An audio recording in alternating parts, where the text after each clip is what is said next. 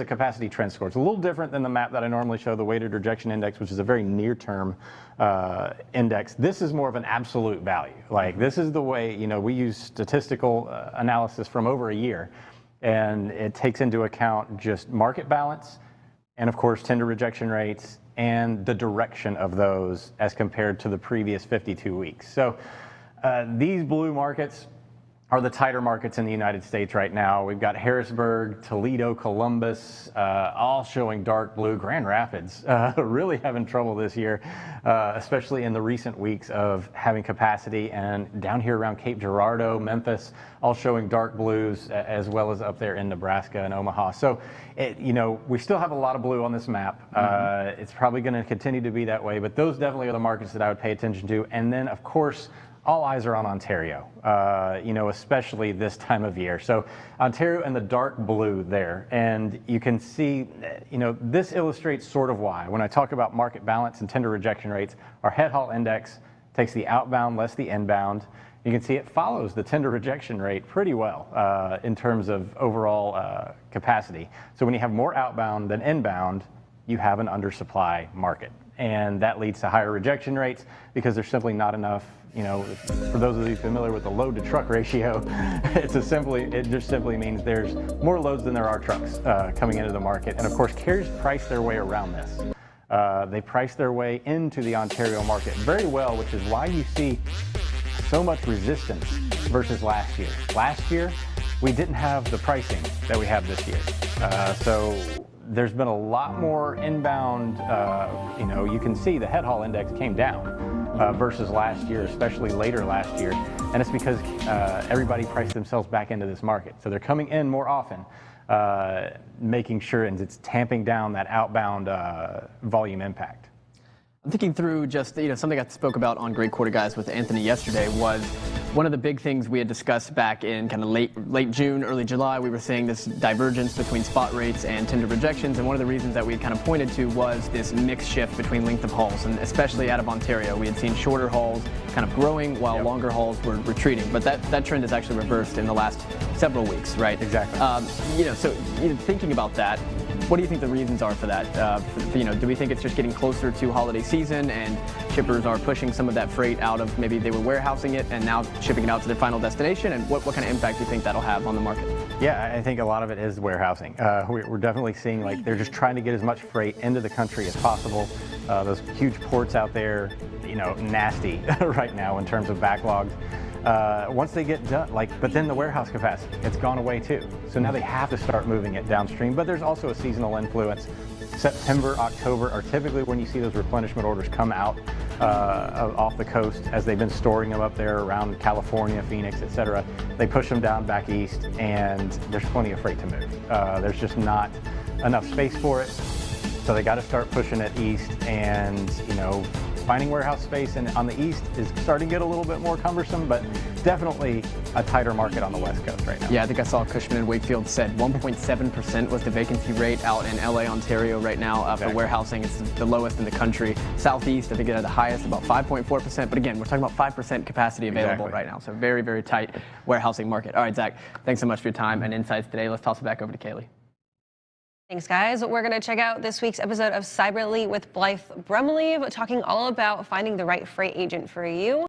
We'll talk about it in just a few minutes. What does this have to do with freight? Well, I'm glad you asked. People are wondering what's going to happen with inflation. Is there going to be hyperinflation? When is hyperinflation going to be here? When is there going to be inflation? What's going to happen with inflation? Inflation, inflation, inflation.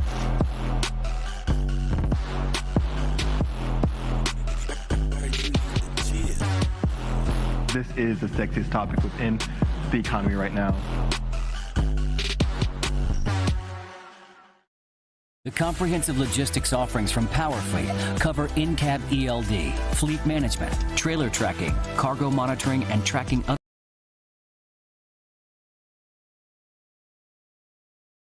with PowerFleet.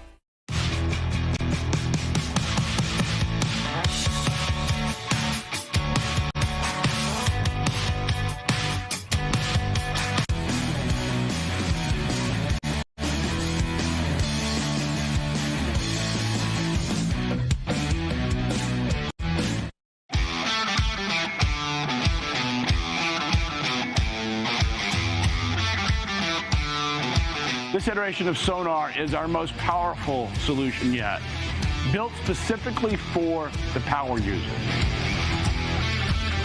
The inspiration behind FreightWaves was the Bloomberg of freight.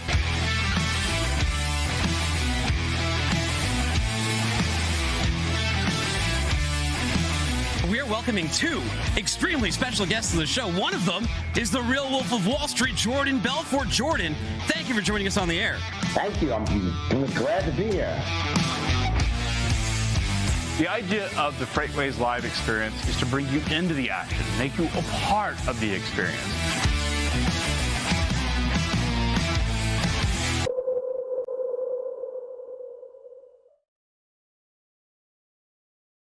Welcome back to FreightWaves Now. It's time for our second freight feature of the day, previewing this week's Cyberly episode. That Blythe Brumleve, she's the head of digital dispatch, one of our favorite contributors here at FreightWaves. Blythe, welcome to FreightWaves Now. Thank you guys for having me, and congratulations, because both of you said my name correctly, and I just wanted to give you a virtual high five. It only took like 6 months to do it, but we're finally there. Right, as long as we don't repeat it anytime till the end of the show, we'll be good to go. Well, you did a great job, so thank you. Appreciated. Blythe, let's talk about freight agents. We're going to talk about how your episode this week is how to build a successful freight agent business. Right. So I was up in Charlotte for Armstrong Transport Group, their annual agent conference, which is a little bit of a tongue twister there for me.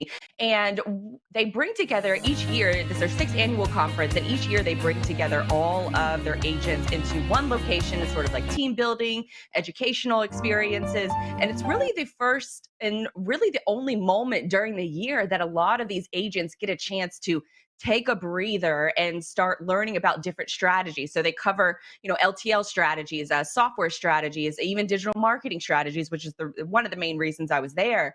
And just to hear everybody coming together for the first time in a while to take a breather. A lot of them were taking a breather, and some of them were booking freight like right on the table during all of the sessions. So it was a fascinating, dynamic between watching, probably, I would say, close to 100 people that were at this conference. And it was just specifically so that they can network and learn and learn more about what they don't already know. Obviously, the freight agent business has changed a tremendous amount in the last year, as has pretty much the entire transportation industry as a whole. What were the biggest changes that you've noticed as you've been there as a conference attendee that they were really preaching for their agents, or what was the big overarching goal that they wanted to take away from the conference?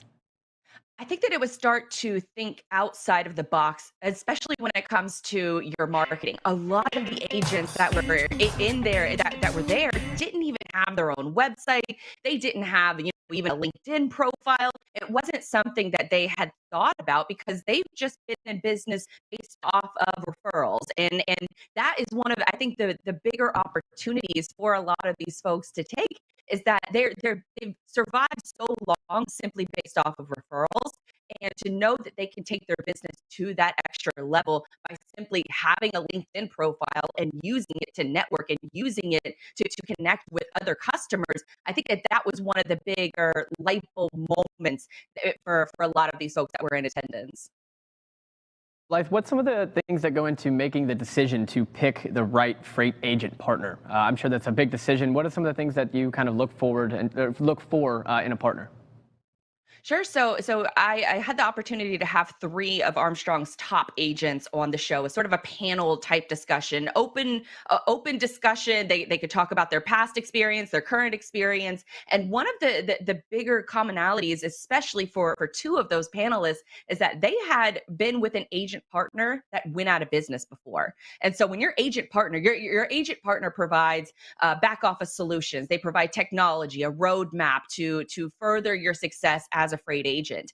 And so for 2 of them to have that partnership just go away and just be left with nothing was really devastating for them. And so when they started looking for that next freight agent program, they really did their due diligence, including calling and interviewing some of the current agents that were within Armstrong's program, because they wanted to make sure that if I'm going to make this jump again, that I want to make sure that I'm going with the right company that isn't going to disappear in a couple years. I want a long-term partnership. And so that was one of the bigger takeaways for me, is that these two of these agents had been burned in the past and they didn't want to be burned again, and learning how to essentially trust another company to handle that part of the relationships with your customers, which is the billing, which is the technology piece, and how involved some of your customers are with the technology. That was really important for those two agents that were on the stage. And then a lot of the similarities with the other agent that was on the stage, and he's just been kind of doing the same thing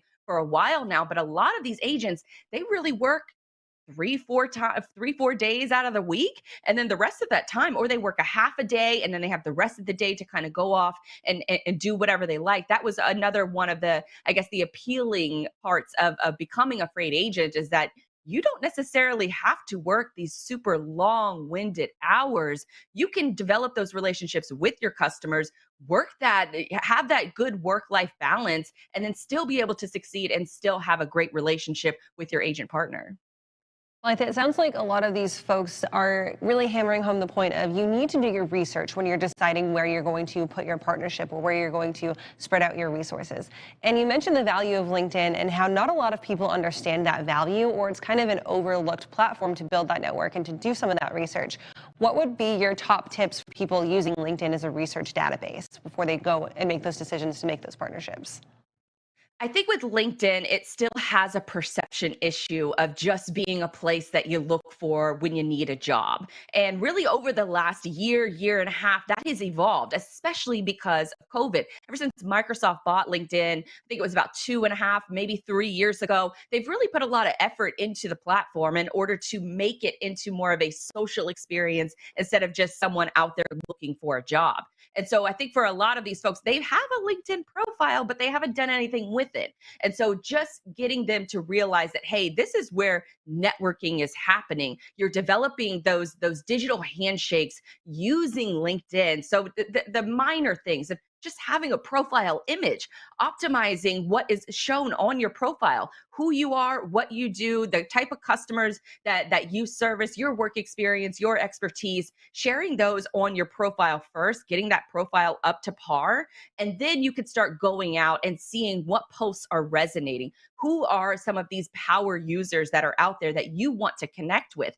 And then also checking out those top posts that are in your industry, seeing who's liking those posts, and if they could be a good connection that you could make in the future, making that digital handshake first, and then in the future, you can develop that hopefully into something that's a little bit more meaningful, possibly a business interaction. Blythe, I'm going to need to set up a meeting with you so you can teach me how to revamp my LinkedIn, because, so when I started at FreightWaves, I had Aaron, one of our production people, take a headshot of me. That replaced a headshot that I had up there from college. So I'm one of those people, I need a little bit of help if you ever want to come down to Chattanooga and show me the ropes. Well, I'll be there at F3, speaking of events, so maybe we could have like a one-on-one LinkedIn consultation. I'm going to build it into a calendar for us. It's going to happen. Yes. Perfect. All right, Blythe, thanks so much for your time and insights today. We'll be seeing more of you next week. Have a good one. Thank you guys so much. Have a good one. You can catch Cyberly up Thursday afternoons right here on FreightWaves TV. Also find those on demand. Go check out Blythe at digitaldispatch.com as well. She's got great insights for you getting involved in the freight industry. We're going to take another quick break. We'll be back in just a few minutes with a final look at weather, and then we'll head out for your Wednesday. FreightWaves is the #1 source for transportation and logistics news. FreightWaves.com provides you with in-depth news coverage, data, and insights from the leading industry journalists and market experts. On FreightWaves.com, you can also watch the only streaming TV network dedicated to freight. FreightWaves TV provides you with coverage you won't find anywhere else. However you like your news delivered, check us out online or on the FreightWaves app.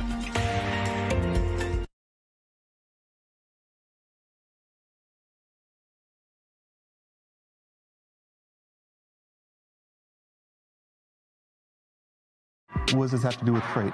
Well, I'm glad you asked. People are wondering what's going to happen with inflation. Is there going to be hyperinflation? When is hyperinflation going to be here? When is there going to be inflation? What's going to happen with inflation? Inflation.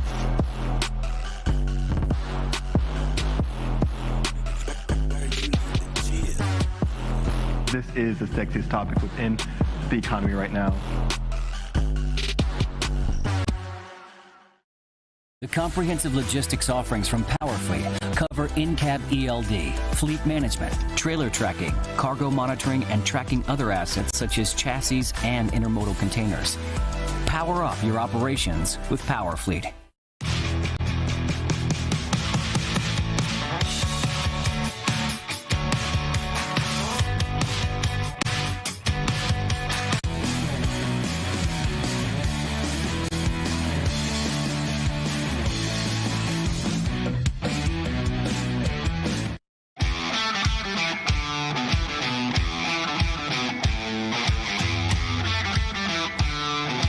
This iteration of sonar is our most powerful solution yet, built specifically for the power user.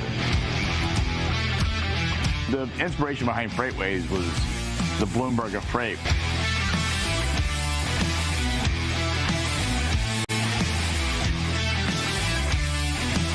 We are welcoming two extremely special guests to the show. One of them is the real Wolf of Wall Street, Jordan Belfort. Jordan, thank you for joining us on the air. Thank you. I'm glad to be here. The idea of the FreightWaves Live experience is to bring you into the action, make you a part of the experience.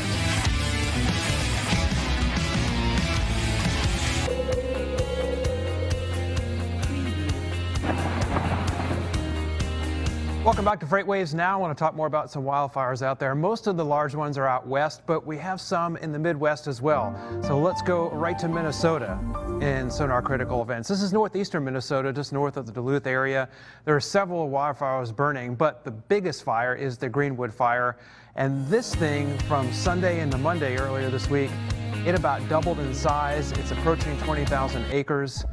So this one is getting pretty big. It's windy off and on in this area. It's also been very, very dry here too. So it's not just areas of the west that are seeing these fires, guys. And I think we have video of a satellite loop from earlier in the week too, from those fires in Minnesota. You see that big one there? That's the Greenwood fire that I just showed on the map. So just big, big smoke plumes all going across Lake Superior and other parts of the Midwest and the upper Great Lakes, and that'll continue to be an issue there for a while. So whether we're talking about lots and lots of large wildfires or, you know, major hurricanes, any kind of extreme weather events, it's always important for folks in logistics to be really nowadays looking further and further down the road and planning as far as supply chains and things like that. And so there's an article that I wrote that's up on the website right now called Long View, which kind of explains some strategies that companies in supply chains and logistics can take, because, you know, it seems like a lot of these events are becoming more extreme. They're happening more often, not just here in the U.S., but across the globe as well. And sorry, go ahead, Andrew. Sorry, I was just going to say it's a really good point, Nick. We were talking just a moment ago with Zach, talking about how sensitive this market is. It's likely not going to get any less sensitive in the next 12 to 24 months. So it is important to plan ahead for these types of things. Just taking 1 or 2% of capacity offline can have a huge impact. Just look what those winter storms did back in February. That took about 5% of capacity off, and we're still trying to make and get back to where we were prior to that storm. So that's a great point, Nick. Andrew, I mean, really companies should even be taking, I mean, we're talking about a long view. We're talking about maybe looking 3, 4, 5 years down the road, let alone months as well. You make a good point, but even looking years down the road with these kinds of events potentially becoming just more and more commonplace. Nick, thank you so much for those weather updates today. That's going to do it for us here on FreightWaves Now. But we've got more content coming up for the rest of your Wednesday, including What the Truck up at noon. That's right. Join Dooner the Dude at noon right here on FreightWaves TV.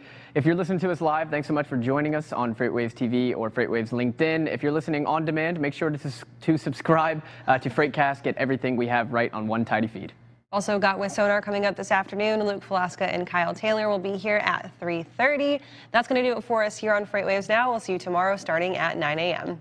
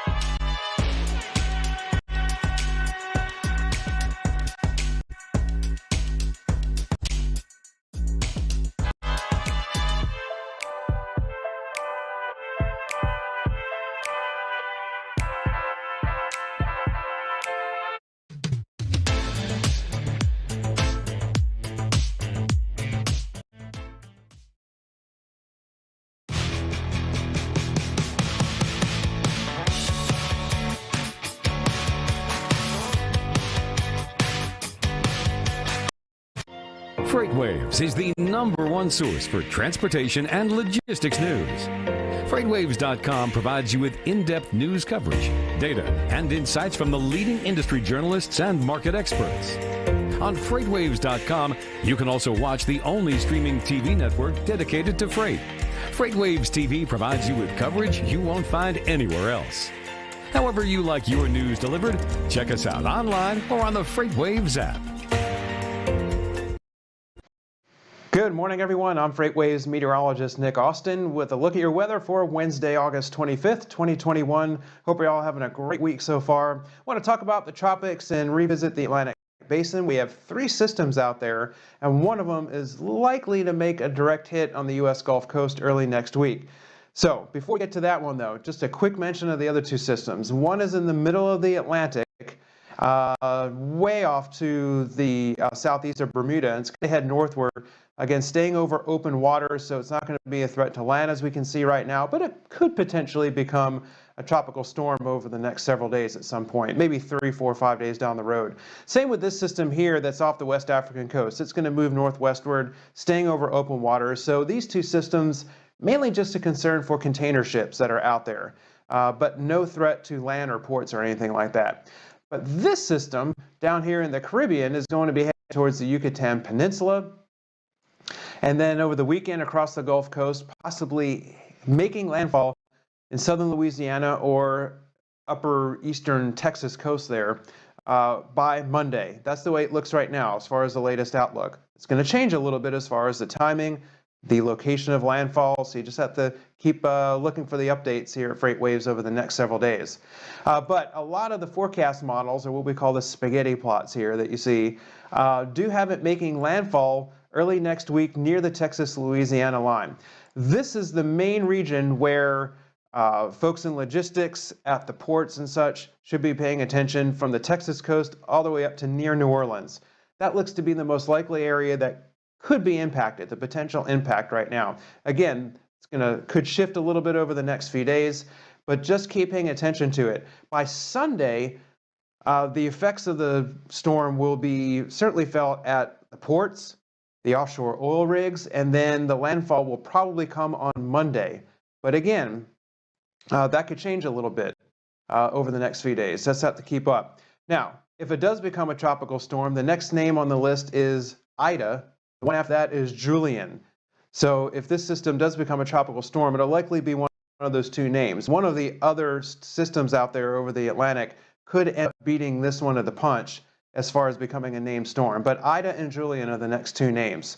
So just look for more updates on FreightWaves.com. Also check our video stream there for all of our great video content. And you can also see that on the FreightWaves TV app. Appreciate you joining me this morning. Have a great day and be careful out there. Speed, agility, efficiency. It's who we've always been and what defines us as we race ahead, adapting to a changing world. Today, we're setting the standard, creating the industry's first end-to-end supply chain technology platform. As new innovations move us forward, it's our people and the exceptional service they provide that sets us apart.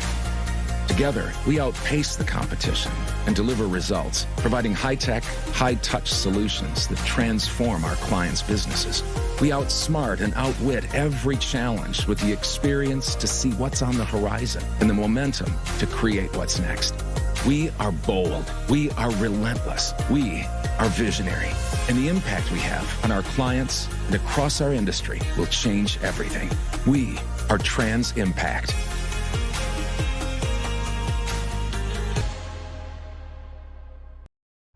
Reliance Partners was built by people who have a deep understanding of the trucking and freight broker industries. You already have plenty of obstacles along the road. Insurance doesn't need to be one of them. Reliance Partners. Focus on your destination. Let us watch your back.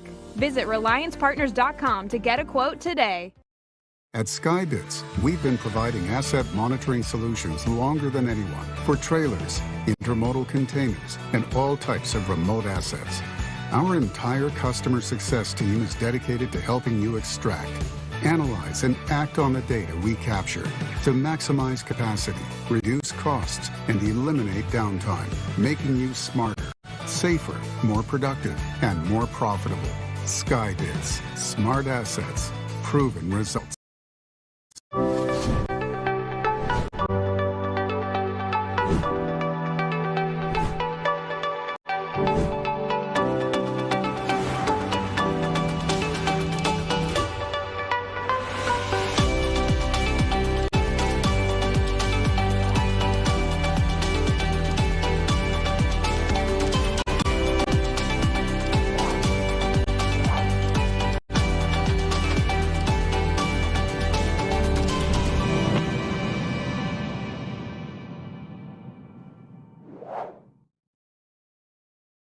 If you want to learn more about Lean Solutions Group and how we're helping companies in the transportation space augment their workforce, feel free to visit us at leangroup.com for more information.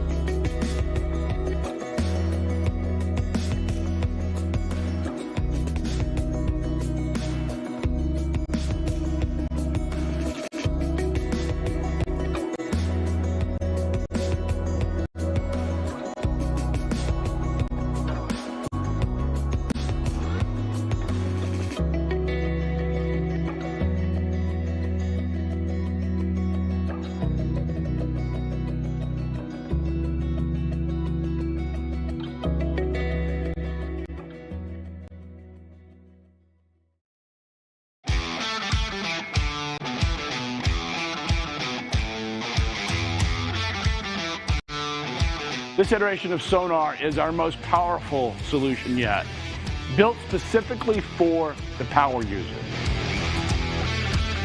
The inspiration behind FreightWaves was the Bloomberg of freight.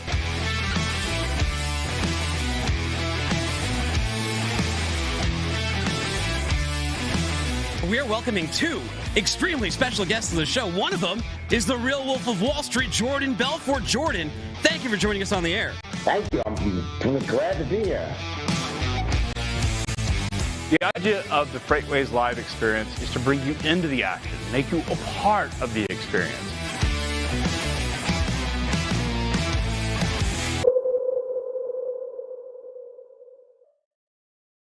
FreightWaves is the #1 source for transportation and logistics news. FreightWaves.com provides you with in-depth news coverage, data, and insights from the leading industry journalists and market experts. On FreightWaves.com, you can also watch the only streaming TV network dedicated to freight. FreightWaves TV provides you with coverage you won't find anywhere else. However you like your news delivered, check us out online or on the FreightWaves app. All right, well, welcome to What the Truck. I'm Dooner. That's the dude. Big deal, little deal. The Moonrock collection you're always trying to impress us all with? Yeah. That you have? Yeah. Yeah. What the Truck is now 3 days a week.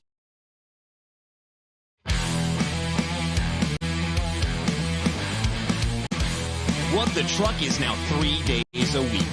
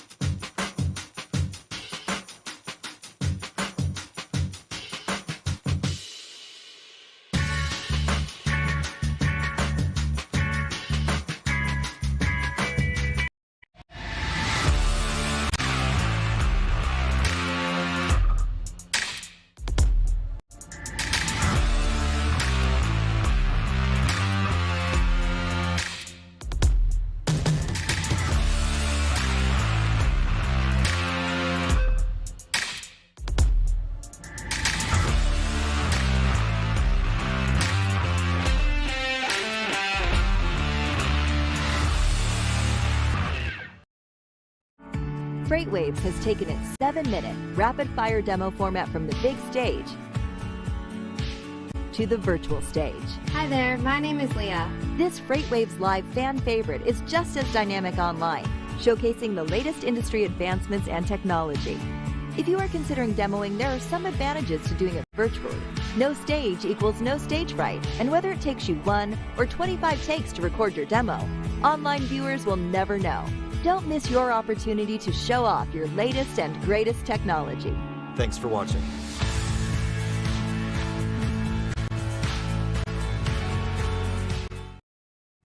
My name is Richie Daigle, and I'm a Sonar sales executive. Something that not everybody knows about me is I spent 3.5 years as a pitcher in the San Diego Padres organization. What do I love about Chattanooga? It's a great place to be if you love adventure. My wife and I love getting out hiking with our dogs. Yeah, it's a great place to be if you love the outdoors and love a sense of adventure in your life. So whether it's trying to help clients solve problems or help them find ways to capitalize on opportunities, I strive to help people use data to think proactively. I enjoy chess, and so if I can help people think 3 or 4 moves down the road and get out ahead of some of these changes and trends in the market, I feel really good, because I feel like thinking proactively and getting out ahead of the market fluctuations is a great way to succeed in this day and age. Feel free to reach out to me anytime. Love to chat with you. You can reach me via email or phone.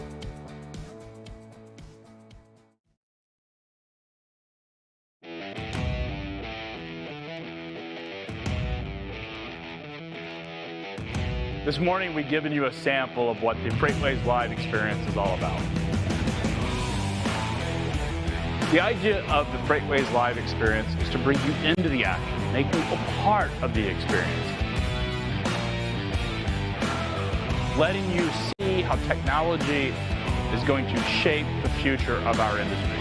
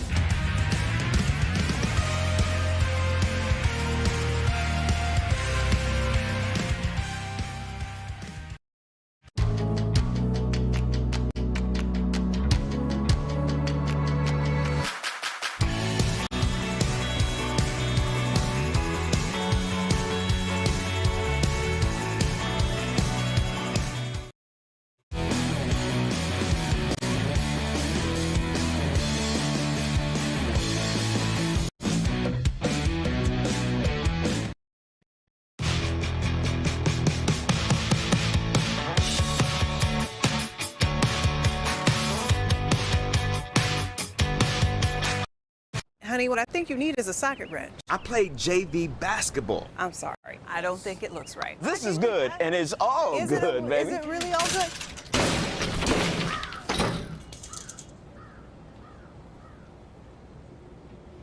If you love me enough to routinely test your handyman skills, not to mention the strength of your marriage, then of course you'll visit nhtsa.gov/therightseat to make sure I'm in the right car seat. I'm gonna call my dad. Not completing high school is more of a social thing than it was an academic thing. Even though all these years have passed, I still had that longing to have my diploma. I have a mentor, and she convinced me to continue my education.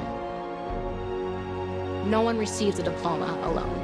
If you're even considering getting your high school diploma, go get it. You can do it. Find free adult education classes near you at finishyourdiploma.org.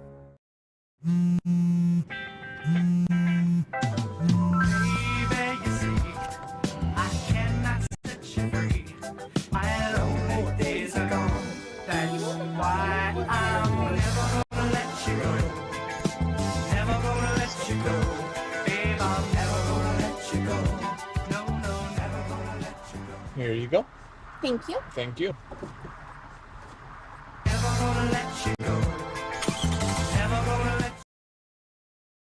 What does this have to do with freight? Well, I'm glad you asked.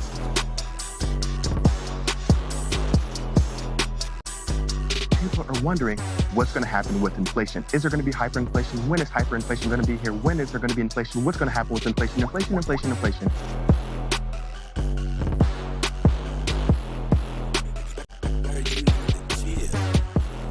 This is the sexiest topic within the economy right now. Welcome back to the FreightWaves Cold Chain Summit. I'm Nate Tabak, a reporter who covers cybersecurity FreightWaves. Joining me today is Kurt George, a vice president at Property Damage Appraisers, or PDA. The company provides independent damage appraisals. Kurt, thanks so much for being here. Oh, thanks for having me, Nate. So, Kurt, we're here today to talk about the cybersecurity risks facing cold storage facilities. So back in November, a ransomware attack hit Americold, disrupting operations, and this is part of a wave of attacks that have hit countless companies and industries, and this is where hackers try to extort businesses by encrypting data and trying to basically shut down or disrupt their operations, and then they'll demand money in exchange for getting back up and running.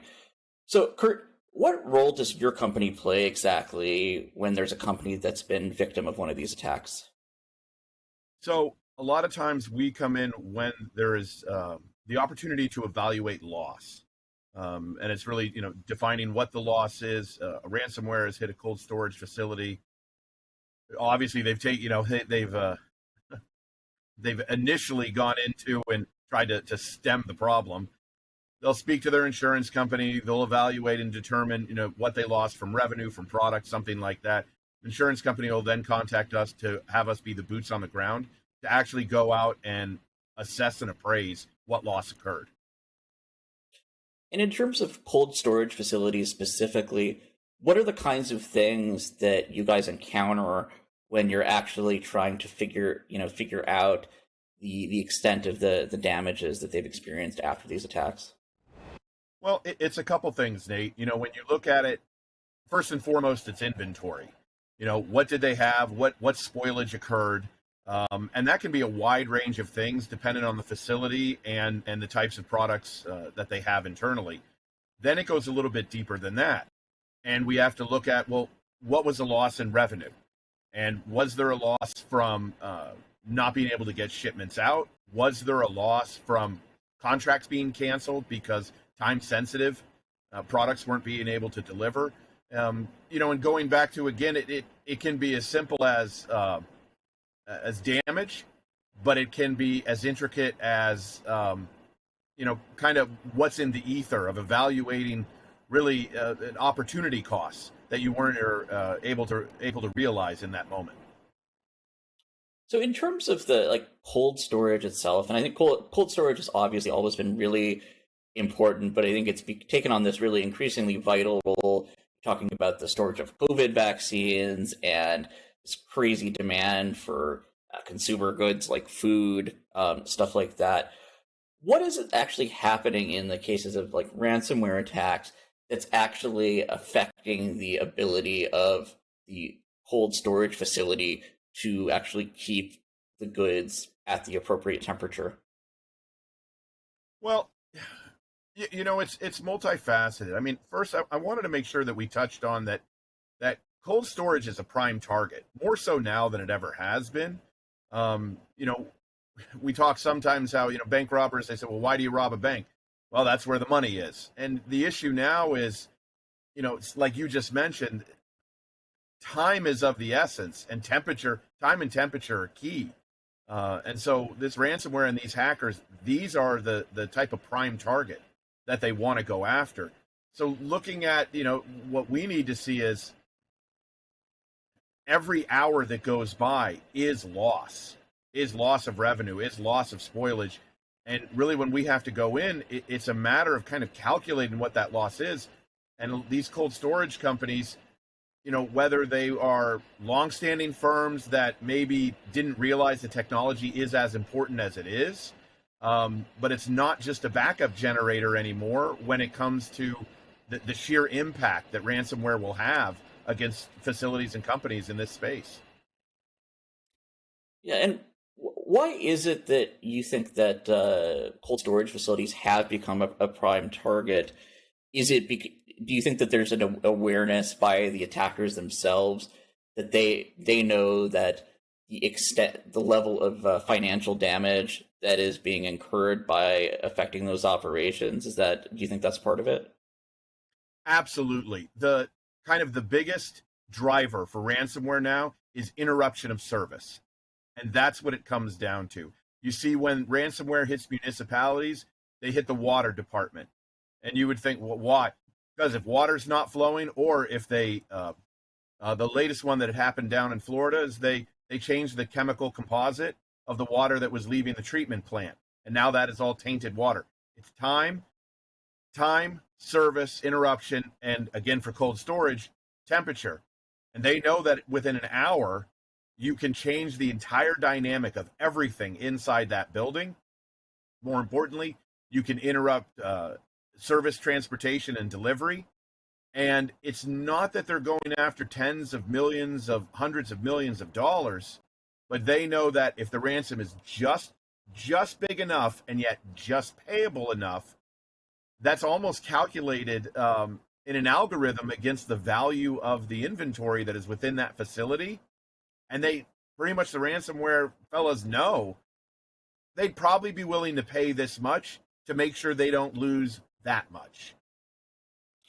And so when your company is kind of, I guess they get on the scene of this, it's in the after, it's, if a company has decided to pay, that probably will have already happened, I would imagine, and whatever's happened to the inventory has already happened.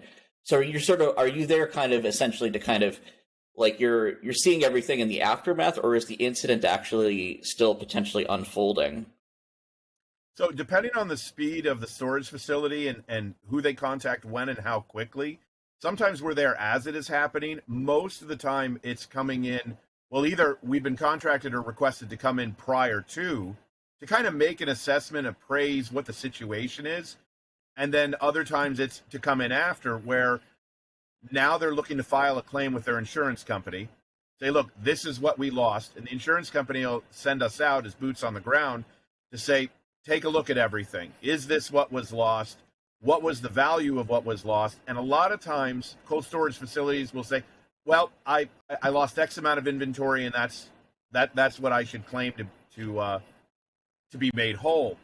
And we'll go out and appraise and say, well, have you considered this? Have you considered that? Was there interruption of service?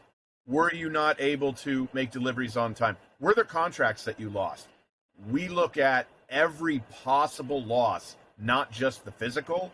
And then in a lot of times, we're looking at over the policy with you to see what you're entitled to and at what value, because, especially in the digital world, policies are changing and some cover ransomware and some don't.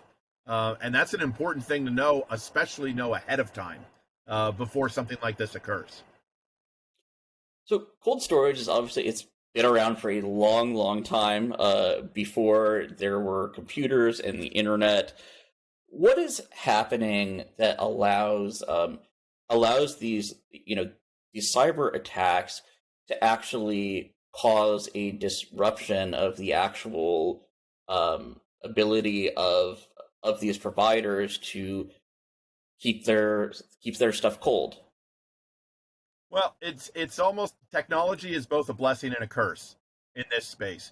Knowing that, 50 years ago, your warehouse wasn't automated. It was done on pen and paper. You knew when the trucks were coming in and out. Someone physically went and adjusted the thermostat and checked the machinery, and this really wasn't an issue. Now, as things become more automated, they open themselves up to being hacked and to being accessed from the outside.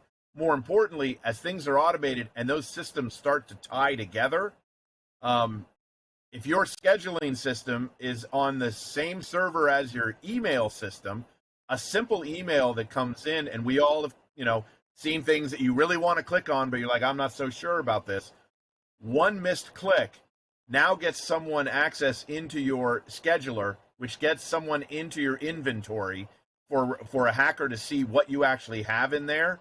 Then it's a matter of how far back in the chain do they want to interrupt the power and interrupt the ability for you to keep things cold. A standalone gas generator that powers your facility, that can't be hacked, and that's great, but that's not really efficient either. And so really what makes it attractive are these older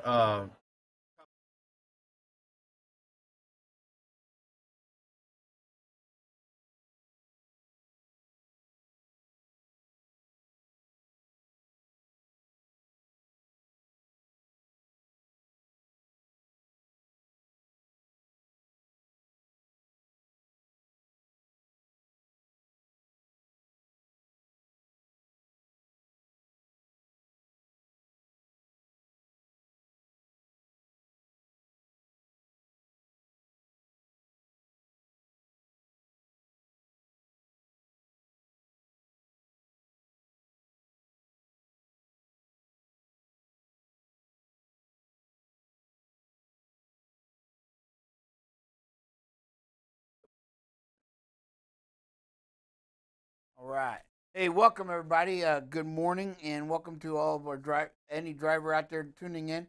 Every Wednesday we talk a little bit about just some of the right out of the Green Book, the Federal Motor Carrier Regulation Book, and any driver out there that has a question may not be able to answer it, but if you or a topic that you would like to discuss that you have trouble interpreting, let's get it to BCB Live, and we will research it, get as much information. We have a couple DOT officers we can even go to and get even some more background information on that subject.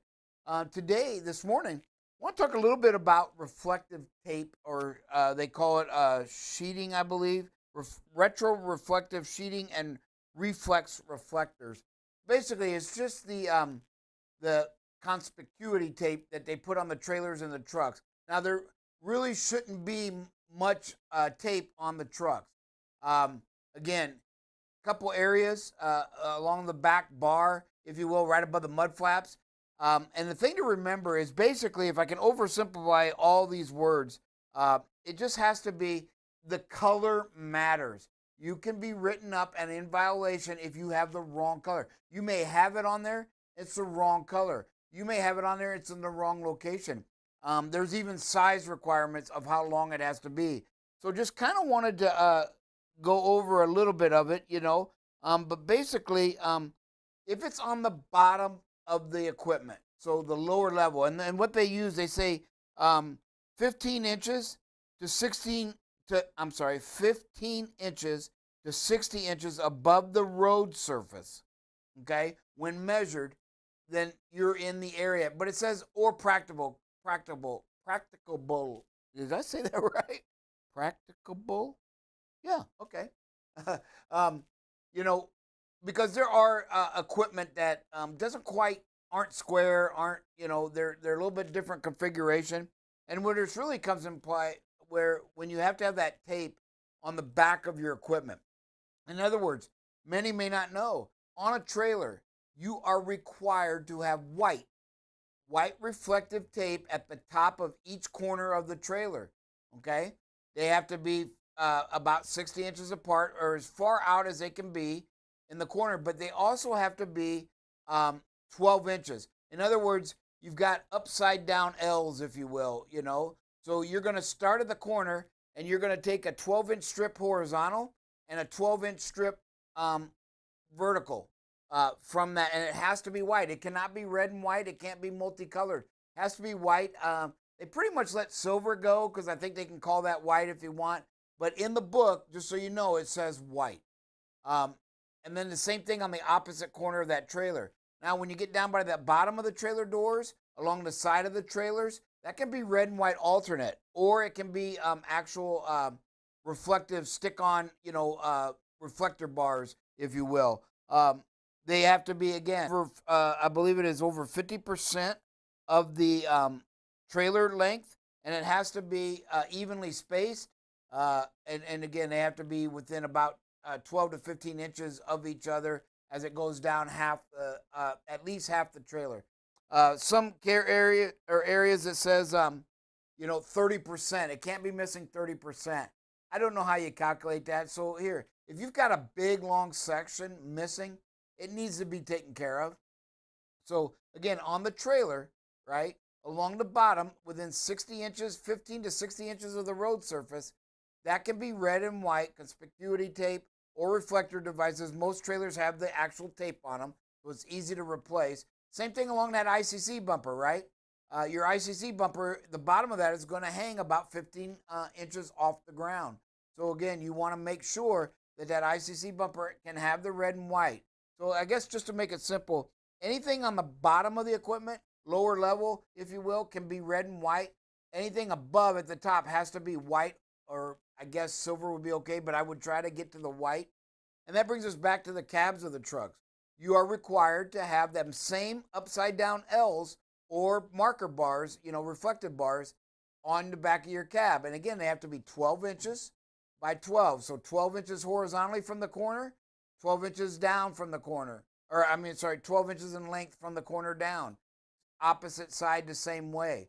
So if you're missing one of those, they will, and I've seen it written up. So again, I'm not saying the truck isn't capable of, from a safety standpoint, of being seen, but it is what it is.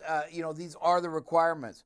So I think we've seen a couple of them, over the years recently.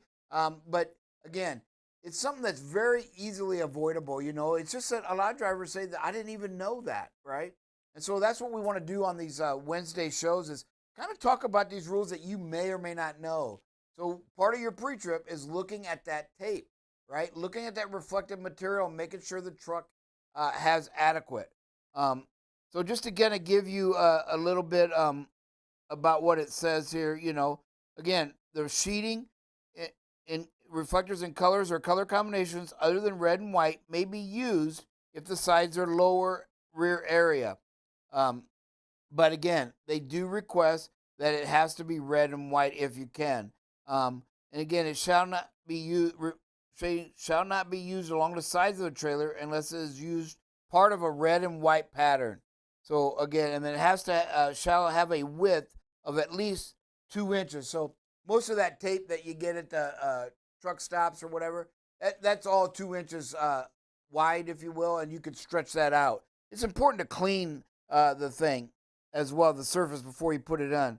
So as we said, the strips need not be continuous, but the sum of the length of all the segments shall be at least half the length of the trailer, and the spaces between the segments of the strip shall be distributed as evenly as practicable. That's a hard word for me to say, producer. But so again, you want to have it, you can separate them. It does not have to be a continuous strip, but the sum of all of them. So if you do 2-foot sections, if you will, right?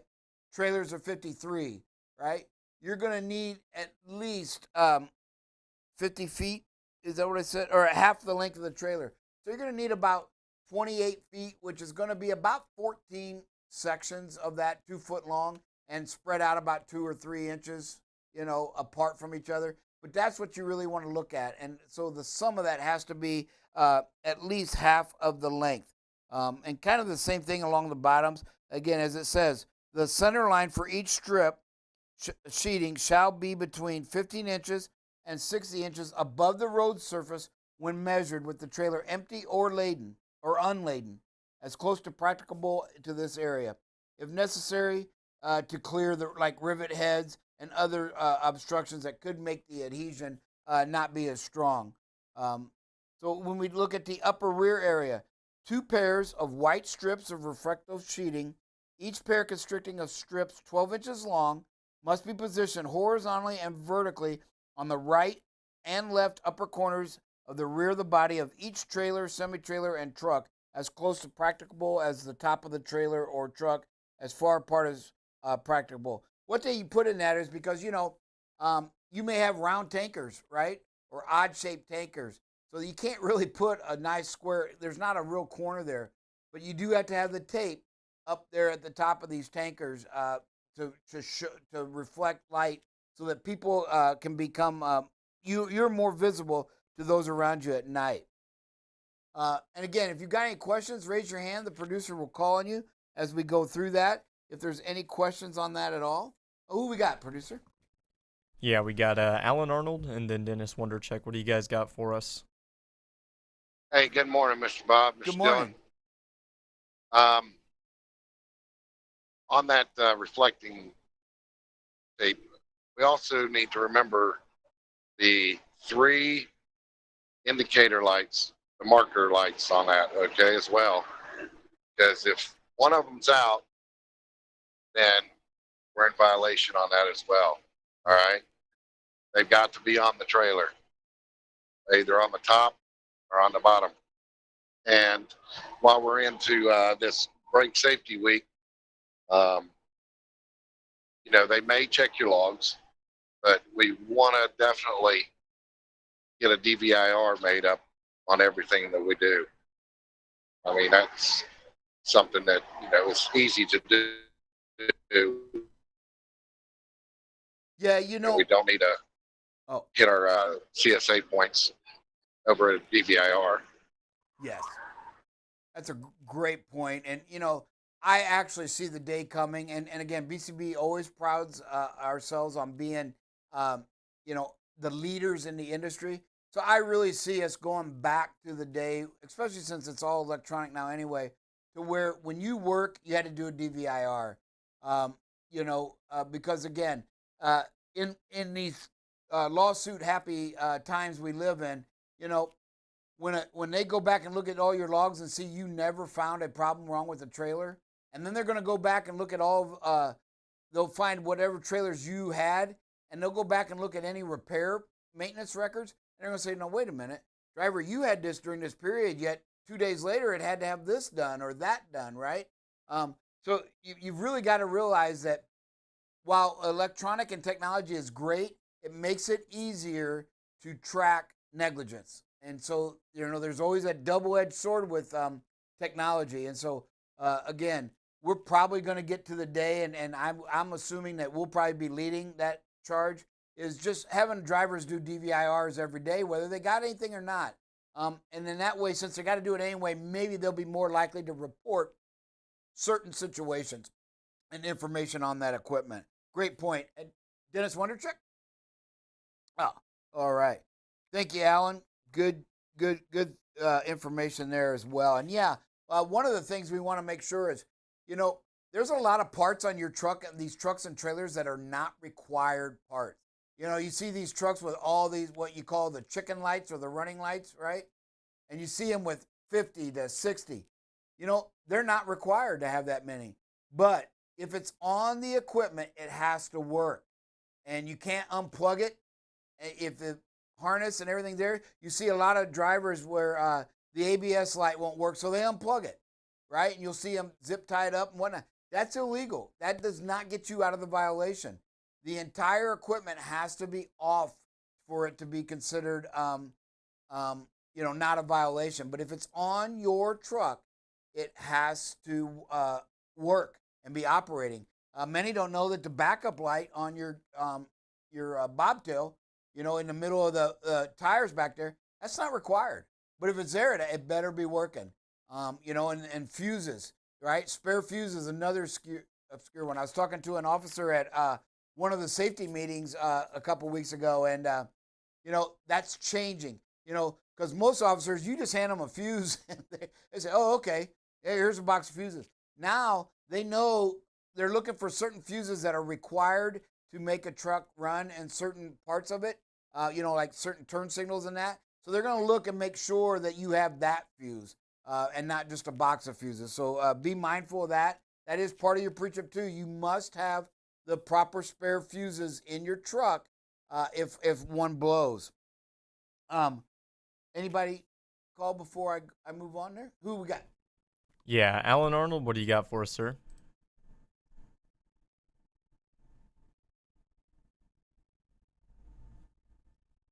Hey, Alan, what do you got for us? Okay, there we go. Hey, Bob, I don't mean to correct you, but the license plate light on the back is not required. Okay. However, the backup lights are required. Okay. So you can take that license plate light out and you're in compliance, but you definitely need backup lights, because, you know, a lot of guys will put in that center bar with extra lights and stuff, and there's no place for backup lights. Well, they're in violation. They need to have backup lights for that to be in compliance. Thank you, Alan. I appreciate that. Yeah, I think I was referring to the license plate light there because most of the backup lights I see are on the actual back of the cab. But who else we got, producer? Yeah, Curtis Benedict. What do you got for us, Curtis? Sir? Hey, Bob. Yeah. For the people that don't know what fuses to have, is there any way that you can put out an email so that everybody's in compliance? You know, I've got my fuses up there, but there might be people that, they're like, well, I don't know which ones that I need. So can you maybe do that so that we're all good to go? Yes, I will get with maintenance and we'll get a list of what we need. That's a great idea. Thank you, Mr. Thank you, sir. Curtis. Great job. I was trying, and I'll find the actual wording. Oh, here we go. No, it just says required lamps. It doesn't really say what are required. So I want to get that, because that's another thing that we should probably identify as what are required lamps that are on the trucks and what aren't. So let me make another note of that. Anybody else out there? Yeah, Alan, what do you got for us?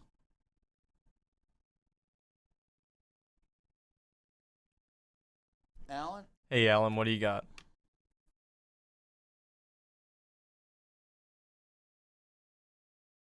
All right. Okay, there you are. There you are. Hey, Bob, here's a good idea too. Hey, Bob. Yes. Okay, here's a good idea too. All right. So they don't get misplaced. Take your fuse box, all right, the replacements, and tape them on top of your triangles, on your triangle box. That way they don't get misplaced. The DOT can see that you have your triangles and that you have your fuse backups in a box right there, all in one. Did you get that, or am I losing you? No, we got you. That's a great idea. And that's what this is all about, is to get these ideas that can help us be better. So I'm looking on the required lamps. It actually says license plate lamp. So let's just kind of simplify that so we're not worried. Hey, one of the headlamps, right? Quantity must be 2.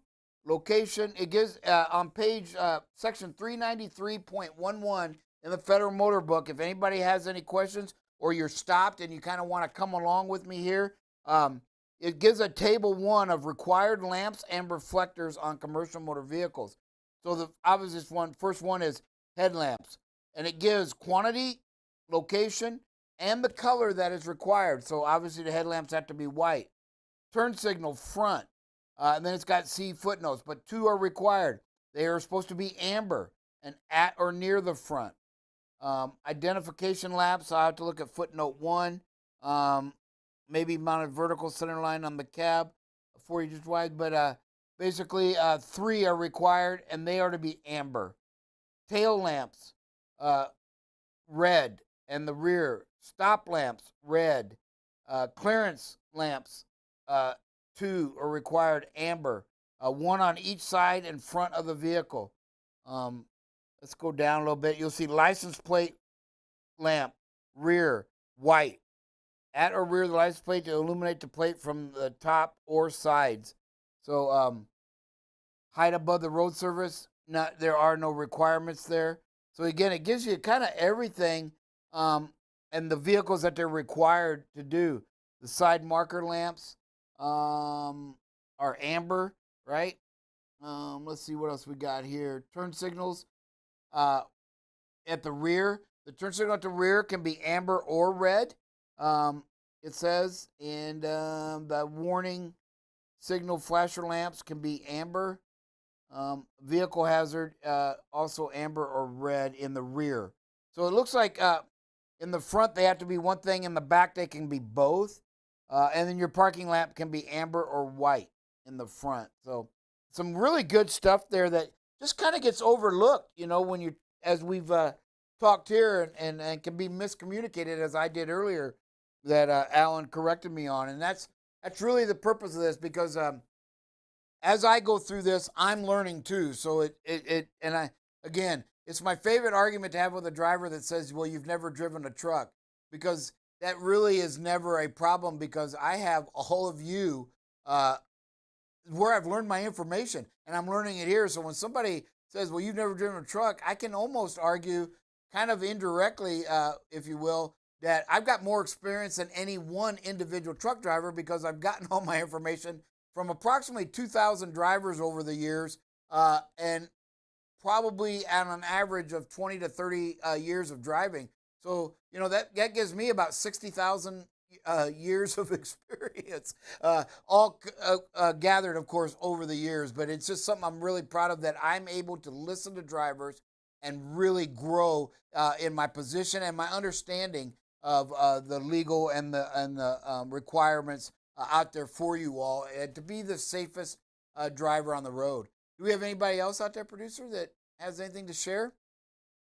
All right. Well, again, read some of them footnotes. And that's the hard thing about this book. It's very thick. And a lot of times it'll say, here's the rule, but see this, right?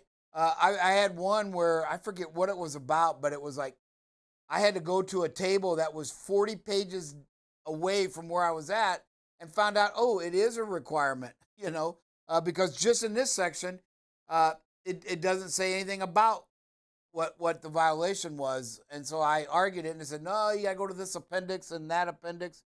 So it's very important. And again, if you struggle in an area, get that to me, because one, if you're struggling in it, I probably don't know it either. And that way we're both going to be educated at the same time. So again, just to kind of a recap, it's been a good show again, but it's just one of these obscure things about the reflective material on your vehicles. That's what we're kind of talking today. And so that tape, again, just as a refresher, on the sides of your trailer, each segment total has to add up to 50% of the trailer length. So again, we've got 53-foot trailers, so you can, do the math. If you've got 2 foot long sections of tape, then you're going to need at least 26, right? And putting them 2 or 3 inches apart, and that's going to cover half of that trailer. Probably need to be 2.5 to be safe. I can't believe a DOT officer would argue over 1 inch, but you never know. And then the main thing that I see the biggest violations is them I call them upside down L's on the back of the equipment, right? I've seen them where they're red and white. Combo, can't be, right? Driver did a good job at trying to at least make the truck visible to those coming up on them. But again, the requirements are they must be white and they must be 12 inches. I've actually had a officer wrote down that it wasn't 12 inches. Now, I don't know how they can see that, but some of these trailers you see up there, you can tell they might be 6 to 8 inches. They are clearly not 12. But then one officer, which we challenged and won because he actually wrote 10 inches. And we said, well, how did you climb up there and measure? No. But what they do is they will run a tape measure from the side of your trailer and they'll eyeball it up, okay, and say, okay, here's where it starts. And you know what? If I draw an imaginary line down, and they feel pretty confident that they can tell a 2-inch skew, if you will. So again, if it's out there close, 11.5, I can't believe it's going to be anything because they don't get up there. But just so you know, it is required to be 12, horizontal and vertical, right, from the outermost corner that you can get. Typically, these are about 2 to 3 inches in from the corner of the trailer, and then they go a foot and a foot down. And again, along the bottom, it can be the red and white in most cases. So again, and if you ever want to know, in the big book, it's on page 524 and 525, but it's in section 399.1, and it will give you all the forward and backwards. And at the beginning of that section is actually 393, parts and accessories, and it gives a whole list of them, so you can kind of look and see what the rule section is, and then go to that subpart and make sure that you are in compliant. Even the brake systems are on there that we went over a little bit earlier. Who we got, producer? Yeah, Alan, what do you got for us? Hey, Bob. Yes, sir. The reflective tape on the sides of the trailer. Yes. If you have just red and white, they are about 12 inches in length, and then you go 10 inches space, and then another reflector. So it's basically 12 reflector space, 10 inches, reflector, 10-inch space. Okay, well, if you do the math, I don't think that's going to be legal, but let me think about that a minute. Because, again... Well, that's just on the red and white, okay, when there's just one of each. If you have like a red, white, and red, or red, white, red, that's 3 on a sticker. That's a different... Okay, yeah, you see what I'm saying? Because they make different styles. Yes. And that's what you need to pay attention to. Is some styles are just red and white, and then there is red, white, red. Okay? But they're normally, if it's just a red and a white, it's 12 inches, 10-inch space, and then another sticker. Okay. I do get you now because, yeah, it comes in a red and white, and each red and white is about 12 inches long, but it's combined to make a 2-foot section of tape. Right, Alan? Correct. Okay, that's where I was missing you. Now, the thing that you may not be able to do, again, I'm going to say, again, you have to do the math, but if you space them 10 inches, okay, then I don't think you're going to meet the requirements because they said the segments of the tape combined must equal 50% of the trailer length.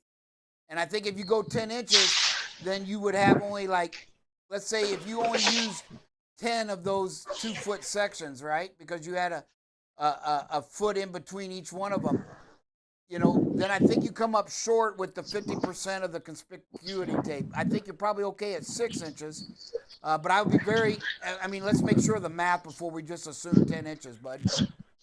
All right. Hey, Bob. Yes, sir. All right, do the math here. There's 27 on this trailer on the side. Mm-hmm. Okay. So, I haven't got a tape measure out completely, but I'm going off my hand width, right?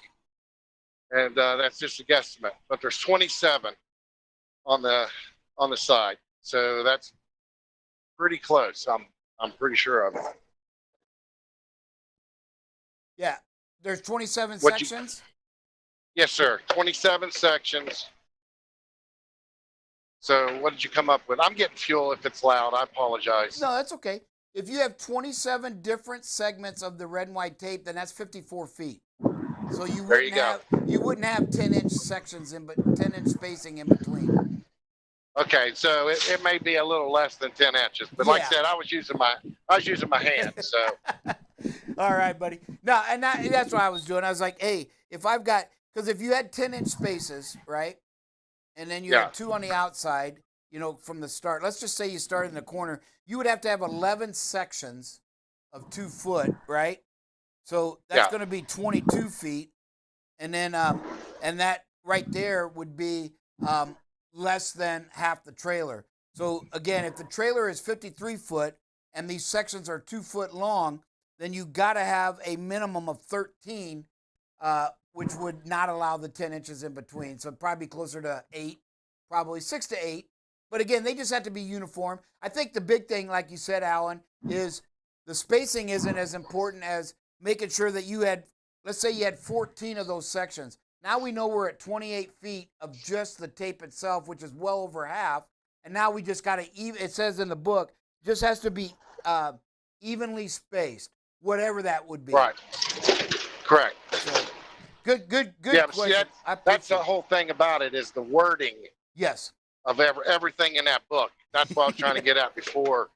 The wording, an attorney wrote that. So. Yep. Okay. Thank you, sir. No, thank you. I appreciate it. Very good commentary on there. And that's what we want. That's what we talk about. Anybody else, producer? All right. Hey, everybody. That's kind of, man, if time flies when you're talking about this stuff. I can't believe how quick 30 minutes goes by, but I love this. I love the fact that I'm learning. Again, I really need your input because, again, I'm just going through the book and randomly grabbing things that I think about at the time, but I'd love to address questions you all have. So, again, if you've got something in the rule book that you've come across in the past, I remember one thing about a flat tire, on the hazmat test, and the driver says, yeah, I missed this because he said, but I I argued that they're wrong.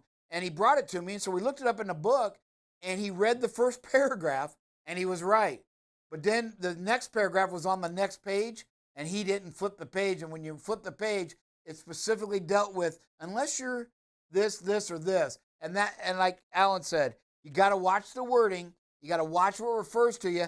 And then, just like, not to bring it up, but what I do in my Bible when I read a verse, you can't get focused on that verse, because you will misinterpret that verse. You kind of have to read maybe 5 or 6 or 8 verses before and after to get the context of what they're trying to say. And this rule book seems to be a little bit like that as well. Hey, everybody, thank you again. We're out of time. Great job. We want to continue this. Get the word out to other drivers, right? We want them to log in and ask the questions. Other carriers, whatever it takes. We want to bring these questions up and really get everybody out there to understand the rules and help themselves out. I would hate you to lose out $50 to $100 on a clean inspection because of you didn't understand a simple thing like reflective tape that costs nothing, next to nothing, to take care of. Hey, everybody, have a blessed rest of the day, and we will talk with everybody again next Wednesday.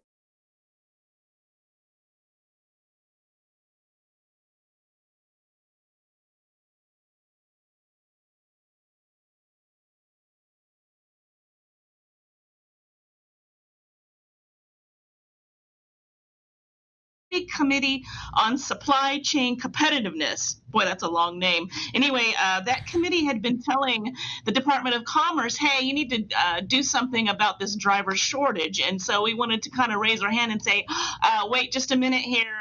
There's some more information you need to know about this driver shortage myth, which is, for one thing, is that it's really about high turnover. If you've got a leaky bucket, you don't fix the leaky bucket by just pouring more water, by just opening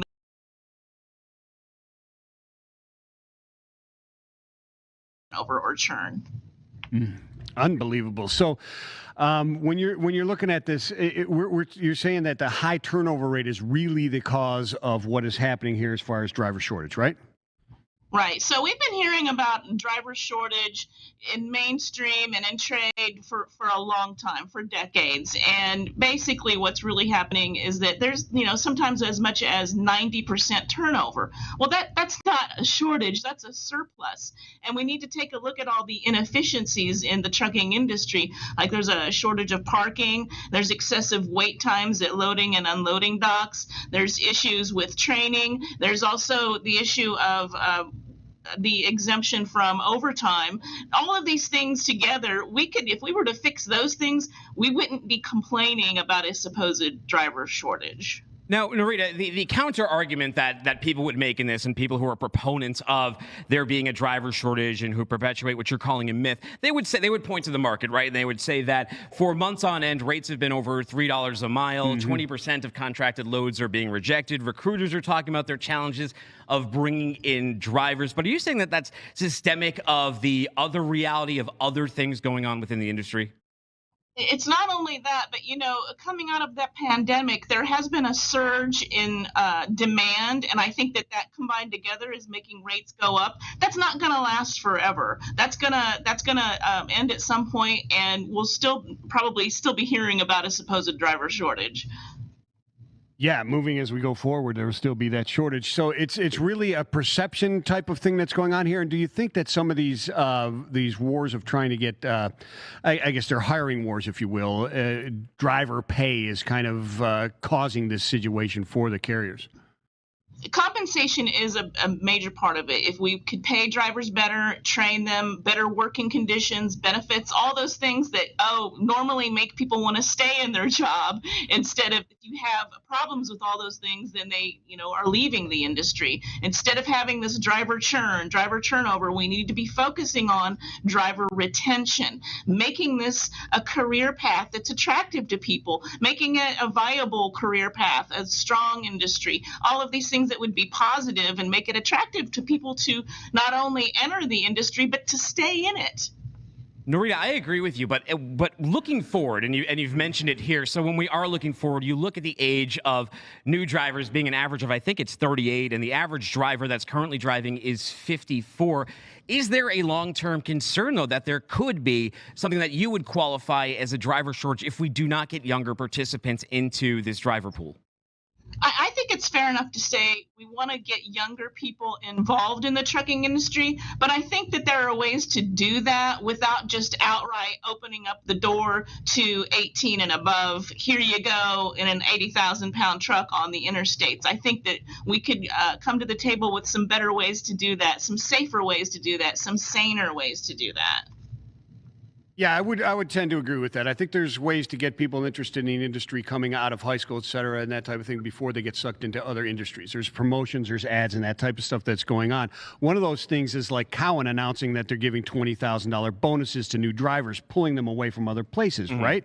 Does that doesn't do anything really for retention, and I'm sure it doesn't do much for current drivers that are there, right? It's only the new drivers. Yeah. Well, the thing with these promises of bonuses, they usually come with some pretty strict caveats. You have to remain with the company for a certain amount of time. You have to meet some qualifying factors throughout that time, and they'll find reasons to discount those, and you don't get that bonus. So that's kind of a buyer beware type of situation. And the other thing with these promises of high pay at certain, earlier this summer there were some advertisements for certain kinds of industries within trucking, and those were really not about new company drivers. Those were really about owner operators.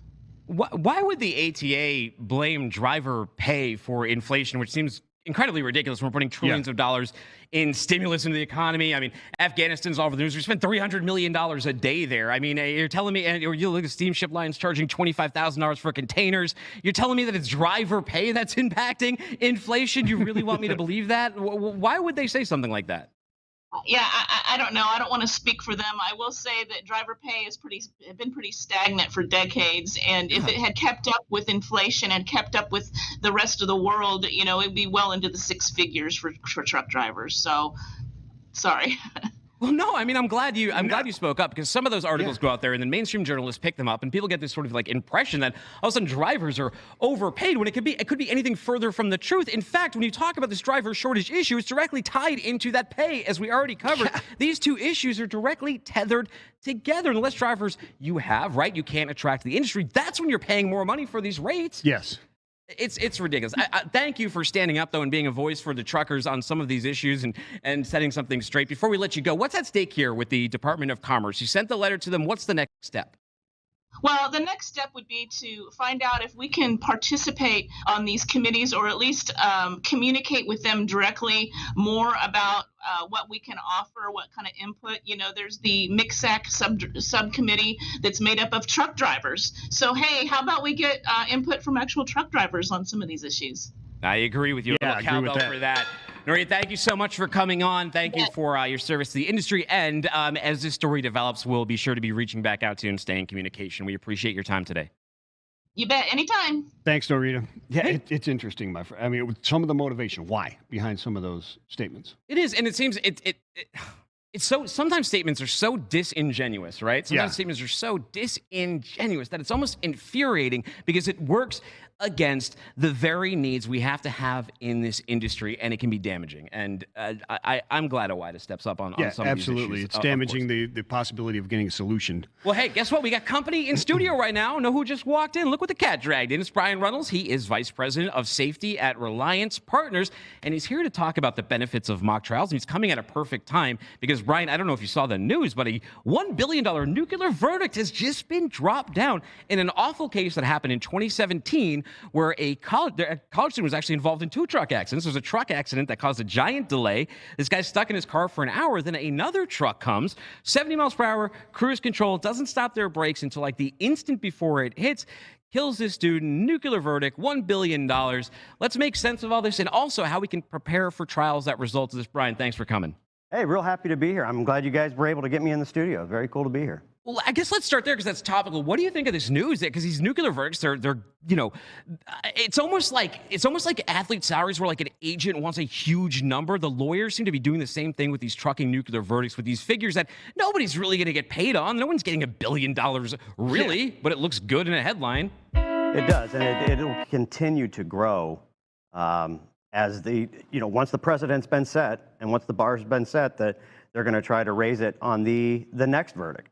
And you're right, with the insurance limits or, with the company's assets, even if they go after everything, they're not going to come close to $1 billion in settlement, but it's out there. And we as an industry have to do a much better job at understanding the reptile theory and what they're using against us when it comes to these trials.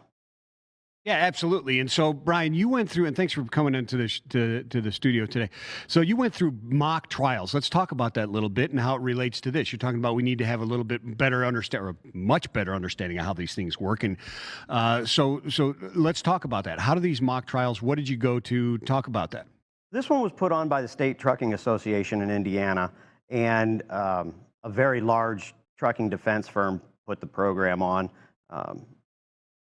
And what it was, it's an actual case that happened a few years back. They had a very, very condensed version of the case. We used quote unquote actors as people, as witnesses, and the attorneys were real. They were the defense companies or the defense attorneys, lawyers. And you get a good sense of the information that's going to be put out there in front of you if you ever have to go to a trial, or if your company's involved in one of these trials. You get a really good understanding of some of the things that are said and some of the tactics that are attempted to be used against you. And as trucking professionals, we sat on the jury. I was very lucky to be the foreman of the jury on this particular one, and it was very, very frustrating to see some of the antics that were used to basically try to get us angry at the trucking company. Now, how do these mock trials work? So, like, when I've done improv in high school, I did debate, and we did similar stuff like this. But what does a mock trial look like in something like a Reliance would set up, or something that you have experience with? What's the process? Process is it goes through basically an entire trial, no matter how long it took. This one took about 6 hours to get through. Obviously, the real thing was much longer, but it gives you a good sense. There are opening arguments, there are witness statements, there are closing arguments. It's all the steps, and then there's actually jury deliberation after both lawyers do their thing and the closing arguments come out. Then they sequestered us in a room, and we had to actually come up with what we thought what the outcome would be. And luckily for us, we came to the same conclusion that the real jury came up with. The trucking company was found not guilty on this one. And, as we sat on the jury, it was so challenging to suspend everything that you believe and everything that you know is right and just go with the information that was being fed to you. We all knew that because of, it was all safety professionals, insurance people, and we knew darn well that if this was a real jury, we would have not been anywhere close to this trial. But yeah, it was very, very interesting to hear all those arguments, witness statements, and go through the process of deliberating. That's really, I bet it's very, very difficult to have something presented and then they say, hey, objection, okay, ignore that as the jury, right? Like you're saying, trying to suspend what you already heard or believe, that type of stuff.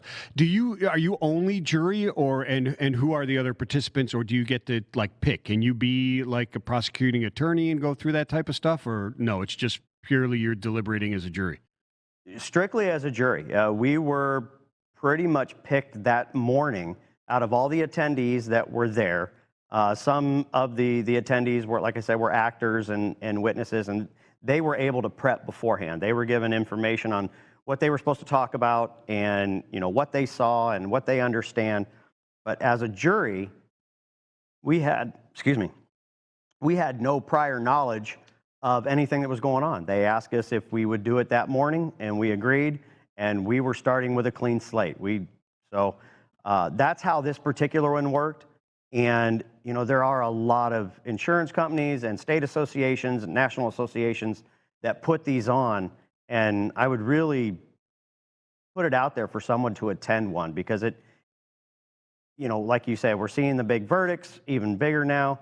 And I saw an article that came out this morning on how the reptile theory is still being used and will continue to be used, because let's look at the verdicts. It's very, very effective.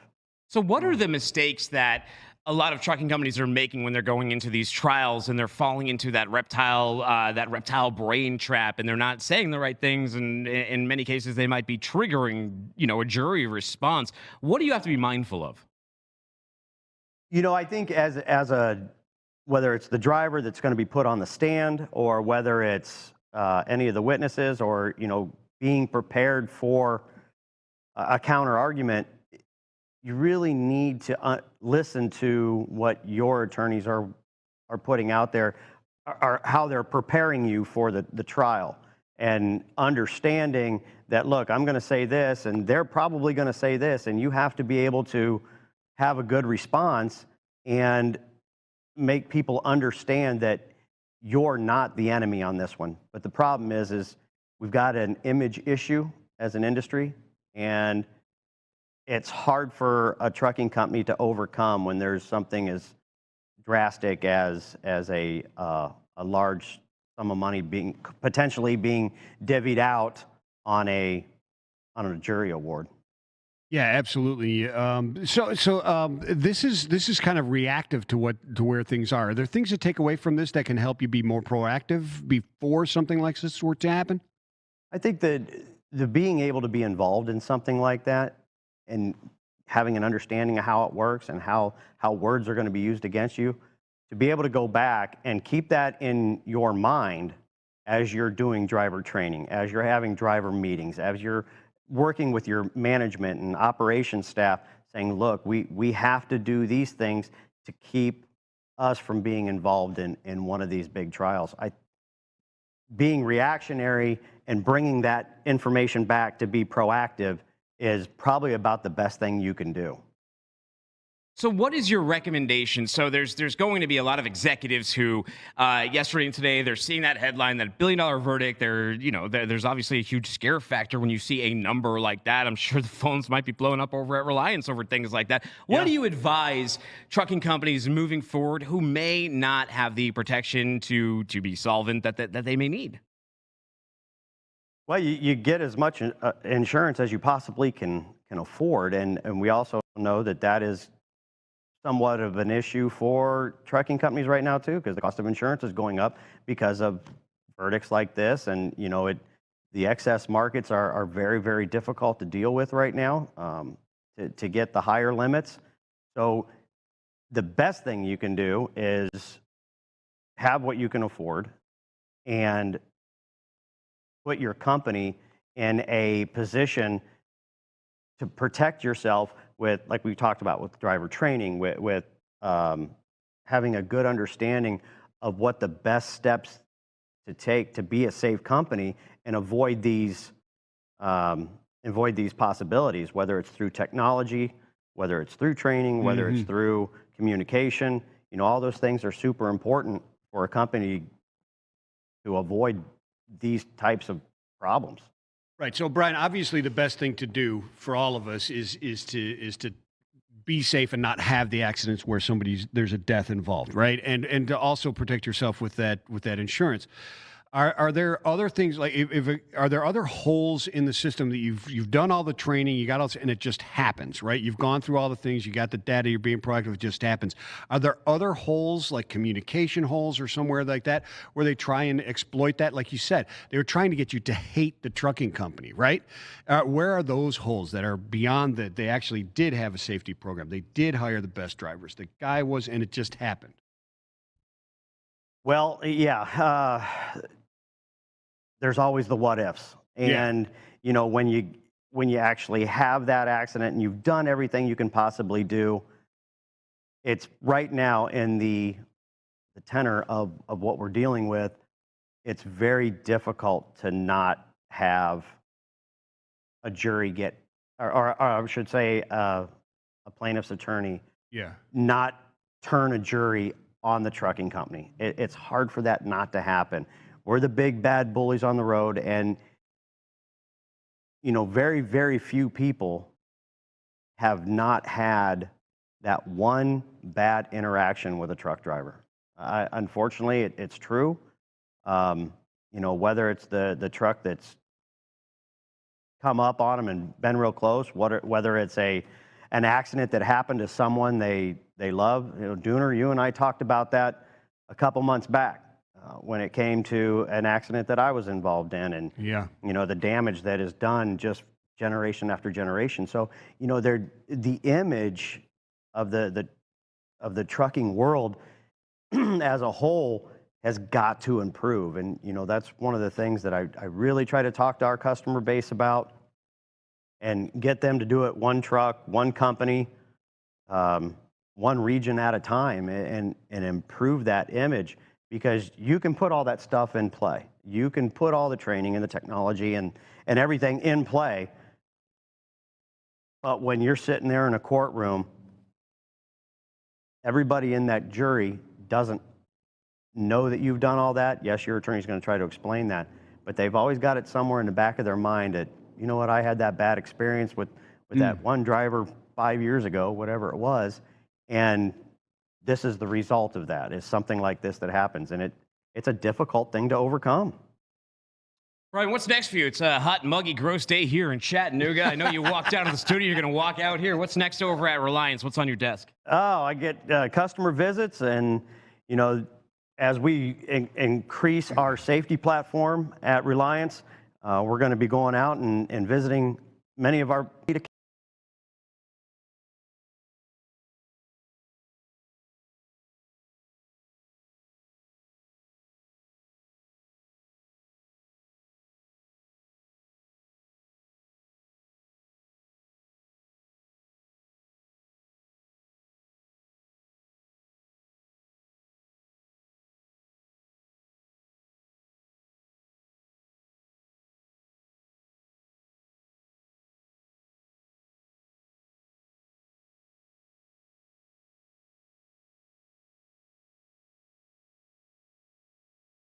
who just lost their drummer. They did. That's exactly right. We opened the show with that. Yes. Mr. Charlie Watts passed away yesterday.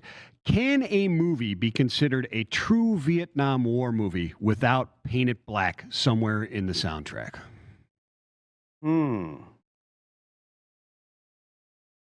I would say no. I agree with you. I gotta agree. Thank you for hey, that. Brian, thank you so much for your time on the show today. We appreciate it. Thanks, guys. Take it easy. See ya. Reliance Partners, man. You can just head out right over. Exit stage left, sir. Yeah. Exit stage left. There he goes. We don't mean to give it a hook, but get out. You got another one. You're keeping that seat warm. You got the hot seat warm for our next guest to read more. Michael Vincent, I sent you some homework. I said, I know you got a Disney Plus account, you and your daughters. Why don't you turn off Raya and the Last Dragon for once in your life and put on Breaking Bobby Bones and check out our lovely guest on here who was learning, or not even learning, she was teaching Bobby Bones how to drive a truck. So at the beginning of the show, if you're not familiar with Bobby Bones, what he does is he goes to all these different dangerous professions or technical professions like deep sea scuba diving. The one you saw the guy, what was he, cleaning the skywalk? He was cleaning the bottom of the skywalk in the Grand Canyon, dude, hanging by ropes and stuff. And then another one, he lit himself on fire and jumped off a building. He was a stuntman, learning to be a stuntman. Yeah, it's like Jackass, but for smart people, I guess. He finds really hard jobs that don't really know about, that you really should earn some respect, and he goes out and he actually does the job, and it's quite crazy. Well, she's here with us. She's here with us. She'll be here with us in just a second. She is here with us. We just got to wait for her microphone to get on. Moving these two guests. It's a new thing over here at What the Truck Studios. But she has Sheet Trucking Expo coming up, and this thing looks fantastic, Michael Vincent. It's September 17th through 19th. It's got a ton of guests. It's got this great diverse cast. I mean, this has to be one of the most diverse logistics conferences I have seen put on, and I think that needs to be applauded as well. I'll give her a little cowbell for that one. And look at these sponsorships, too. She's got everyone from CNN on here. She's got Variant. She's got a whole host of characters that have joined the team. Transfix as well. It's going to be happening Friday, Saturday, and Sunday. There's even a paint-a-truck going on. Yeah, I want to there. know what that is. It's called Truck and Paint. Truck and Paint. And I know that we are going to grab some cameras. We're going to run over there and say hi to her. We'll say hi to her when she's next to us as well, as soon as we get the A-OK, which is right now. So here you are. Cherie Moore, thank you so much for joining us in studio. Thank you for having me. Now, I got to tell you something. So I didn't know what to expect when I put on the Bobby Bones thing. And it was actually my sister who, she was watching that with her kids. And she said, hey, they filmed a show with Bobby Bones. I didn't even know what Bobby Bones was yet. With Bobby Bones in Chattanooga. And they're driving a truck with someone I think was like She Trucking. And I'm like, I know that girl. Yes. I know her. But, we'll get into your expo. But first, because I'm so curious about this, how did Discovery and the production team for that show get in touch with you? They actually reached out on social media. So they actually reached out to me, sent me an email, and they said, we would love to, have you do this show. And I said, no. I don't want to do it. You said I'm not no. an actor. Yes, I was like, I'm not an actor. I don't want to do it. But it was the best thing that I could have ever done. And I'm a fan of Bobby Bones now, And so it was an awesome show. Yeah, he seemed like a cool dude, and there's this great moment in there, and was this a TV moment or was this a genuine moment? He was talking about his own background, his own issues with where he had grown up, and you were sharing the story about how your dad, trucking saved your dad, right? He had been in prison, right? He got a second lease on life with trucking. I know that your mom, actually, we have a picture of her. She's a bus driver as well, so transportation runs in the family. Tell me about that moment. Well, yes, that was a real moment. At the time, I was 20 days out of my surgery. I was rear-ended in a car wreck, which brought me off the road, took me out the driver's seat. Now that you've seen the movie, the TV show, you know what happens with that. But it took me out of the driver's seat, and being rear-ended in my car wreck. And so at that time, it was so real. I was going through this process, and I'm talking about it, and then Bobby shared with me that he had been through similar adversities and how to overcome it. So it was a real moment that has taken me here to this expo. Yeah, it was a great moment actually, and that episode is excellent. Thank you for the homework because I've found a new show. But your episode is what hooked me on the show. It was excellent. But you mentioned in there, your dad was your inspiration to drive, but he didn't want you to drive. Why did he not want you to drive? Well, a lot of women, when I first started, it was less than 5% women on the road. So, my dad didn't see that this was a place for women to drive, and I proved him wrong, as we now have over 20,000 women in our Facebook community, She Trucking Foundation. So. Well, you are doing amazing work out there. You're doing an amazing job with not just your branding, but your expo. We're going to jump into that. Before we do, I just got to ask you, what was the deleted scenes? What didn't we see on TV? They pretty much show everything except for him getting his CDL permit, which is the first step to getting your commercial driver's license. That's passing the general knowledge air brakes and combinations, which is about 95 tests. And so he actually failed twice that test. That test is very hard. And he talked about it on his show of, going in thinking, oh, this is a piece of cake. And then going out and they say, boop, you fail. And that's what a lot of us drivers feel. That failure when you coming into this industry, whether it's with the testing, the backing, or just, getting familiar with the lifestyle of trucking. So that was the first real experience that he got to feel like a real truck driver. I remember feeling that way when I failed my permit test as well.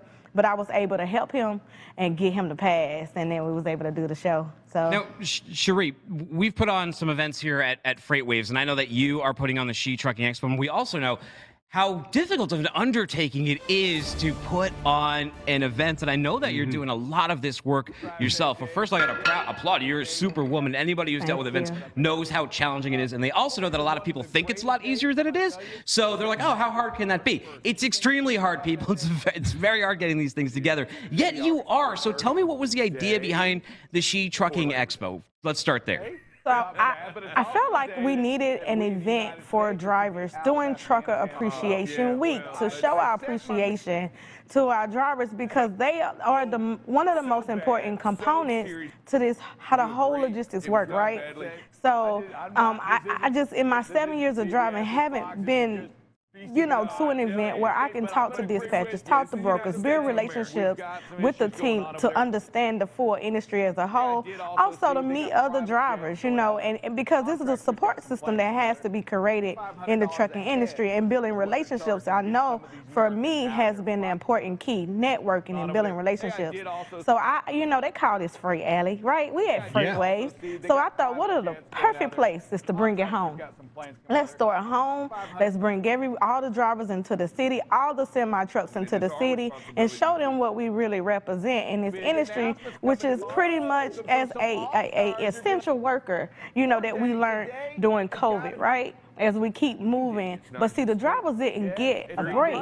So we have to give them a mental break. And that's what we're doing at this event. We want to give them a mental break and empower them, to give them the knowledge and the tools and the resources to keep moving. We want to show our appreciation, to say thank you for staying out on the road for 2 to 3, you know, these last 2 years and not stopping. They did not stop. And they so passionate of serving our community. So I just wanted to show appreciation and say thank you. So yeah, it looks like a great event. Can you talk to some of the things that are happening in that event? Yeah, we see a bunch of lovely faces, some familiar as well. I see Pierre Laguerre in there, and every time I hear him talk, he makes me feel like Kool-Aid Man. I will be watching him for sure.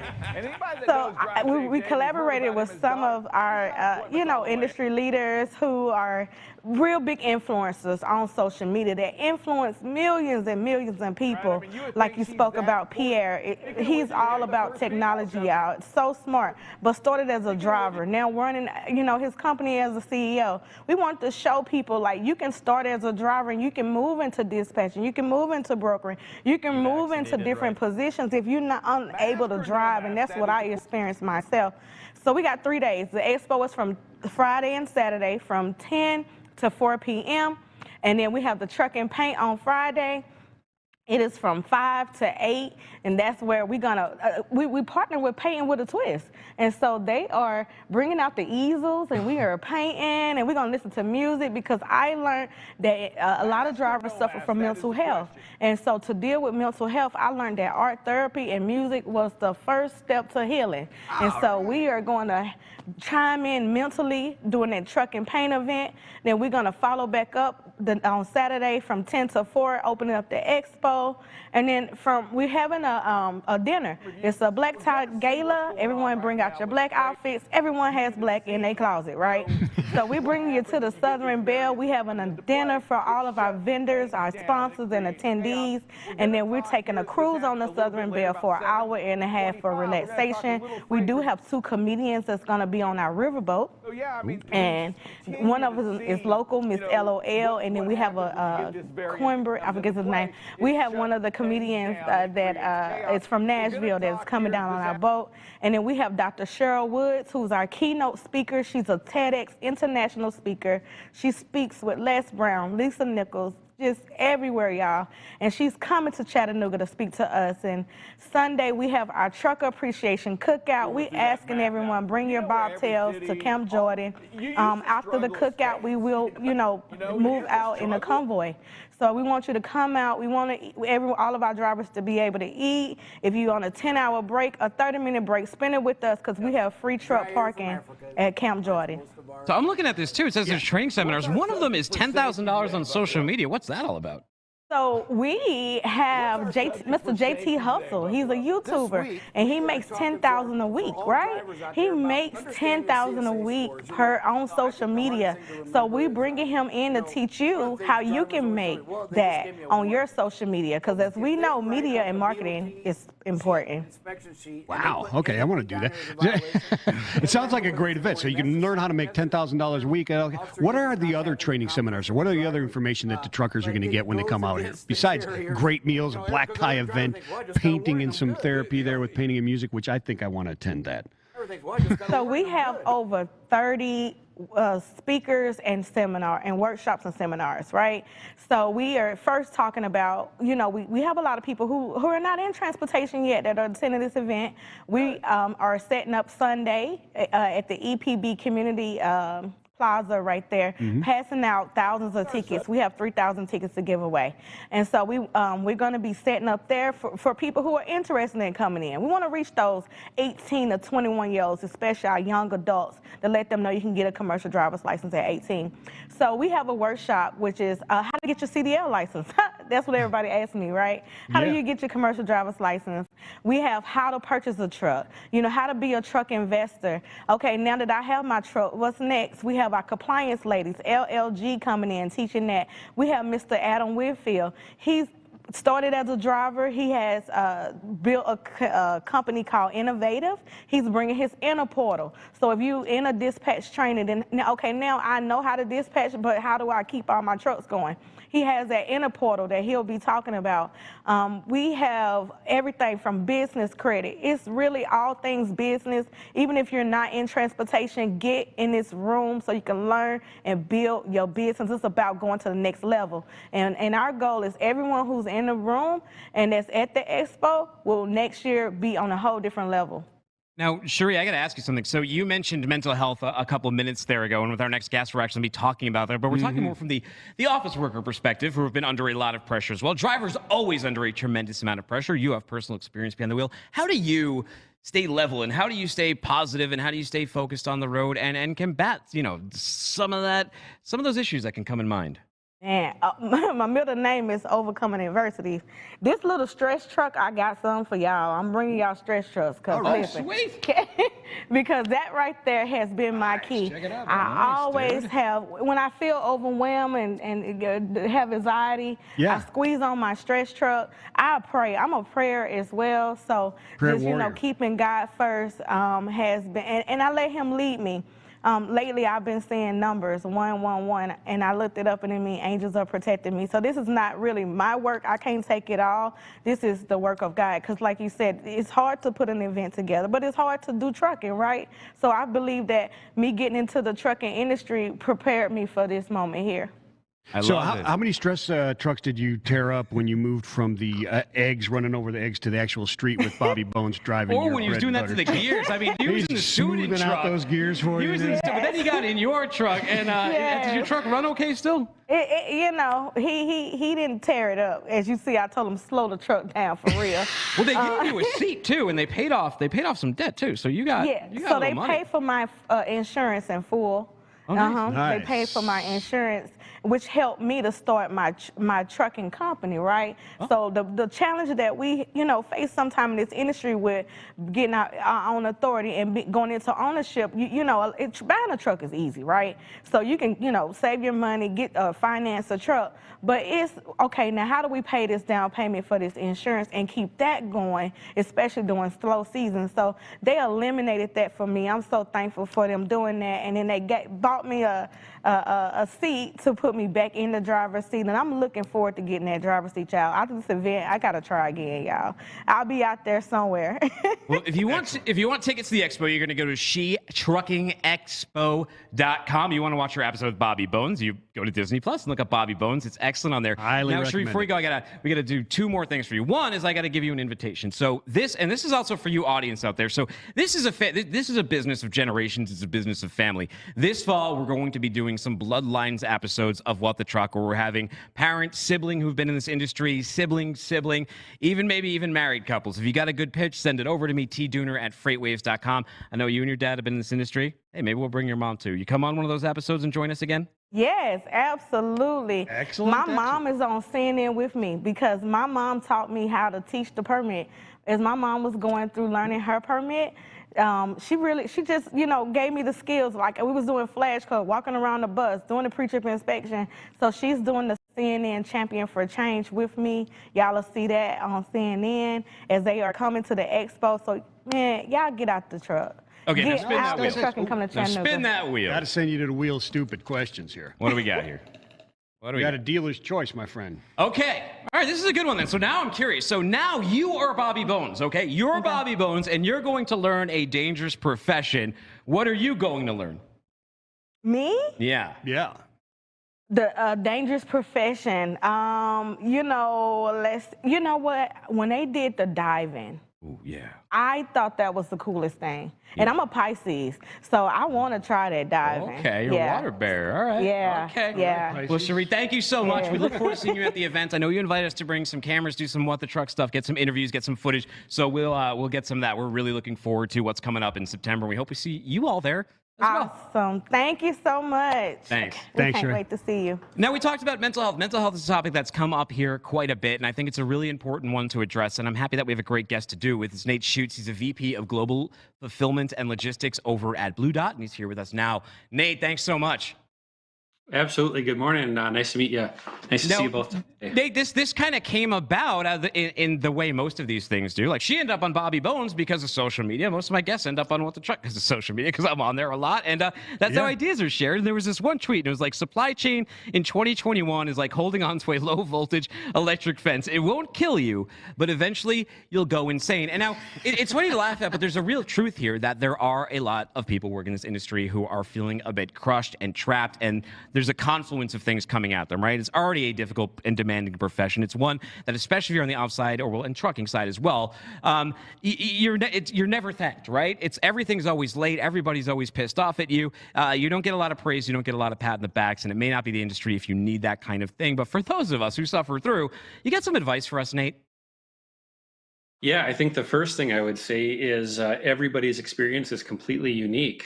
And every single one of them needs to be recognized and paid attention to. And so in 2021, you have everybody experiencing a pandemic, but then you add to that, there's social challenges and cultural issues kind of interacting with one another. There's a lot of people are experiencing financial distress, relationship challenges. You just keep adding those things one on top of the other. And people they don't have a limitless amount of stress that they can take on.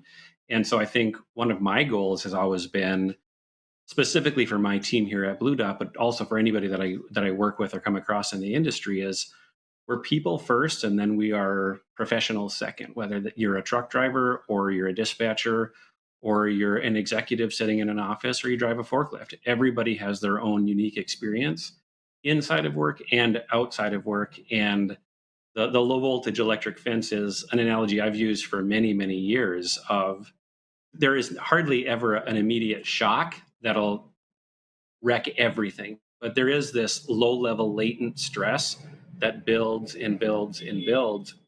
And for professionals in the supply chain, we value certainty more than just about anything. I want predictability. I want to know when I push this button, I'm going to get this result. And right now, none of that is happening. So all the tools that people have relied on for years, you look at ocean freight, hey, I can make a booking with a freight forwarder or a steamship line, and I can expect that to sail at a certain time and arrive at a certain time. And so I can structure all of my demand planning around that and my purchase orders around that, and then my outbound fulfillment around that. Well, what happens when the calculator is broken and nothing actually works the way that it has for decades?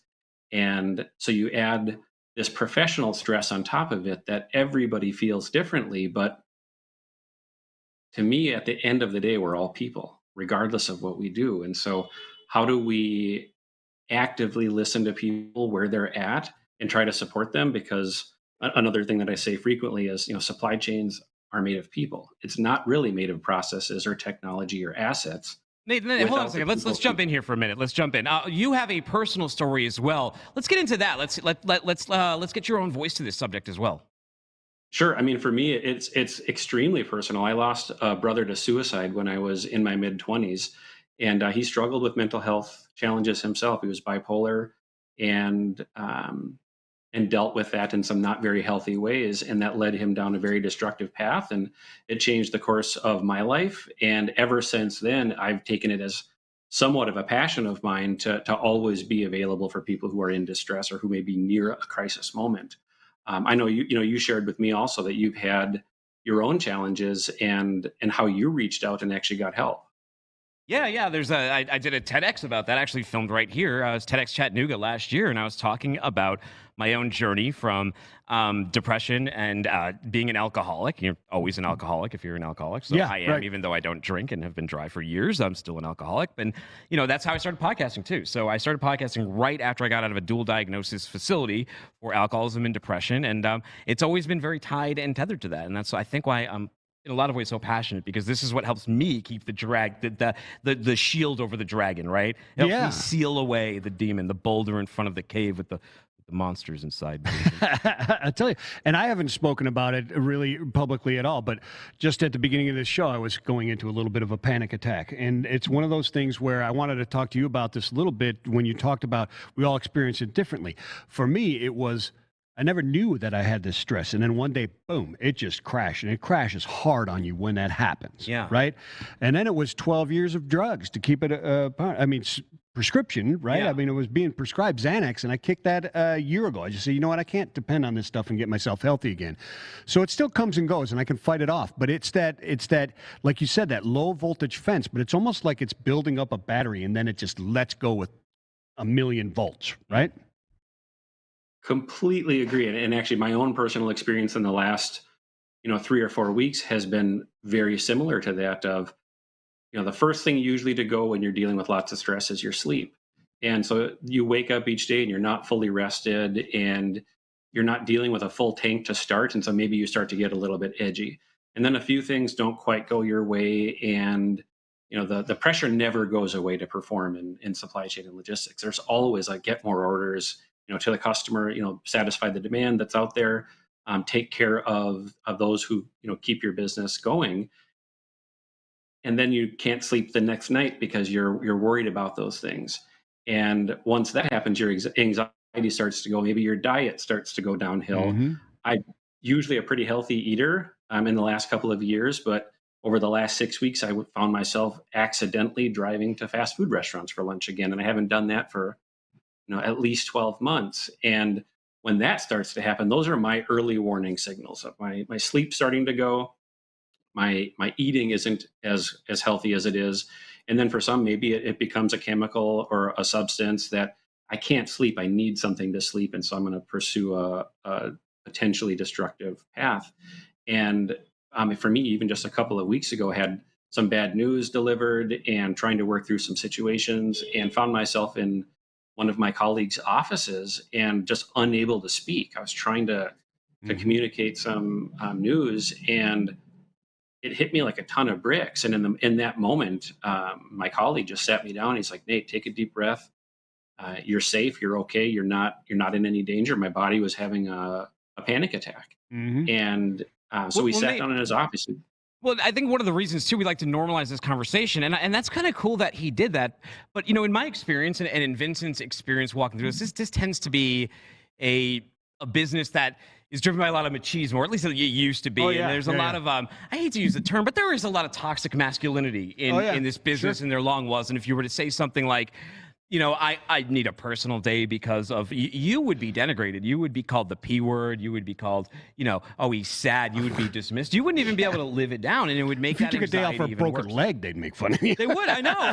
Like, logistics officers are the kind of place where, like, you call in, a lot of them, you call in sick, or at least what I did, and you come in to be glared at by everybody. yeah. I mean, it's not the most welcoming environment. I would say this: every single person that I've had a conversation with that maybe fits that description that you're offering, every single person who's come to me in a moment of need and has gotten through that hurdle afterwards has come back to me and said, "I wish I would have done that 10 years ago. I wish I would have talked to somebody earlier. I thought this meant I was weak. And instead, now I realize I've actually been trying to be like an emotional bodybuilder and carry every burden of myself and my family and my peers and my kids and everything else. And I'm trying to be the hero and keep it all together. And the truth is you can't. If you're not healthy yourself, you can't take care of those around you.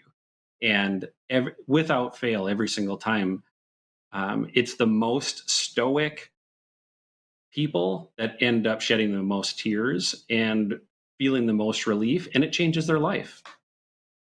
Yeah, Nate, it's amazing. This has been really we'll have stuff. to have you on again soon, and because there's actually the actual stuff you do for work that I wanted to get into too. Unfortunately, Mr. Toad's Wild Ride is coming to an end, but before we do, we got to send you the wheel because you're new on the show. So spin that wheel of stupid questions for him and see what it comes up with. What do you got there? All right, here we go. All right, Nate, how do you open up a banana? From the stem or from the bottom, or perhaps in another way? There is only one way, and it is from the top. Ooh. The stem? No, you're completely wrong. Monkey style. And you if just you pinch get the bottom, it just pulls the right, strands down with it, and you get a hand. He's gonna argue with you, Nate. Of course I am. There's only one right answer. It should make a crisp pop. There should be no squished banana, and it should come off in 3 equal sides. And then when you're done, you can just drop the peel right in the garbage. It's the only way to do it. This is almost as wrong as Michael Vincent, who uses scissors to open his. I don't use scissors to open You use scissors! Hey, how do people follow you on Twitter and communicate with you and social network? I am at Logistics Twit on Twitter. And my final call out is if anybody does need help, there's a ton of resources out there. Check your employee assistance program. There are hotlines. There's mentalhealth.gov. There's AA.org. There's a national suicide hotline. That's 800-273-TALK. If you need help, get help. And if you need someone to listen, we're here. Right on. Nate, thank you once again. Thank you for sharing your story, and thank you for helping us normalize the conversation around mental health. It's okay to not be okay, people. Take it easy. Thanks, Nate. I thought everybody ate a banana with a fork. Yeah. Well, there's 2 things sending everyone to the ICU and the ER these days. One of them is the Delta variant raging through, and the other one is the Milk Crate Challenge. Let's go inside the newsletter.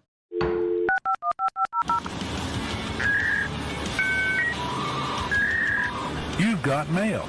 All right. Have you tried this Milk Crate Challenge yet, or are you at least familiar with it? I am familiar with it. I have not tried it. Okay, so the Milk Crate Challenge, for those who don't know, you take roughly, if you're doing it the right way, you're taking 36 milk crates, you're stacking them 1, then 2, then 3, then 4, then 5, then 6 is the top middle one, then you got to walk back down. Now, there's all these videos on TikTok and Twitter of, they're like teens, people in their 20s, they're going up this thing, you get to the top, and that's where everything goes awry because you no longer have the support of the other side. Everyone starts wobbling, people are falling, smashing their backs, smashing their ankles, getting concussions, having bloody heads, all of these kind of things. Well, but it got me thinking, as I'm watching people bleed out, I'm like, who made the milk crate? Where did it even come from? Here's this gentleman who made the milk crate. He's right here. Look, he's sitting on them. I don't know if he's ever done the Milk Crate Challenge himself, but I can tell you this. Back in the 50s and 60s, he worked for a dairy collective, right? And he's Australian. They were tasked with milk sales were burgeoning milk sales, right? And we talk about final mile all the time. Well, final mile in dairy, you're bringing the milk in the milk box. And they needed a better solution, and they needed a standardized solution so they could sell this to all the different dairy farmers. So he was in Europe, and he saw a plastic case like that was holding a couple pints in it. And he said, you know what? We should standardize this and make it. So in 1962, he put together the standardized milk crate, and ever since it has been here. And now he gets to sigh and, I don't know, as people injure themselves. His beautiful device there. But did you know also that he's hiding from the nuclear verdicts right now? So this is going to be the next great container shortage, though, right? Yeah. Because if you think about it, you need 36 milk crates at a time. And most people, if you have a milk crate, you might have like 1 or 2 lying around. I got a couple. I don't have. Well, the International Dairy Foods Association even has a website set up about this. They say, are you a milk crate theft victim? Are you a victim of milk crate theft? We should get T-shirts, milk crate theft victim, and there's What the Truck logo on the back. Yeah, we should. I'm a milk crate theft victim. Well, apparently it's somewhat of an issue. They say 80, and this is a 2009 number. I don't know if it's a big issue because they haven't updated it in 12 years, but it said $80 million in milk crates are stolen annually. But they're not for milk crate challenges.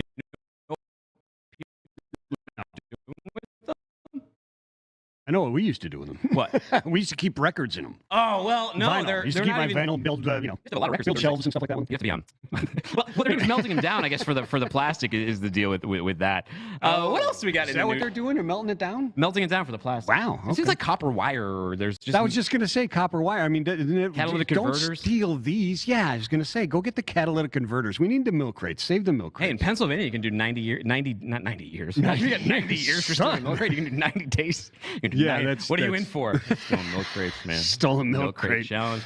All right. Another thing we've been talking about. Obviously, we've been talking about the consumer focus, right? Retail direct to consumer brands, and the big trend at the beginning the pandemic is that direct-to-consumer brands, they were doing great because so many people moved online. Amazon was out of stock at a lot of stuff. And it's out in the wild again. It even sent me out in the wild. I was I was ordering more directly from websites than ever. Something funny happened. The freight market went to hell, right? Something funny happened on the way to work. Something funny happened. The freight market went to hell. I mean, look at these rates right now. This is the rates through the pandemic. This is a full year long of rates from the beginning of 2020. It's a hell of a chart. All the way up until now, right? And you look at this thing and it moves, well, actually, this is all going all the way back to 2019. Yeah. So we move into 2020. You can see that massive dip down in May when it went well under $2 and actually got down to like 89 cents a mile in some instances. And that's when all of the truckers wanted to go in front of the White House, right? It stopped. Yeah, a couple weeks ago, they were complaining they wanted a floor built into everything, right? Yeah, a handful. And exactly. They wanted a ceiling and a floor put into it. Right. I'm glad they didn't do that, though, because 1 year later and a few months later, by the time they were in August, we're over 250. Yeah, I don't think that floor would have been $3. This is insane. And now we're at the highest. We're at the highest this has been in the series is $3.41. Very good if you're profiting off that. For these direct-to-consumer brands, that's just the start of it. Not only are paying a ton of money in these truckload rates, but in the parcel side of it, they're getting crushed too with all of the surcharges. And here's just an example, because we talk about the bigger companies here about their earnings, but I care about the people, and I care about these smaller companies. You are a man of the people. Well, I follow smaller companies on business too, and it's really cool. Like one of them is Michael Patron on Twitter, and he covers.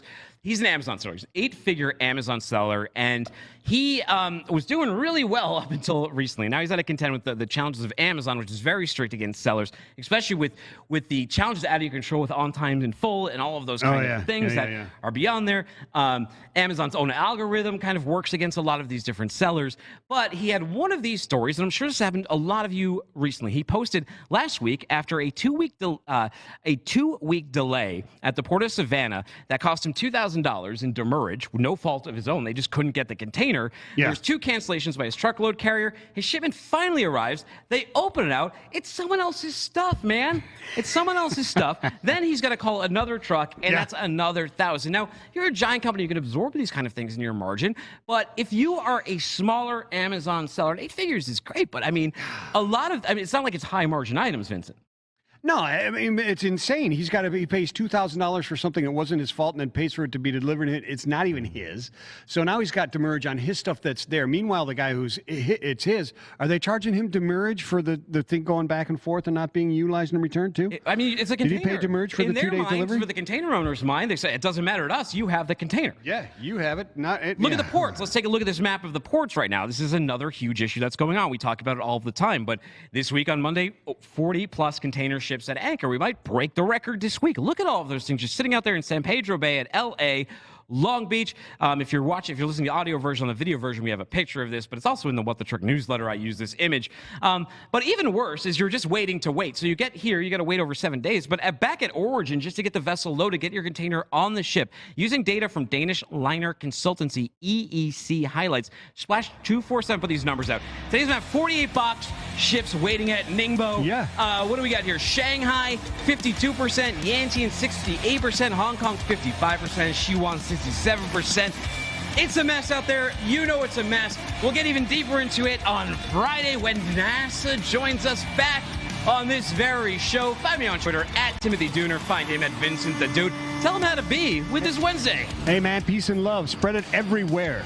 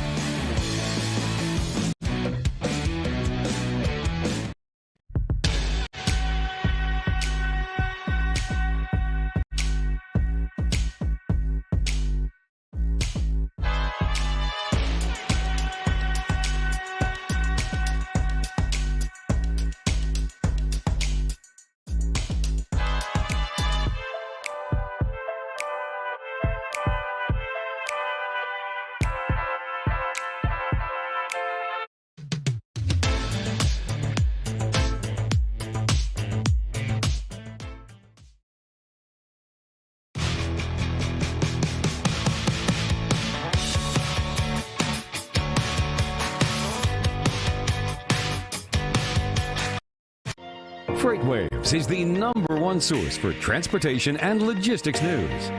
FreightWaves.com provides you with in-depth news coverage, data, and insights from the leading industry journalists and market experts. On FreightWaves.com, you can also watch the only streaming TV network dedicated to freight. FreightWaves TV provides you with coverage you won't find anywhere else. However you like your news delivered, check us out online or on the FreightWaves app.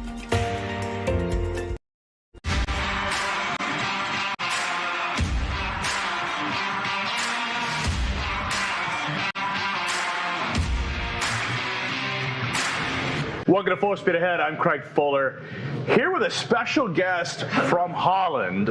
Stan is the Senior Manager of Supply Chain Solutions at the Holland International Distribution Council. That is a big name and big responsibility. It is. It is. So, Stan, what is it that the HIDC does?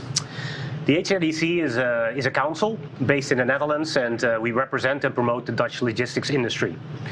So we've been established over 30 years ago when more and more products were coming from overseas into Europe. And these companies that were manufacturing overseas, they were looking into where is the best place for us to get into Europe. And the Netherlands is for obvious reasons, a great location, as it's very central. It had a big port. So they thought this is a huge opportunity. We have to have an organization that goes abroad, helps companies settle down in Europe, in the Netherlands specifically, with their logistics operations. So we represent about 300 companies right now. Half of them are logistics service providers. A lot of them you must know. Actually, a lot of them are from the U.S. So UPS, FedEx, XPO, C.H. Robinson, Expeditors. They all have major facilities in the Netherlands, and they use it as a gateway as well for their clients. A trade association? You could say it's a trade association. Chamber of Commerce of sorts? Sort of, yeah. So we really focus on that transatlantic link between U.S. companies and the Dutch logistics industry. And we promote, but we also do matchmaking. So when I talk to a company that wants to get into Europe, so sell the products there, then we go and find the best partner for them. And sometimes they want to have their own warehouse. We can help with that as well. So really, we are a broker between different sides, if you will.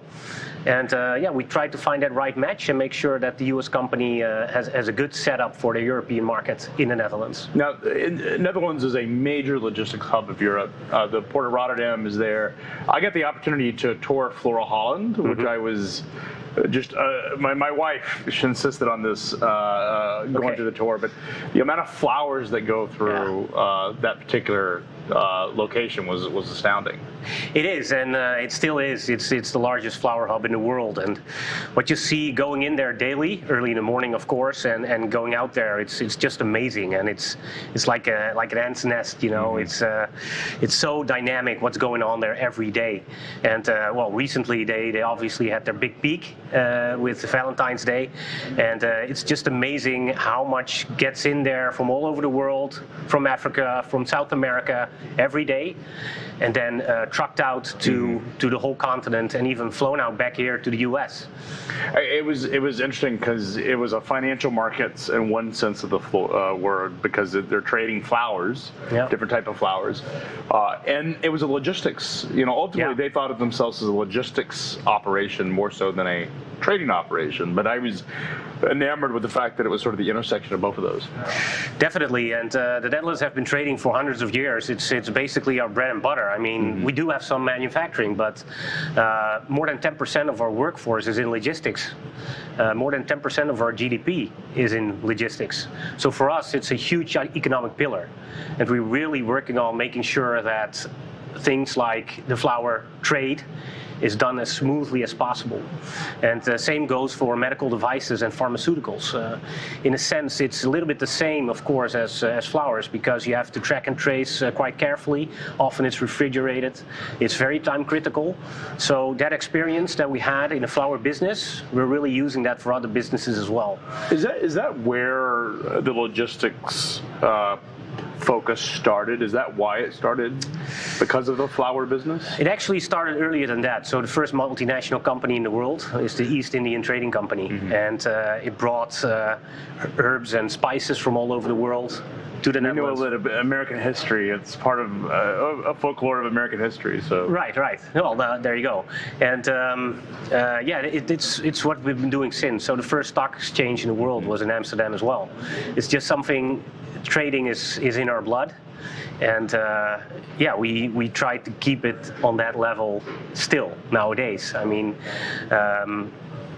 you need to have a very stable and facilitating environment to make sure these flows keep continuing, right? Mm-hmm. There's a lot of things going on, a lot of disruption in supply chains. So companies are really looking at that stable factor where they can rely on things to keep moving.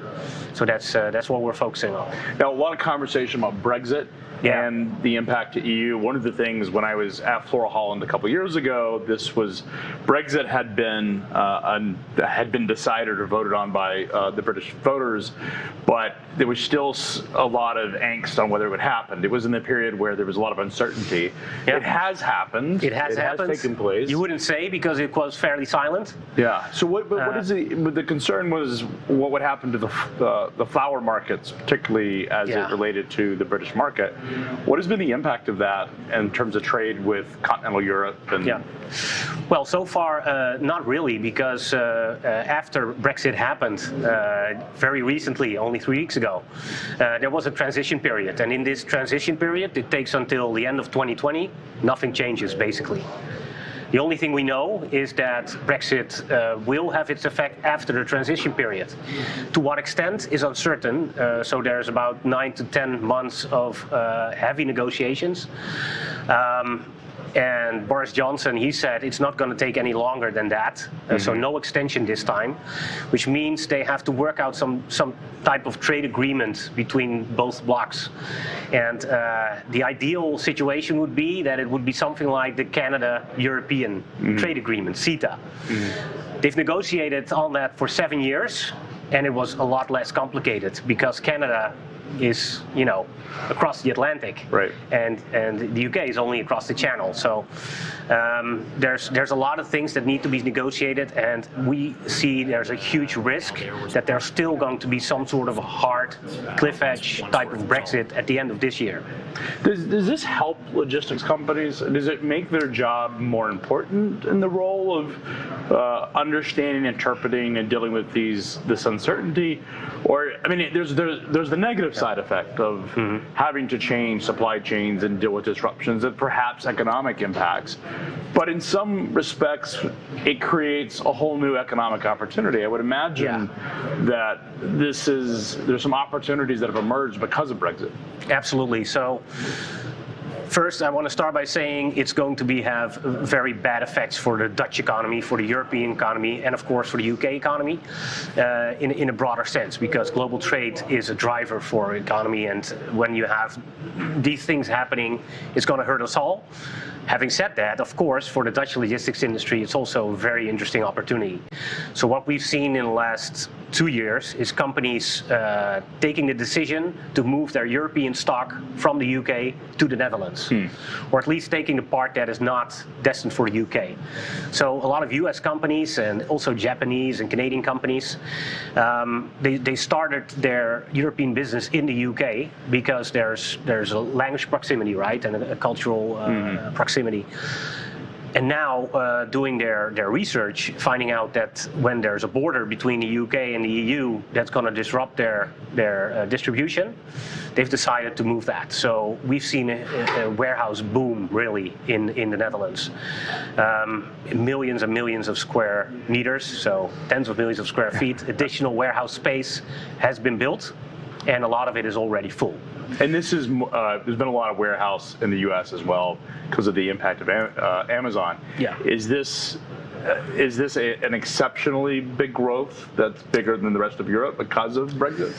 I would think so. So of course we have been in economic good times, and the e-commerce boom of course helps as well. But we are quite sure that Brexit has had a very positive effect on the logistics needs that there are for shippers. And as you asked about logistics companies, definitely they're profiting from this, especially the ones that have plans in place, so they can talk to the shippers and help them with contingency plans. The consultancy industry has been a big winner, of course. And it's definitely short term, so there's been stacking, piling of stock on both sides. But for the long term, I think the footprint of overseas companies in Europe has changed for the long term. So UK will not be a European distribution center location anymore, where it was actually. But when you're outside of the EU 27 common market, that doesn't really work. Yeah, it's also financial. The financial, London has been historically viewed as the world's financial center. It's London, New York, and Singapore. Hong Kong, it shifted from Hong Kong to Singapore over the last decade. Yeah. I'm curious as to whether London holds on to their, as the world's financial center, whether it holds on to that or not. It's going to be interesting to see how things shake out, whether it takes a positive direction over time or negative. Certainly, closing off your number one trading partner and putting restrictions, it does not help. No, and we've seen especially financial companies and broadcasting companies making their move because of Brexit, because of the rights that they have. You have to have your facility inside the European market. They're moving to Netherlands specifically? Or just into continental Europe? It's gone to the Netherlands, to France, to Germany mostly. Got it. And we've had some big wins, if you will. So the European Medicine Agency, for example, came from London to Amsterdam. And following that, we get a lot of medical device, pharmaceutical companies setting up their facility because they want to be close to that EMA. Same for broadcasting companies. They really like the cultural and the vibe that Amsterdam has. So they moved their operations to Amsterdam. They needed to move quickly because they need time to get their licenses in place. For logistics, it's a little bit a different story. So yes, we have seen the move, but I think we've only seen the tip of the iceberg. Yeah. So the bulk is still coming. They have their plans, and as soon as there's certainty, they're going to move their They're also going to respond to freight demand. They're going to wait until there's demand before they build physical infrastructure. IMO 2020 is getting a lot of conversation. It had a lot of conversation 6 months ago because of the impact of oil, particularly what's happened in China. We haven't seen this massive run in oil prices, which has not created a massive run in fuels. I'm curious, what are your customers or your partners talking about? What are they thinking about as it relates to IMO 2020? So for 2020, I think what's top of mind for 3PLs, for logistics companies, which are mostly in our member base, is what potential trade wars could have for impact. So there's progress between US and China. So what will happen with Europe when that's finalized? Maybe at some point it might be finalized. Will then Europe be targeted? Of course, by Donald Trump. By the US, there's a trade imbalance. So there's of course a lot of competition between the automotive industries on both sides. A lot of exports from Europe to the US, and that might be targeted at some point, and that's going to really impact trade flows, of course. So the trade flows that we see in the Netherlands, a lot of it is from Asia. So currently the coronavirus is really putting a damper on those flows. So there's no direct flights between Amsterdam Airport and a lot of European airports to China anymore. So those supply chains are disrupted, same as here. And the same will go for the Port of Rotterdam. China is the main trading partner for the Port of Rotterdam. So they will see down the line in this year some really heavy effects on that as well. Yeah, the Chinese factories are shut down. You talked about automotive being having a big presence in Europe, particularly around trade. The auto manufacturers and the suppliers are shut down in China. So there's both the assembly of products where they're importing automotive parts, as well as the exporting after to the European auto manufacturers. Is having a pretty big impact. Yeah, and I think the Netherlands is particularly vulnerable because about 80% of our logistics industry is focused on European distribution. So final products or semi-manufactured products that come from overseas to the other European markets.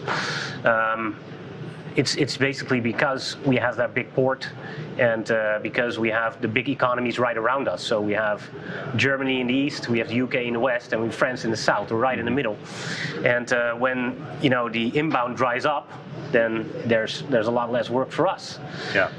So yeah, that's I think the main concern now, and it's only been a couple of weeks that we've been talking about the coronavirus, but that's really our main concern now. Yeah, it's going to be interesting to watch. Certainly, a big story, a big impact on just society overall, particularly in China, as they deal with this. The question is, the lack of transparency is always a concern because you actually don't know whether the virus is being contained or it's very, the information leaks are very difficult because you can't get transparency to it. So yeah, and we get probably the same information, right? So well, the Chinese government is not a transparent government, so yeah, it's very difficult because you really don't know what's actually happening. It is, some say that the number of infections could be tenfold what they report, so that could be worrying. What we know is that in the Netherlands we haven't had one single infection yet. We have it in our neighboring countries, but it's probably a matter of time. And we're just watching the news closely. Some say it's already declining, so that would be great news. So we can focus on other things again, on Brexit, for example. But yeah, let's see what happens.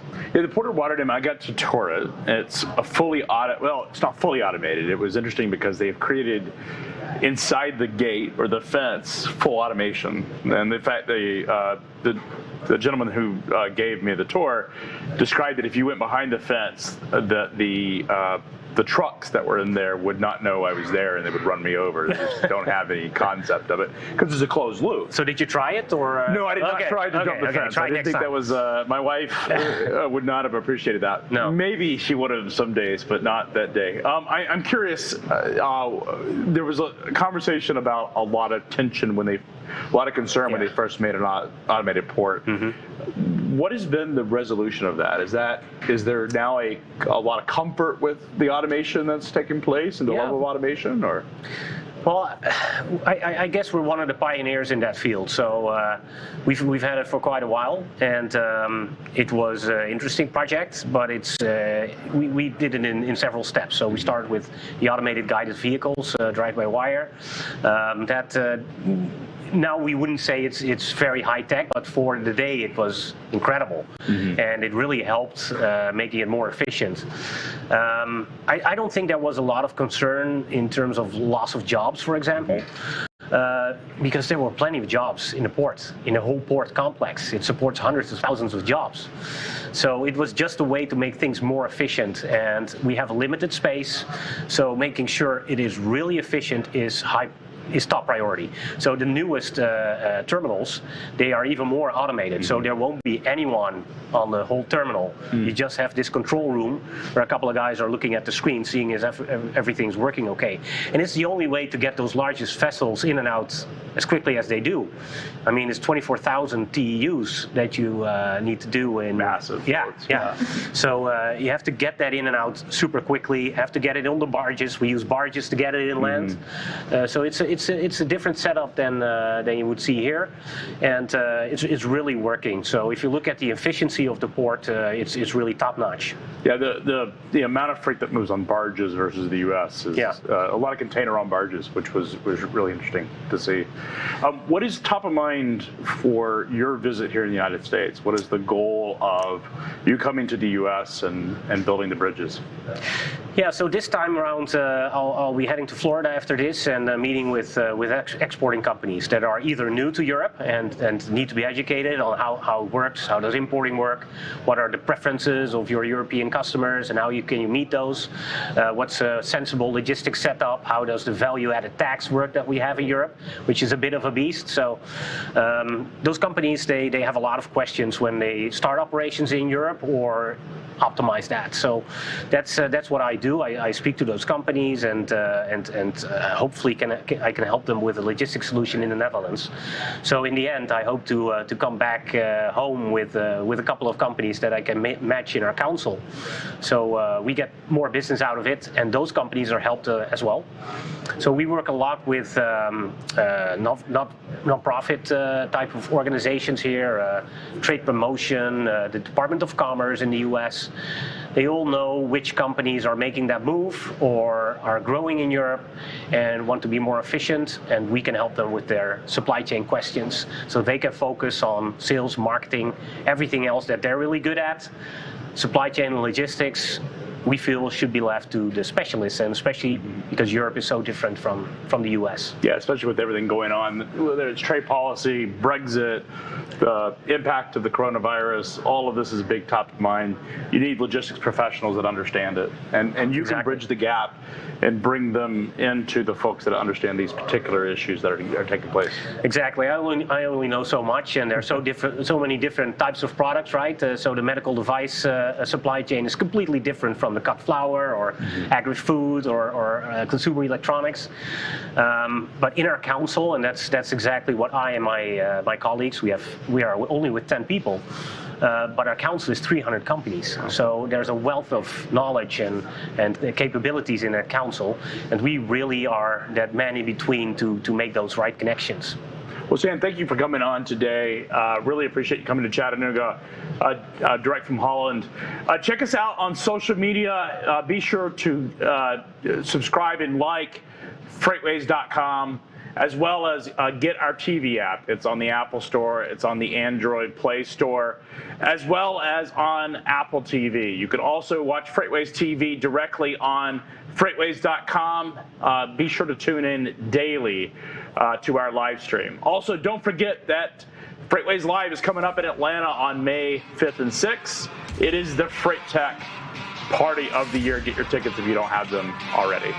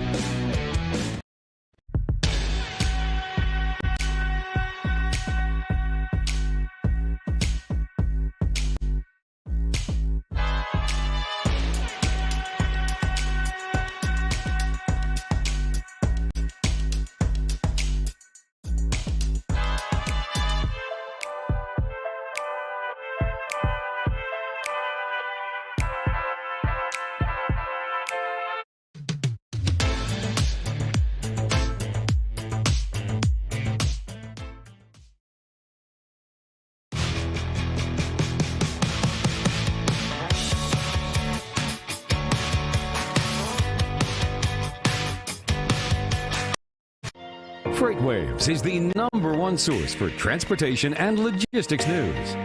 FreightWaves.com provides you with in-depth news coverage, data, and insights from the leading industry journalists and market experts. On FreightWaves.com, you can also watch the only streaming TV network dedicated to freight. FreightWaves TV provides you with coverage you won't find anywhere else. However you like your news delivered, check us out online or on the FreightWaves app.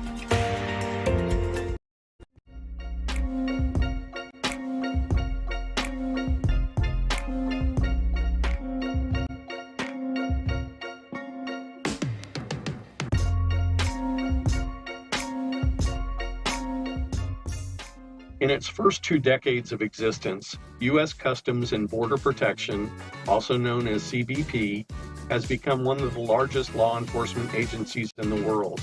With more than 60,000 employees, CBP is charged with keeping terrorists and their weapons out of the U.S. while facilitating lawful international travel and trade. But the agency is not just the uniformed workers most people see in public. Behind the scenes, there are forensic scientists, international trade, and other specialists whose job is to make CBP's processes secure, cost-effective, and efficient. With 328 ports of entry across the United States, it takes more than 21,000 CBP officers to check all the passengers and cargo that pass through these ports. An additional 14 pre-clearance offices operate in Canada, Europe, the Caribbean, and the Middle East. Part of CBP's job is to prevent the spread of harmful pests, plant, and animal diseases that pose a potential threat to the nation's farms and food supply. We, based on risk, we do a sampling, and also we do inspection by farm, growers, and also we make sure, our guys make sure that the introduction of any exotic pests that can be harmful for the agriculture in the United States stay out of the United States, and we avoid any type of issues of establishment and possible eradication issues in the future. Border protection and control requires some 21,000 CBP agents to patrol the 5,000 miles of border with Canada and the 1,900 miles of border with Mexico. Another 1,000 air and marine interdiction agents focus on preventing people, narcotics, weapons, and more from illegally entering the U.S. by air or water. Customs and Border Protection employees collect over $30 million annually in entry dues and taxes by enforcing trade and tariff laws. The agency is also responsible for the Container Security Initiative, which identifies and inspects foreign cargo at its origin. Agents work with host nations to identify and screen containers that may pose a risk at the foreign port of departure before the containers are loaded onto ships bound for the U.S. CBP is an all-threats agency. In today's environment, we are ensuring that we are protecting the homeland, that we are keeping the American people safe by protecting the border, protecting our employees, and ensuring that we are doing a good job of inspection of people and things coming into this country. Customs and Border Protection is a part of the Department of Homeland Security, the agency founded in the wake of the September 11, 2001 terrorist attacks. CBP came into existence March 1st of 2003, combining the duties of several federal departments, making it the first comprehensive border security agency in the United States. I'm Scott Mall, and this has been another FreightWaves Classic.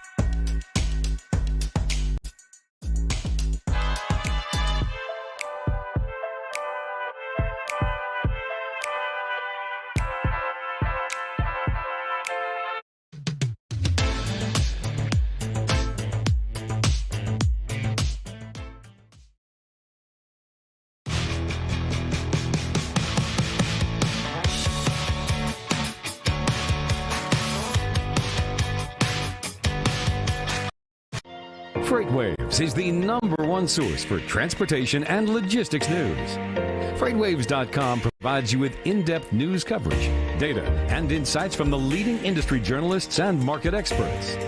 On FreightWaves.com, you can also watch the only streaming TV network dedicated to freight. FreightWaves TV provides you with coverage you won't find anywhere else. However you like your news delivered, check us out online or on the FreightWaves app.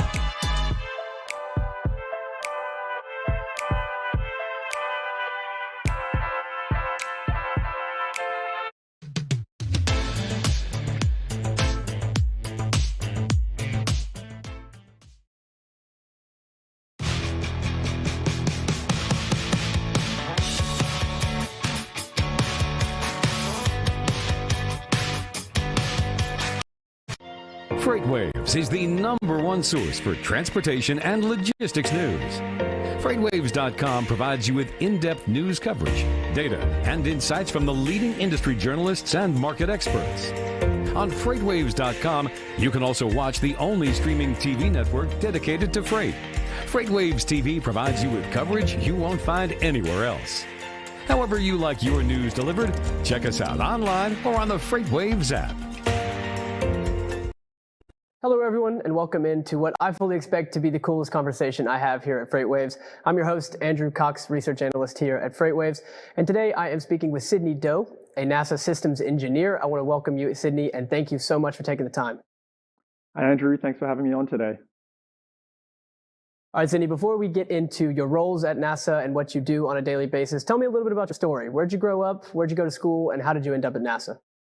Sure. So I grew up in Australia, raised in Sydney, Australia, named after my birth city, also hence the accent. Did my undergraduate education there in aerospace engineering. Spent a year in Germany working at a small satellite propulsion company.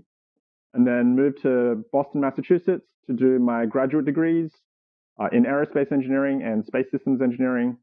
From there, I moved to California, where I am currently, to work at NASA's Jet Propulsion Laboratory. It's one of 10 NASA field stations distributed across the country. And since then, I've been supporting the Mars exploration program. So Sydney, when we spoke offline, I asked you if NASA was always the goal, or at least was NASA the goal when you were at that German satellite propulsion system? And you said it wasn't the goal then, it was actually the goal when you were a little kid. Tell me a little bit about that. Yeah, so, I was 6 or 7 years old in Australia, other side of the world, and up on TV comes scenes of astronauts working from the space shuttle, servicing the Hubble Space Telescope with these amazing vistas of Earth in the background, space above it. And then I thought, wow, this is amazing. And shortly thereafter, I learned that humans had walked on the moon.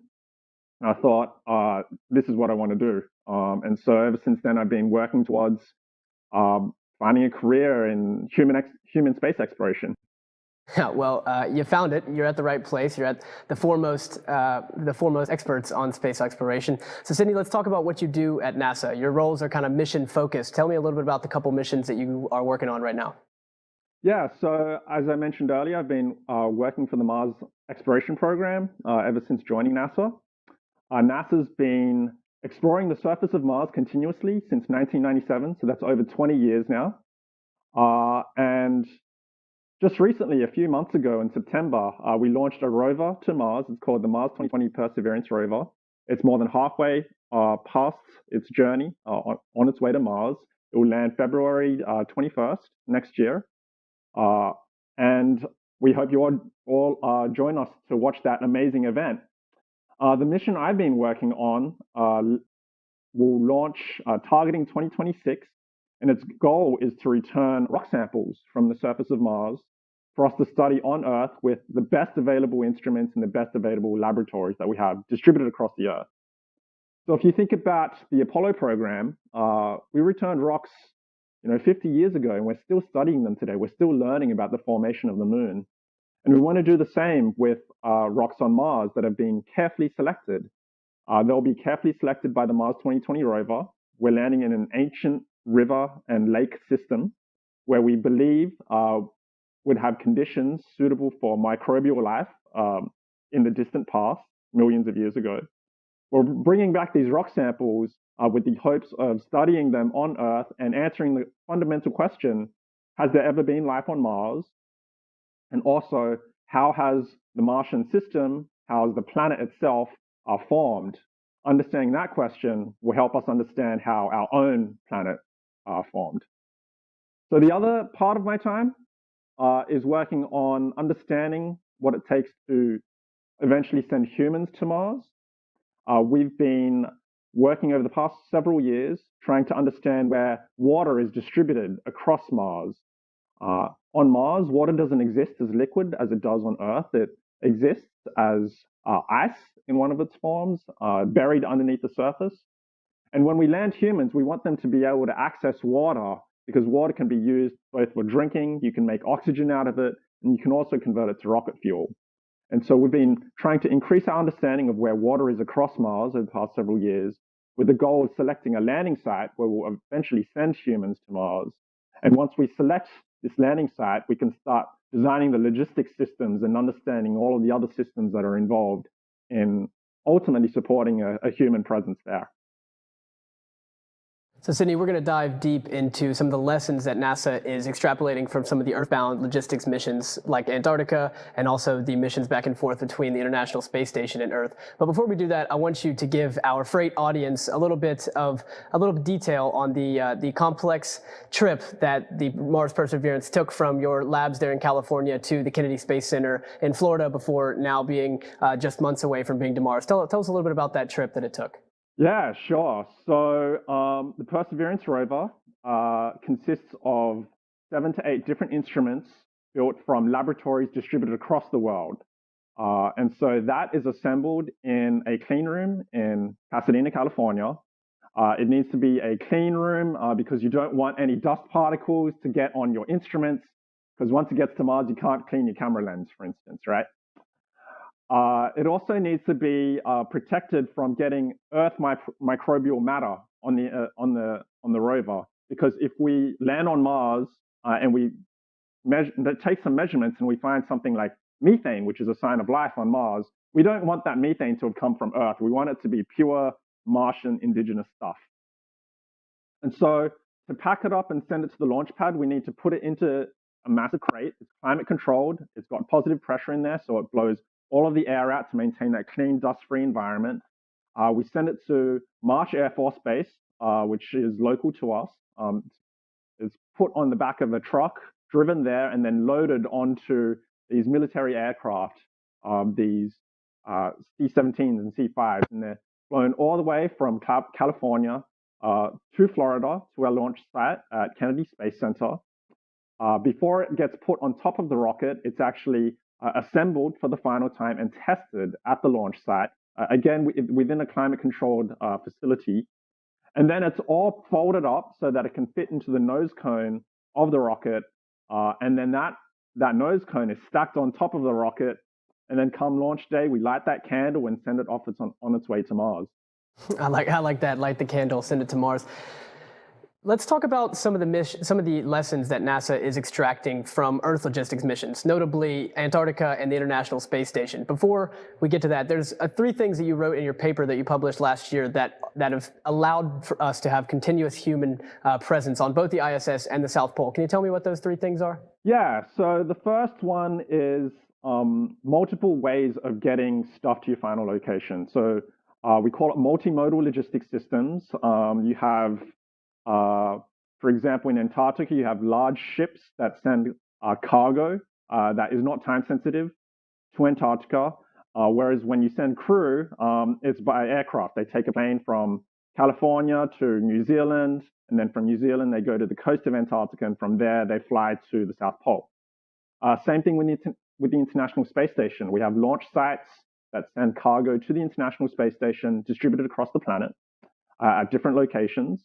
And then we also have different ways of getting astronauts up to the space station. So for the last few years, we relied on the Russians to launch humans from Kazakhstan to the International Space Station.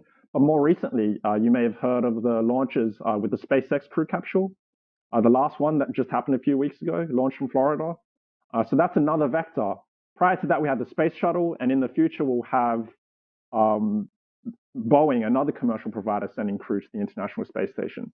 So that's one of the key lessons, multimodal logistics. The other one is having generous stores of contingency supplies. So with many of those locations, they're very difficult to access.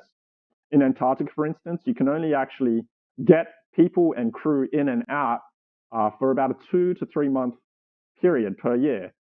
In other times, it just gets too cold. You can't fly in because the temperature is so cold that your fuel becomes a gelatinous fluid, and aircraft engines don't like jelly-like fuel flowing through them. And you can't use ships because the ice becomes too hard. And so because you can't access these areas frequently, you need to have lots of supplies of food, water, spare parts to keep you going until your next resupply opportunity. And so that was done in Antarctica. We do also do that on the International Space Station. We have lots of supplies of water to produce breathing oxygen and also drinking water for the crew available on board. And the final one is that we use local resources where available. In Antarctica, they use water from ice. So they actually melt the local ice and turn that into water for drinking. And in the space station, we rely on the vacuum of space, actually, to create a pressure difference for us to use our life support systems to clean air, for example, to scrub the air from CO2. So those are the 3 main lessons: multimodal logistics, general stores of contingency supplies, and then exploiting your locally available resources.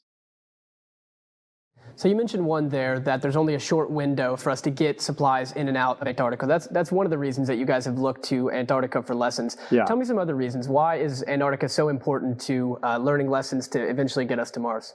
Yeah, so when you think about Mars, it's a cold, dry desert. And that's exactly what Antarctica is. Mars, you can only get to Mars once every 2 years. You have to wait for Earth and Mars to align in their orbits around the sun, so that you can send something to Mars in a fuel-efficient manner. That's similar to Antarctica. You can only get into Antarctica for 2-3 months per year, and then you just have to stay there for a long period of time before you can get more supplies. So the reason why we've been starting to look at Antarctica is because environmentally it's the same thing, and also in terms of how you have to think about logistics and keeping a crew of people alive there over a prolonged period of time is similar in that you have this big rush to get all your cargo out there to keep the crew alive, and then they're basically on a self-sustainment mode for several months. For Mars, it's 2 years until you get your next resupply. And so the strategies they've been looking at in Antarctica, we've been starting to study them closely and trying to understand what we can apply to Mars. All right, so let's talk about that self-sustainment mode. I see two distinct points that are worth talking about here, and that's water and waste. So you mentioned water there to begin with, but and we know that one of the deciding factors of where we land on Mars is water availability. What lessons have we learned from Antarctica that have guided our search or changed our understanding of the water needs on Mars? Yeah, so in Antarctica, ever since the 60s, they've been using a technology called the rod well, which is basically you put a hot heating element on a fishing line, you drill a hole, and then you put that heating element underneath the subsurface, and that melts the ice, and then you pump that up to the surface and recover that.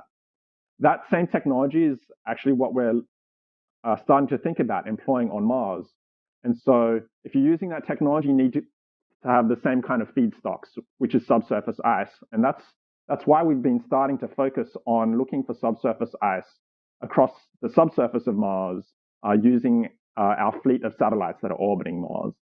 All right, Cindy, let's talk about waste for a moment. It's due to different reasons. There on Antarctica, it's due to international treaty that they have to reduce waste and minimize their carbon footprints as much as they can.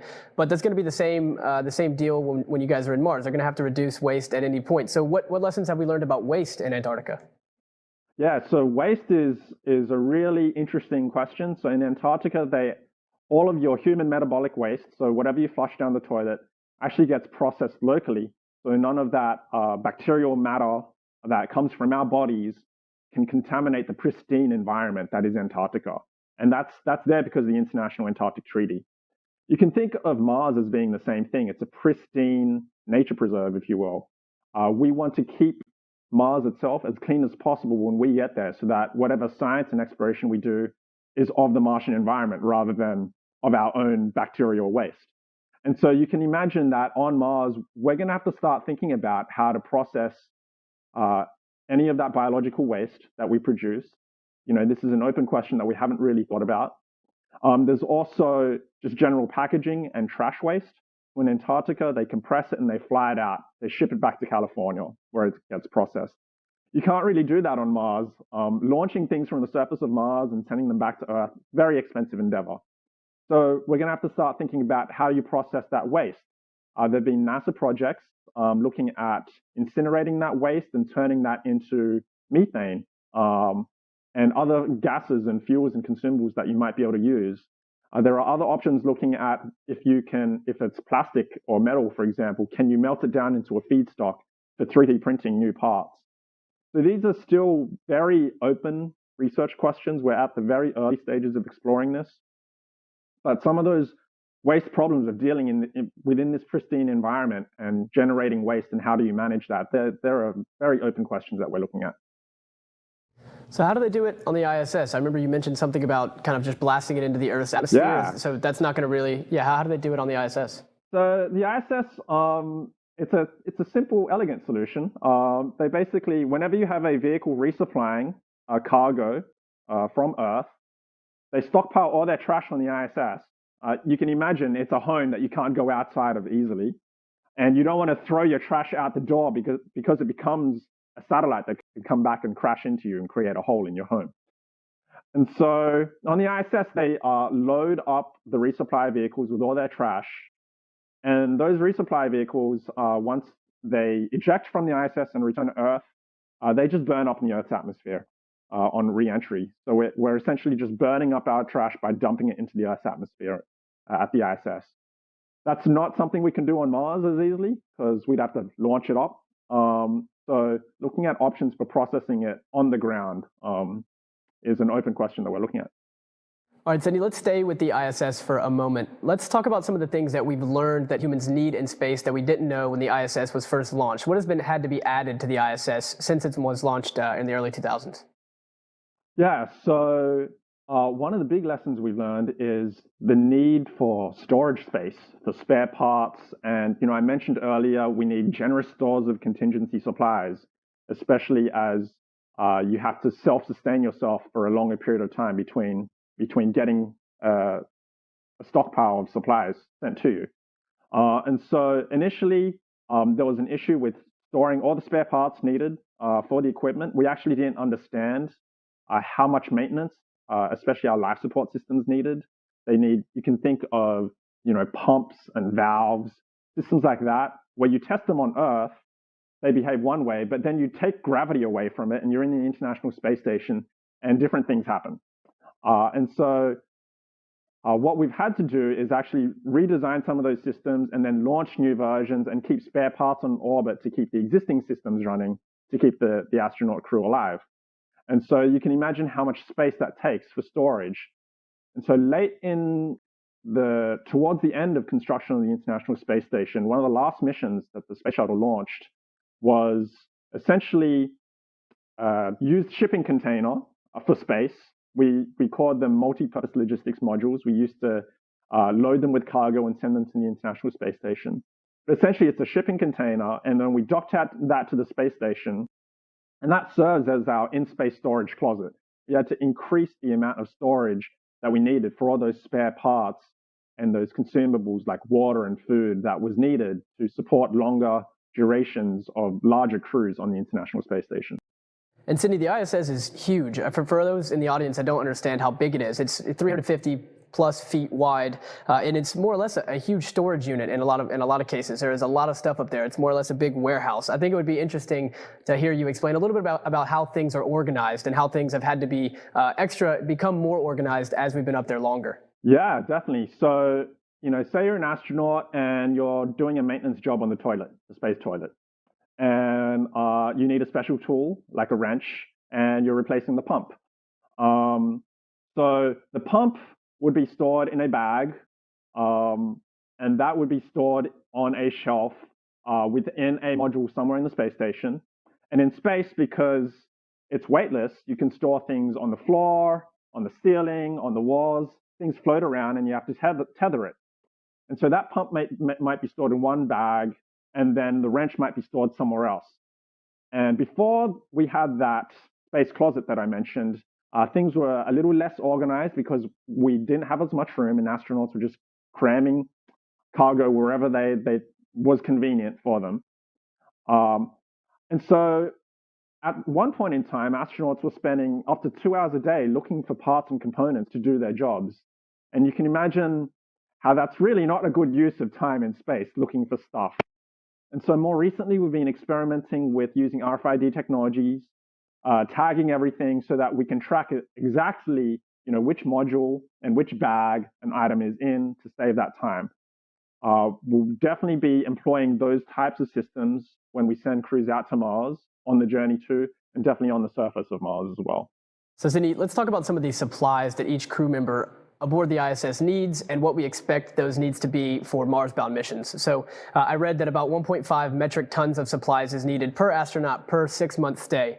And you told me offline that the goal eventually is to become efficient enough that we can bring that number down below 1.5 metric tons per person per 6 months.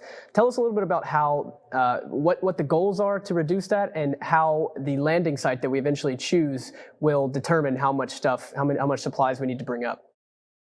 Sure. So what drives your logistics demand? Driven by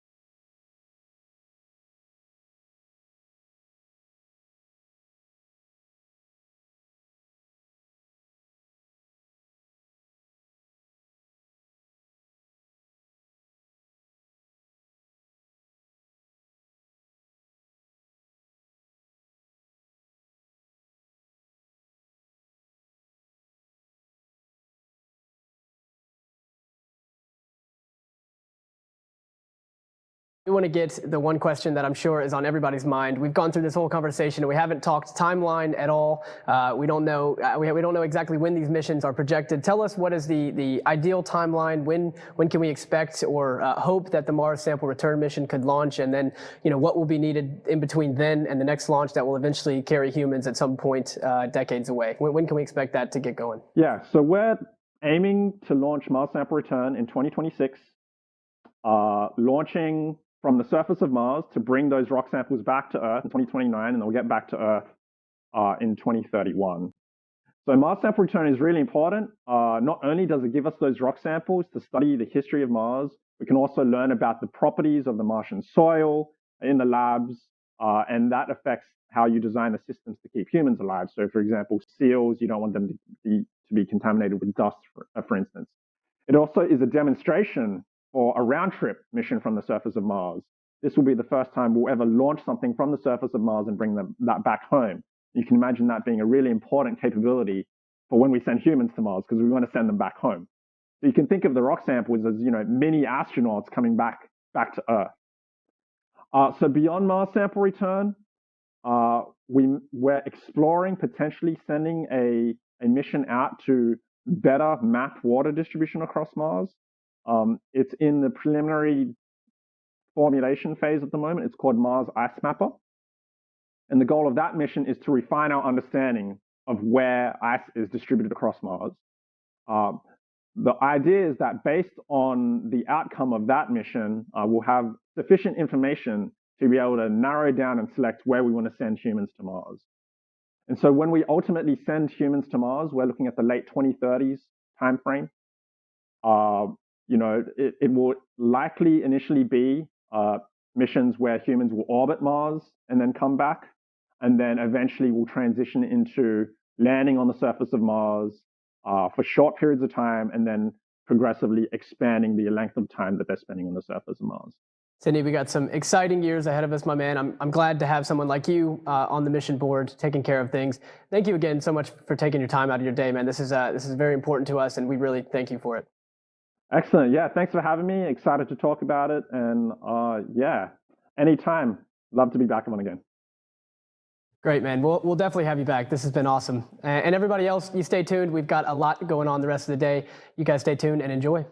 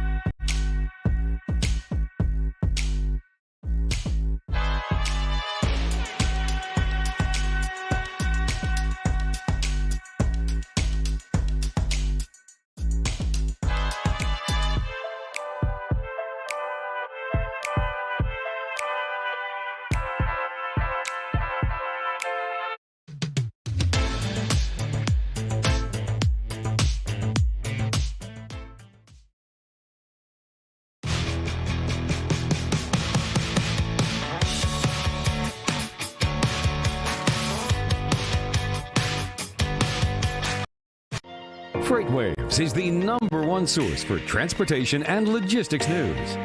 FreightWaves.com provides you with in-depth news coverage, data, and insights from the leading industry journalists and market experts. On FreightWaves.com, you can also watch the only streaming TV network dedicated to freight. FreightWaves TV provides you with coverage you won't find anywhere else. However you like your news delivered, check us out online or on the FreightWaves app.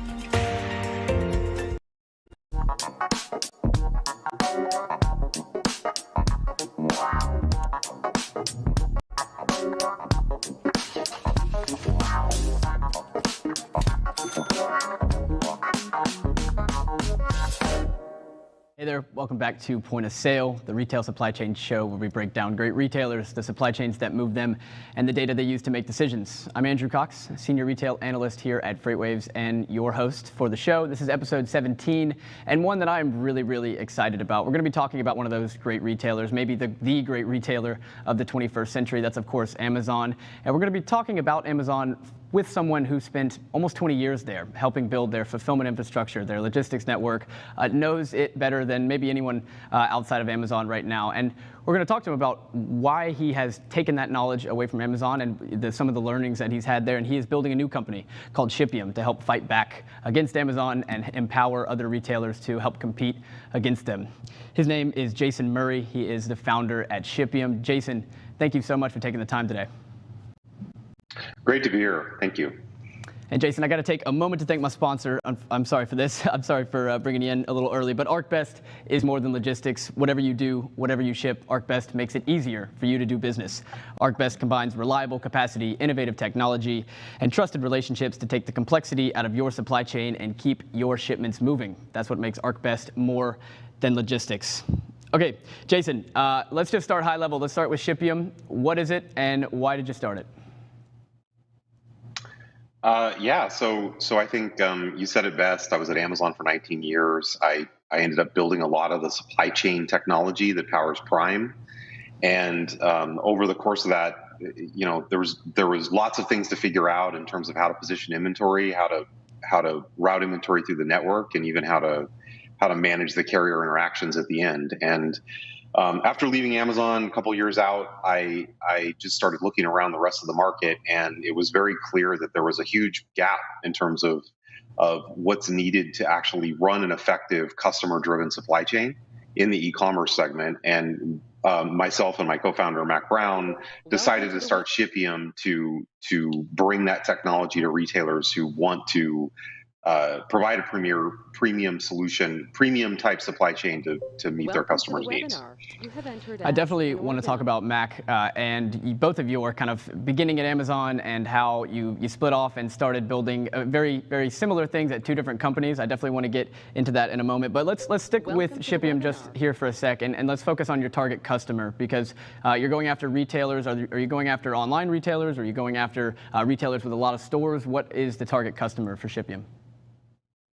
So we have really leaned into this notion. Shipium, the way that supply chain and e-commerce work is when you have more physical assets, more warehouses, more fulfillment centers, more stores in some cases. I think that gives you a lot more room to basically assets to provide a better customer experience. And Shipium's goal is really to provide the technology that helps you leverage those assets in a way that will improve both the cost structure for your company as well as the customer experience. And so I think we're leaning into companies that are complex enough that they have some amount of fulfillment centers, stores, warehouses, et cetera. And we really want to help them. We want to give them the technology they need to actually optimize and leverage those assets. Yeah, that certainly became apparent, right, throughout the pandemic that the companies with assets that leverage them correctly, that had built the infrastructure up and invested in the technology to ensure that they could operate BOPIS and operate ship from store operations and do curbside, all of the things that customers fell in love with over the last year. Those are the winners, right? The Best Buys, the Home Depot, Target, Walmart, they're all the winners of this pandemic. Let's go to the early days at Amazon. Let's say you and Mac start there. I think late 90s. Prime is not on the forefront, not yet. I don't think you guys are thinking about that. Talk to me about the early days there. What the goals were at Amazon. How you walk me through like the continuous improvements that you learned at Amazon that I'm sure you're bringing into Shipium. Yeah, I mean, early days, there was just a lot to invent. I think we take for granted now that there's so many options out there for doing e-commerce fulfillment. My early days were spent working on the fulfillment center technology at Amazon and kind of thinking through how do you structure a building, the processes and the technology to run that thing super efficiently. And so we spent a lot of time on kind of the concept of where are the constraints in the building, How do you lay out inventory, the core processes of receive, pick, pack, sort, etc. But honestly, in those days, I felt like the most innovative or the new thing was really taking these physical processes and logistics and seamlessly bringing technology into them. So it was part of the process to develop the actual physical process, the actual physical layout of the building, et cetera, as well as the software that was going to run it. And so a very innovative time as we all kind of worked together to build all that stuff out. And tell me, okay, so I've been thinking this from the outside, is right. You stayed at Amazon and you spent 20 years there building this, something that was focused on speed. It was focused on the customer, obviously, through Jeff Bezos' moniker. But speed was the ultimate goal. Where at Zulily, Mac went and built something that was, I think, more focused on certainty, on hitting, laying out expectations that could be hit. But they weren't always about speed. I remember back in the early 2010s, they were one of the fastest growing e-commerce companies in the country, but they were delivering things in 2 to 3 weeks. Tell me about the difference in the dynamics between those learnings, between you focusing on speed and him focusing on certainty. I mean, what have you learned between the two of you that you're bringing to Shipium? I think it's just customers are very people buy for different reasons, and I think when you think about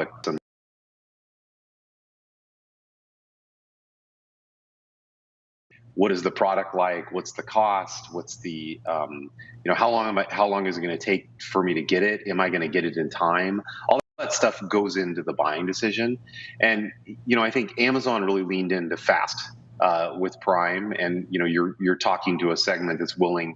You're by default talking to a customer segment that's willing to pay the $100 a year for the subscription and really values the speed. I think what you end up sacrificing though is selection and price in some cases. Because there are scenarios where it just does not make sense to get you can't make the margins on the product work in a Prime type like scenario. And I think Zulily really leaned into the small seller, the boutiques, the customer that wanted to be presented with new options and curated in a certain way, and they were able to kind of capture a certain segment that was buying for different reasons. Very price sensitive, very looking for something new, et cetera. But I think you made an excellent point that in addition, Mac was focused on certainty, and it was because customers, they do care about speed, but they also care about knowing when they're going to get it. And so they had an idea, like, I'm going to have it in time for this event I'm waiting for, then it's absolutely fine. Like I'll take the lower price, I'll buy it, and that's great. Do you think there's one that's more important than the other, speed or certainty, right now at least? I think just for the majority of things out there, I think all things being equal, speed wins. And so Zulily was able to capture a part of the market, but they're obviously not the giant that Amazon is. And I think it's very clear why Amazon's winning. It's fast and free delivery that also has accurate timing with it. And those things together make a huge part of the shopping experience. I like to say the shopping experience is the shipping experience, and I think that's very clear in that customers want that guaranteed delivery. They want fast delivery. They don't want to pay for it, and when it's all in place, people are going to buy more. So I think in general, fast and free is super important. Yeah, I keep hearing, whenever I think of fast and free delivery, I think of the word magic. Like, the things that go on right now do seem like magic. I heard Bom Kim, the founder and CEO of Coupang in South Korea, he said he wanted to create the rocket system to work like magic. He wanted people to not understand how they could buy something at 11 p.m. and it be on their doorstep at 7 p.m. or at 7 a.m. rather. Jason, you said in the Business Insider article I read that they kind of did a cover for you. You talked about you wanted to demystify the magic behind Amazon's logistics and how they deliver the things. What is the magic?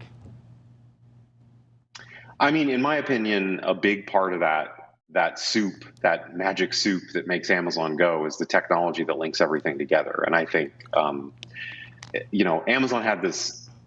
Amazon is a very vertical company, and all stages of the pipeline are coordinated, and we definitely took advantage of that. Like the fact that you have the website data, which is driving what you have the website, which is driving what people are buying, which is driving what the supply chain is doing, and we had all control over all those pieces, and even now the control over the transportation part. And I think one of the structural advantages there is the fact that all of these pieces are coordinated through technology.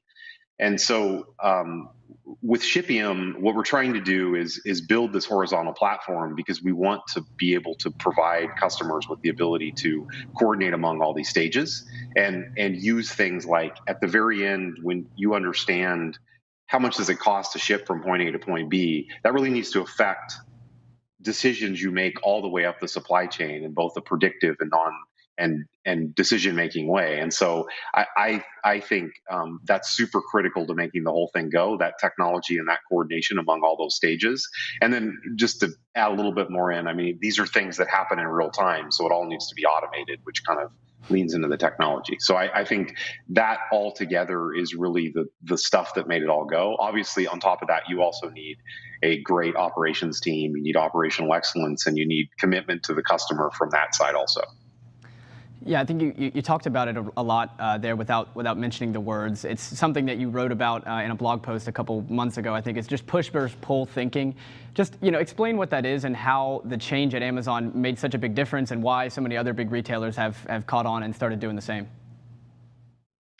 Yeah, I just think that you mentioned earlier from a very early point, Amazon was very, very focused on the customer and very focused on we want to bring this great experience to our customers. And I think when you start with that as a framework, it's a really good way to, it's a very powerful concept. And I think I just want to emphasize the one thing I took away from Amazon was this was not a lip service or PR type of thing. It was actually customers, they really were concerned about what was right for the customers, what benefited the customers.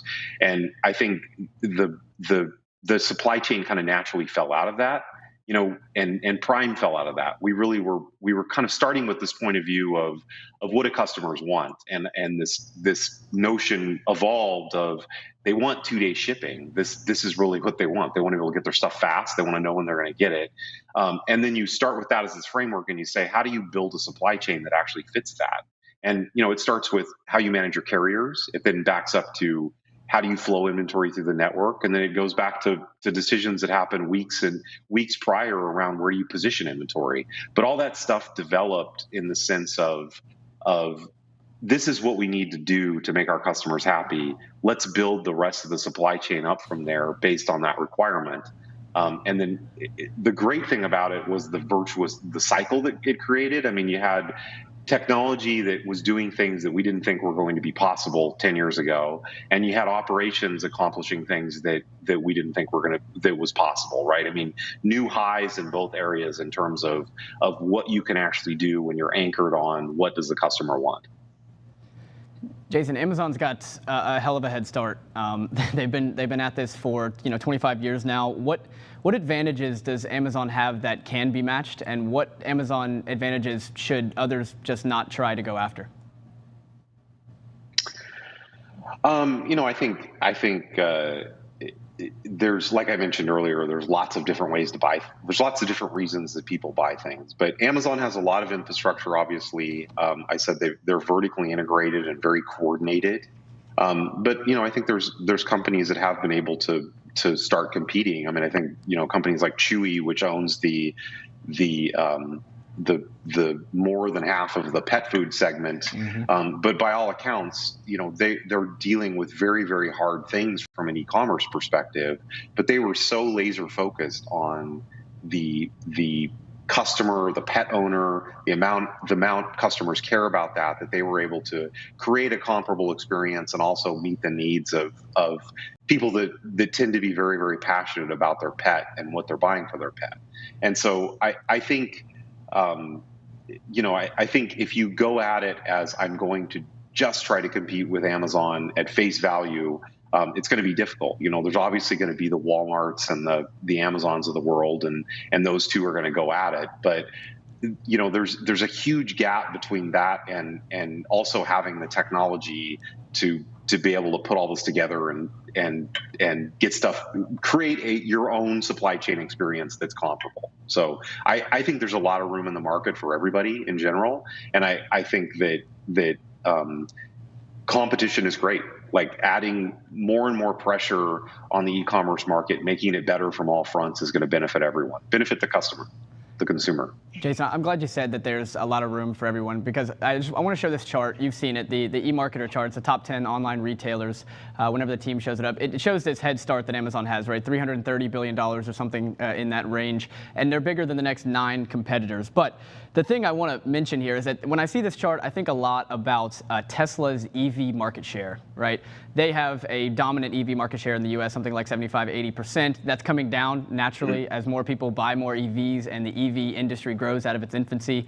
They should be comparing Tesla's market share to the overall retail market share. Eventually they will be, but and to the overall car industry, right? The same way that we should be looking at Amazon as a portion of all of retail. And I guess to follow that is, like, can Amazon maintain this lead, or is this just a wrong way to look at it, and we should be looking at Amazon as a portion of total retail?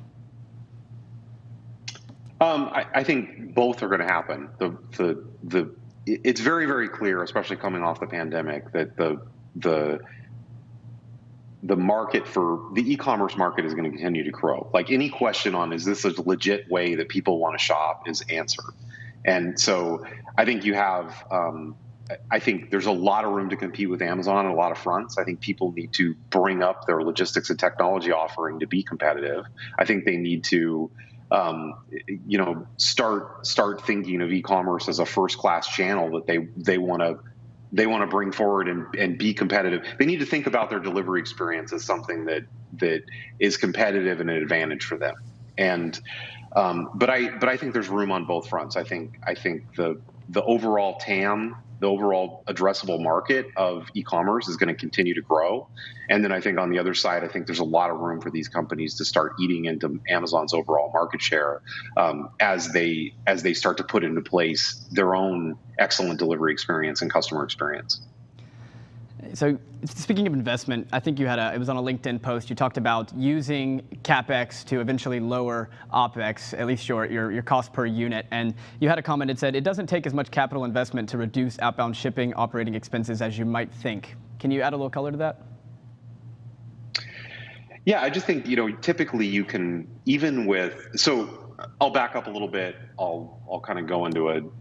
First of all, I'm a big believer that once companies reach a certain size, it's critical and important that they take on their own fulfillment, because in general, the customer experience is so tied to the delivery experience that you need to be kind of controlling and managing that on your own. And because shipping and supply chain is such a critical part of the cost structure of the company, it needs to be something that you're managing actively. And so thinking that you're going to be able to grow and a great retailer. Hello. Can I hear myself? I don't think I can. I am assuming that you can hear me on the other end, but I cannot hear myself, which is ideal. Can't hear you right now. Okay, I'm hanging up now. So are you unmuted? Provide an excellent customer experience, you need to control and run it. And I feel like delivery experience and logistics is just as important to that in terms of how people view their online shopping experience. So with that being said, I think that it's the number I like to quote is probably you could reach 60 to 70% of the US with 2-day with 3 fulfillment centers, kind of using the West Coast, the Northeast, and the Midwest. And so I think starting with that as a baseline and then having excellent technology on top of that to tie it to your customer experience, you're in a really good position to actually start bringing forward a customer experience that's differentiated for you and ultimately provides long-term stickiness with your customers. Jason, the only thing I can think of, hearing you say that was Shopify, was like these big businesses that are doing, fulfillment through Shopify. They're running their whole sites through Shopify. I think they have tens of millions of dollars in revenue each year through a Shopify website. Like, what's the defense on Shopify's side here? Like, I'm just saying, you're thinking that at one size, it's critical to take on your own fulfillment, but I think Shopify is doing a pretty decent job here of doing that at scale. So, what's the dynamic there?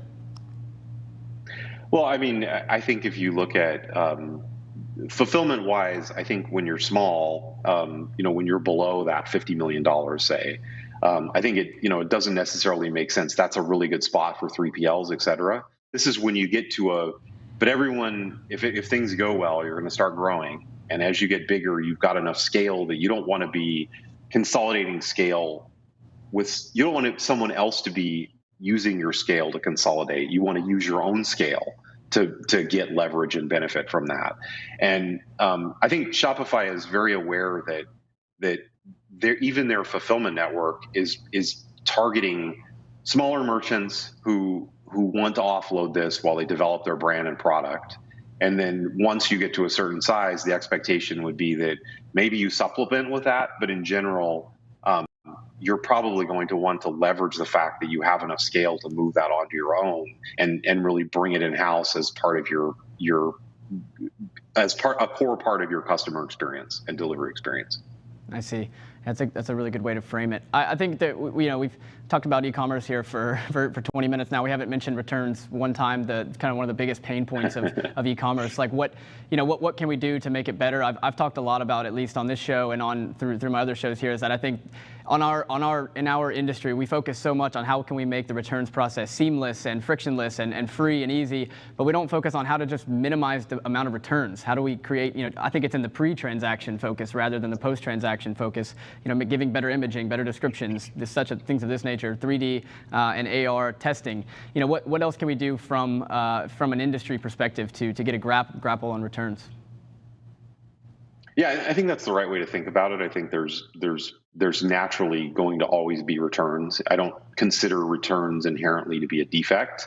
I think you have to kind of look at why they returned it, and if the reason is that the website is not accurately describing what it is or misleading in some way, then definitely you have a shopping experience component that you should be working on. I mean, at Amazon, we had a feedback loop between when people were returning things for kind of those reasons that were because they didn't understand what they were buying, or they were not getting the information they needed from the website, trying to communicate that back to the customer and make sure. I think other reasons are like it's broken or damaged when it gets there, right? And that's stuff that you should be focused on fixing in your logistics stack. But I think there's also this, whatever you do on that front, there's always going to be some amount of, I changed my mind, after buying it triggered something that made me change my mind. And so I guess my uber point on this is just that I think you should continuously invest in ways to get people to buy the right thing. Like things like sizing is great. There's a lot of energy right now going into different ways that companies are looking at to improve that versus, using historical size data and patterns, as well as even modeling the human body and kind of how things will fit on you. That level of granularity, both are super cool and should definitely be something that companies and startups continue to focus on. The other side, though, I think it's when you do change your mind or you do make the decision, I think it's really important that retailers consider this to be something that consumers do care about. Customers want to be able to return seamlessly and not get a lot of flack from it.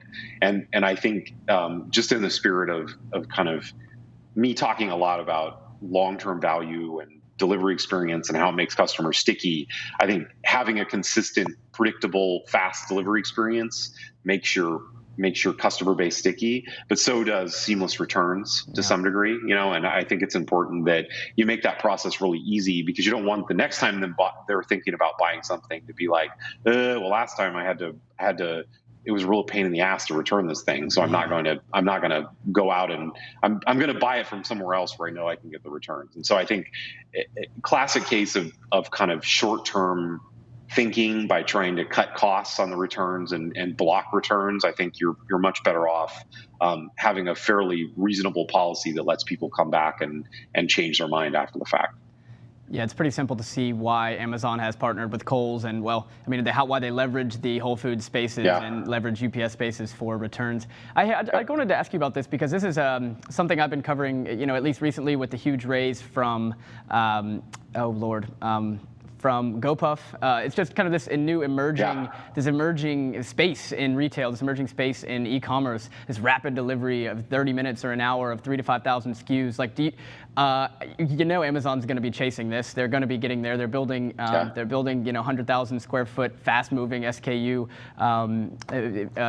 warehouses just outside their bigger ones to enable them to be able to meet this. Like, what do you make of the space, and how is Amazon going to play in it?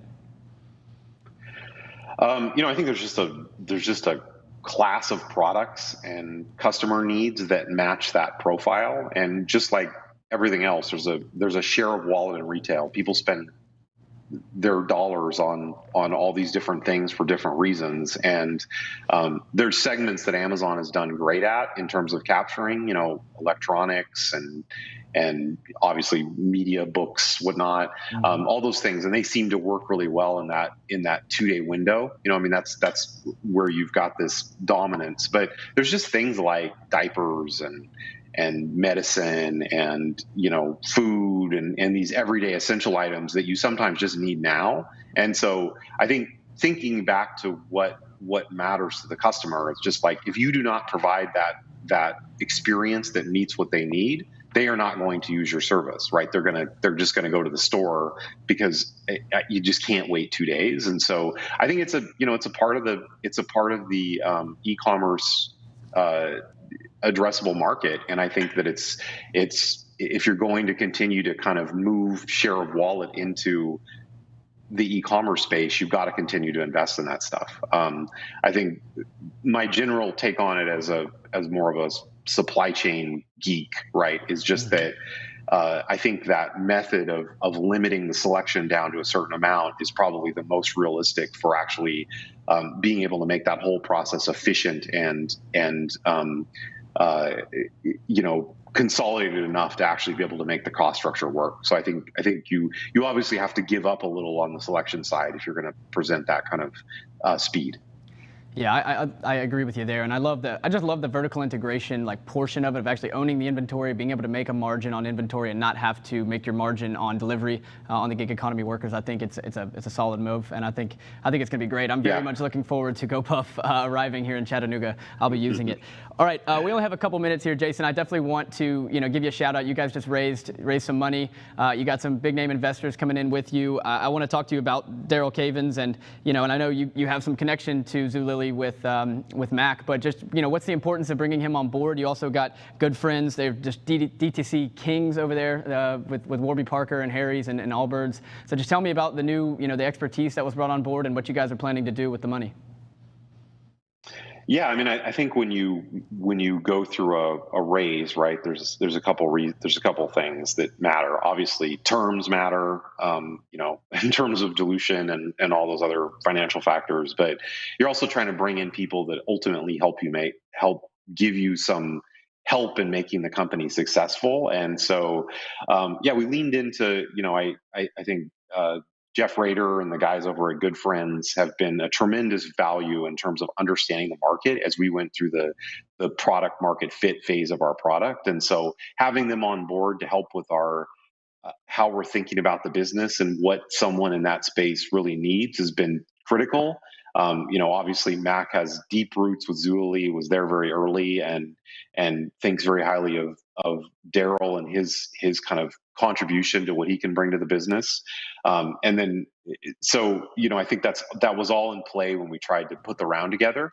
I think as far as what we're doing, we spent obviously the first year and a half of this company just figuring out what we want to build and what the market needs. And so that involved a lot of calls to customers and really trying to understand what segment we're targeting, et cetera. And we're now at a point where we've leaned into this platform. The software is running live at customers now. And we're at a point where we want to start scaling the business. And so this is really about bringing in some help on the sales and go to market side, and then also significantly beefing up the engineering team so that we can go both wider on the platform and go deeper into some of these areas that we've been focused on. Yeah, makes total sense given you and Mac's background, leading by engineer, hiring engineers. All right, man, this has been awesome, Jason. Thank you so much for the time. Hey, give the people listening a shout out where they should go learn more about Shipium. If you guys have any jobs open, where should they go and apply? What's up? Yeah, absolutely. Shipium.com. You should be able to get there. There's plenty of information about what we're doing and some blogs and that we write regularly about how we're thinking about this. And then shipium.com/jobs. We keep most of our current open posts there. So thank you so much. It was great talking to you. Yeah, you're very welcome. We also have a bunch of jobs open at FreightWaves, people. So go to, I think it's freightwaves.com/hiring. Check out the jobs there, or just type in FreightWaves jobs on Google. You can find them all. That's been it for episode 17. This has been a really fun one. I learned a lot in this one. Everyone, make sure to go subscribe to the Point of Sale newsletter. If you haven't yet, you can find that at freightwaves.com/POS.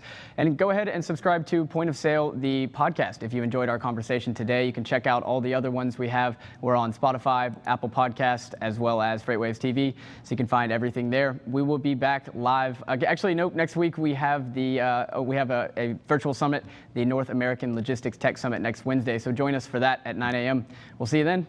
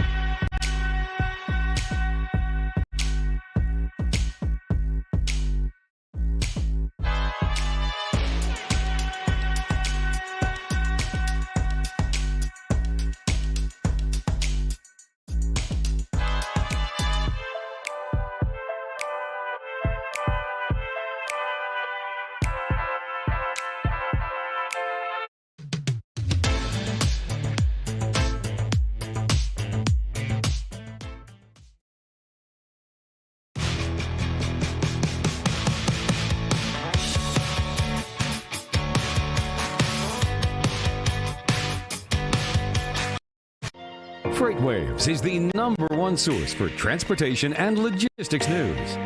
FreightWaves.com provides you with in-depth news coverage, data, and insights from the leading industry journalists and market experts. On FreightWaves.com, you can also watch the only streaming TV network dedicated to freight. FreightWaves TV provides you with coverage you won't find anywhere else. However you like your news delivered, check us out online or on the FreightWaves app. Hi, my name is Alfonso Quijano, and I'm the CTO at Lean Solutions Group, a nearshore provider based out of Colombia focused on the transportation industry. We've talked about the importance of automation before and how it is impacting the lives of millions of users across the globe. COVID-19 greatly accelerated the pace at which we adopted automation software within organizations, with many of the big players moving to the end user space rather than sticking to a sole enterprise focus. The transportation industry specifically was able to identify how pairing up automation with the existing workforce can lead to significant cost savings and newfound efficiencies. Lean Solutions Group is all about partnering up with companies in various industries to support their teams with incredibly talented individuals, well-defined processes, and state-of-the-art technology. Recently, we have poured focus into our own automation strategies, leading to perfecting our recruitment, sales, and implementation processes. Our Lean Tech division creates software for the entire organization, and we help over 50 companies in this space build their own proprietary software, augment their existing ones, or complement their engineering teams by being a trustworthy technology partner. Today, we would like to talk about the new version of a platform that we have created specifically to help streamline the adoption of automation within the transportation industry.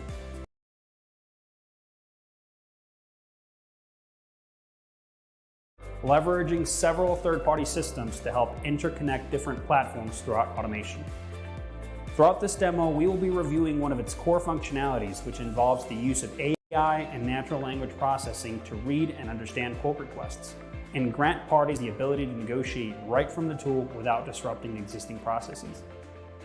We will start by displaying the NLP capabilities, walk you through the use of chatbots within the platform, display reports, AI supporting tools, show the negotiation methodology, and finally, display the workforce augmentation view.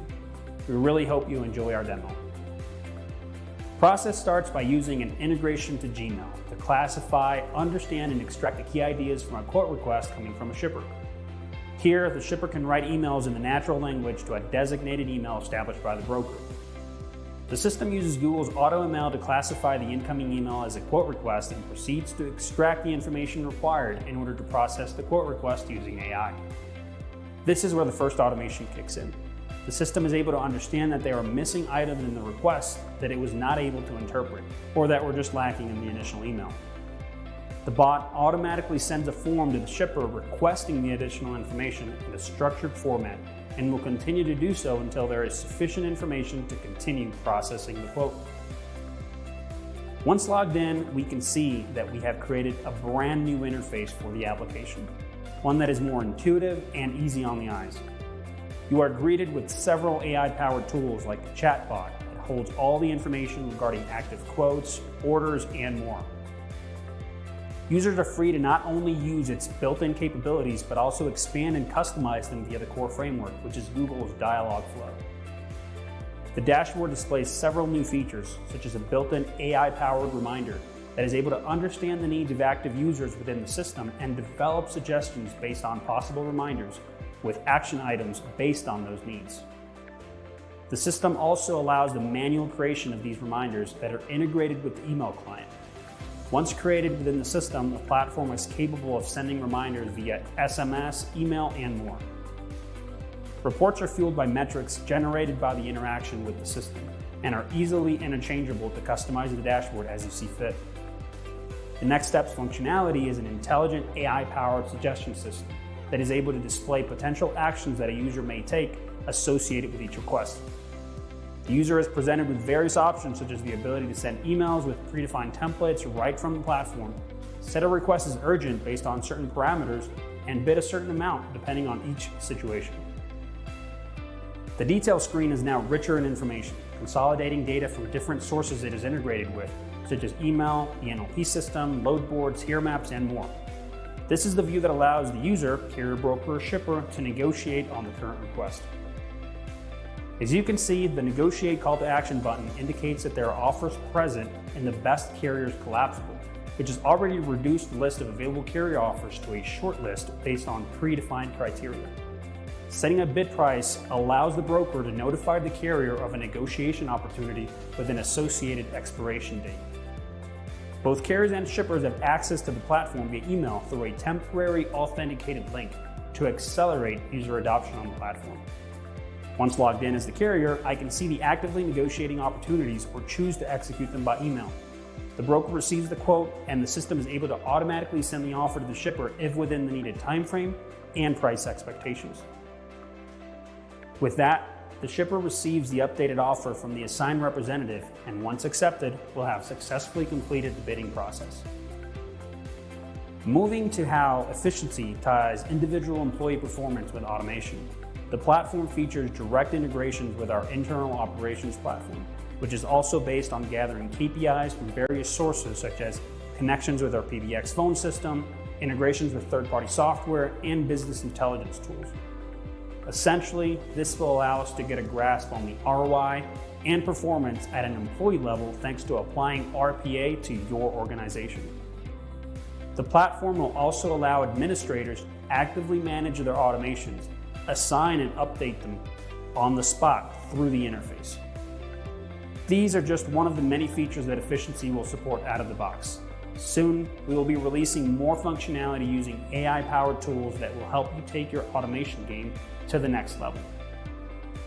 Efficiency will be able to tap into many of the major automation platforms and supporting tools out there, pairing that with transportation-specific experience. Other automation projects such as tracking and invoicing bots are already in the works. We hope you all enjoyed our take on the future of automation for the transportation industry.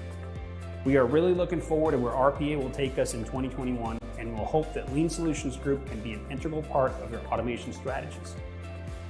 If you have any questions, feel free to reach out at sales@leangroup.com or visit us at leangroup.com, and one of our professional senior account executives will reach out. Thank you.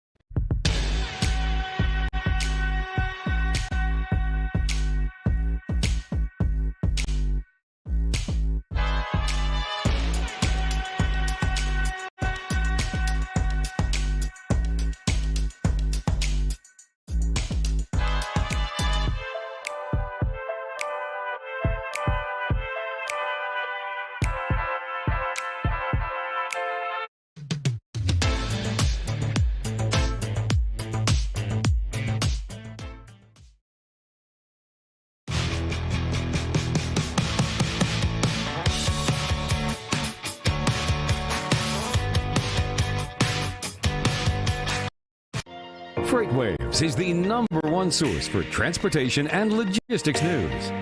FreightWaves.com provides you with in-depth news coverage, data, and insights from the leading industry journalists and market experts.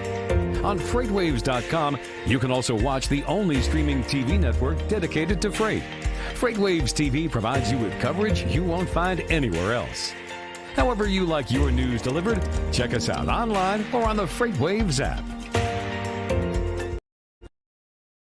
Hi, I'm Debbie Sackman, Senior Product Manager at Skybits, where we strive to provide productivity tools that empower our customers to use technology to boost their profitability. I am so excited to talk about our new innovations that will drive even higher levels of productivity. One of the challenges our customers face is maximizing their cube. Whether it's line hauls or deliveries, maximizing your cube to meet or exceed your KPIs results in significant measurable cost savings. With the Skybits Sky Camera solution, now your trailers won't leave with a cube less than your KPI unless you decide that it should. In this demo scenario, imagine that my organization's goals is to improve the capacity shipped in each load. We've set our KPI goal that no trailer should leave a distribution center with less than a 90% cube.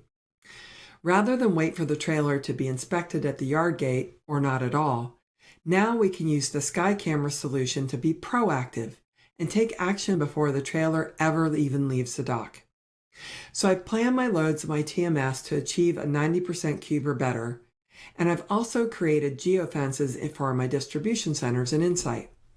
Let me show you how easy it is to set up the notifications so that when my door closes, the cube is evaluated, and if it's less than my KPI of 90% for my distribution centers, then Insight will notify my dock supervisor immediately. So I select Setup Notification Rules and click on Add New Rule. Now I'm creating the rule for my Chicago distribution center, so I'll name this one DC Chicago KPI Cube 90%. Next, I select my group of assets. I want this rule to apply only to my LTL trailers, so I select these groups of assets. Next, I choose my condition to be monitored. Here is where the magic happens. I'm going to choose that anytime there's a door close event at certain landmarks. Now I need to choose my landmarks, so I click on Edit List, And since I know that I want a distribution center, I quickly find it by selecting landmark type equals distribution center. Here's my list of DCs, so I'll pick Chicago, click Add, and Save. And of course, I want to know right away if my cube is less than 90%. My last step is to decide who to notify. My company has tablets for dock supervisors, and I have one supervisor that works Monday through Thursday, and a second supervisor who works Friday through Sunday, so I configure my notifications to go to the correct person on their workday. I click Add, and now you see the rule I just created, plus the one I created earlier for my Atlanta DC. Oh look! A door close event has occurred, and this trailer had less than a 90% cube, so an email alert was sent to the dock supervisor. Now, as the dock supervisor, I could quickly click on the link in the email, or I'm going to copy and paste the trailer number into the quick search box in Insight, select Image Wall, and click Go. My image wall displays the current image in the upper left, and it appears that the trailer is not 90% full. So I click to display a larger image along with the cube and floor space utilization, and quickly determine that there is definitely room for more cargo. So I'll take the necessary actions to get more freight loaded. You can see how quick and easy it is to use Sky Camera and Insight to keep your trailers from leaving the dock unless they're loaded to your company's desired KPI. This means you increase load capacities, thus increasing the profits for your organization on each load. The investment in technology really pays off in these scenarios. Now, another scenario that fleet managers often face is finding a nearby empty trailer. We all know that turning trailers faster means more revenue. How many times have you struggled to find an empty trailer where you need it? One thing we have always concentrated on at Skybits is providing the ability to quickly find that empty trailer. Now we're taking it to the next level with Sky Camera. For example, I want to find a dry van that's sitting idle and that's empty. Now, since I'm a forward-thinking company that's getting multiple benefits from Sky Camera, I started outfitting my fleet. But we know that change takes time, so I will have a mixed fleet of Sky Camera and non-volumetric cargo sensors for the foreseeable future. So Skybits makes it easy to search both for an empty. Now I'm looking for one near Atlanta, Georgia, and I click on Submit. I don't see the trailer I can use, so I'll see if I have one that just has acceptable dunnage in it. So I click on Filters and change my selection to show me a trailer with cube less than 5% and click Submit. Now I have several trailers to choose from, so I sort based on dormancy since I always want to use the trailer that's been idle the longest if I can. I like where this one is, so with just a couple of clicks, I can see what's in the trailer. Oh, great. I can see it just has empty pallets. So this is definitely usable. So now I'm going to check in my TMS to confirm that the trailer is not committed to a load or dedicated to a customer, then message my driver to pick up this trailer and make the assignment in my TMS. Here I took a situation where I thought I didn't have an empty trailer, and with just a few clicks found a trailer I could use. This is just the beginning of the exciting capabilities Skybits can offer. Because our platform uses artificial intelligence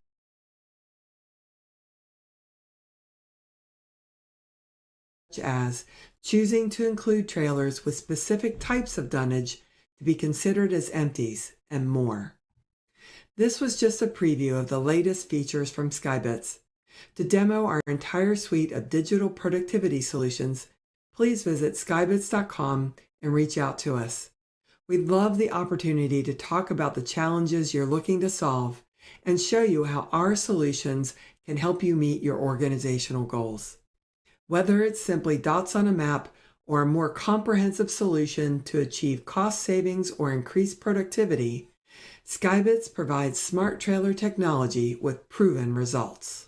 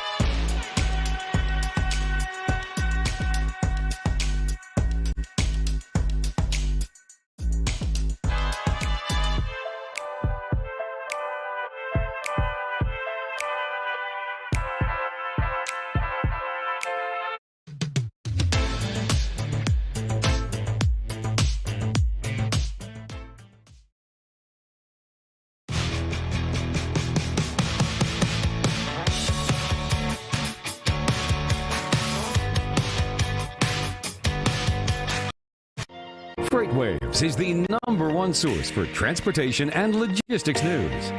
FreightWaves.com provides you with in-depth news coverage, data, and insights from the leading industry journalists and market experts. On FreightWaves.com, you can also watch the only streaming TV network dedicated to freight. FreightWaves TV provides you with coverage you won't find anywhere else. However you like your news delivered, check us out online or on the FreightWaves app.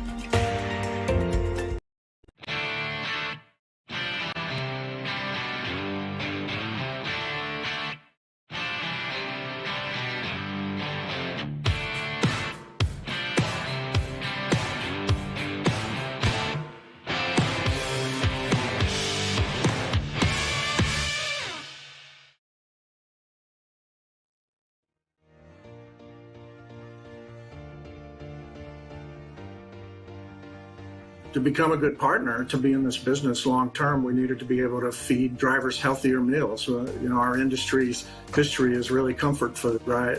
Whitman Harson is the Senior Manager of Category Management and Deli for Love's Travel Stops and is currently helping with Love's initiative to create healthier food options for drivers to choose from in their stores.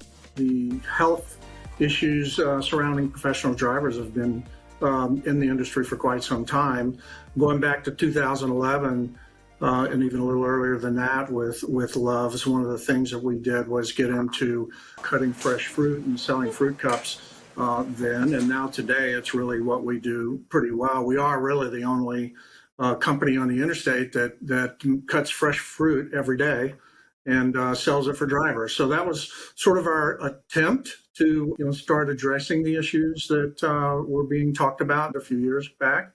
And then we've evolved to things where we are today with fresh foods. And of course, we've taken advantage of vendors along the way, everybody getting more conscientious about healthier products for the driver. But we started on a journey about 3 years ago, building a fresh foods program, a proprietary Love's fresh food program. So part of that has been evolving, but one of the biggest pieces of that is allows us to make fresher, healthier items, and drivers have responded very positively to our salads program. So we make fresh salads every day. We have 3 salads that we serve now. That's evolved, and it's the number 1 driving item in our fresh foods presentation. We also make a wrap product. We have 3 wraps that we make. We make every day. They're fresh. Again, there's some healthier things that go along with wraps.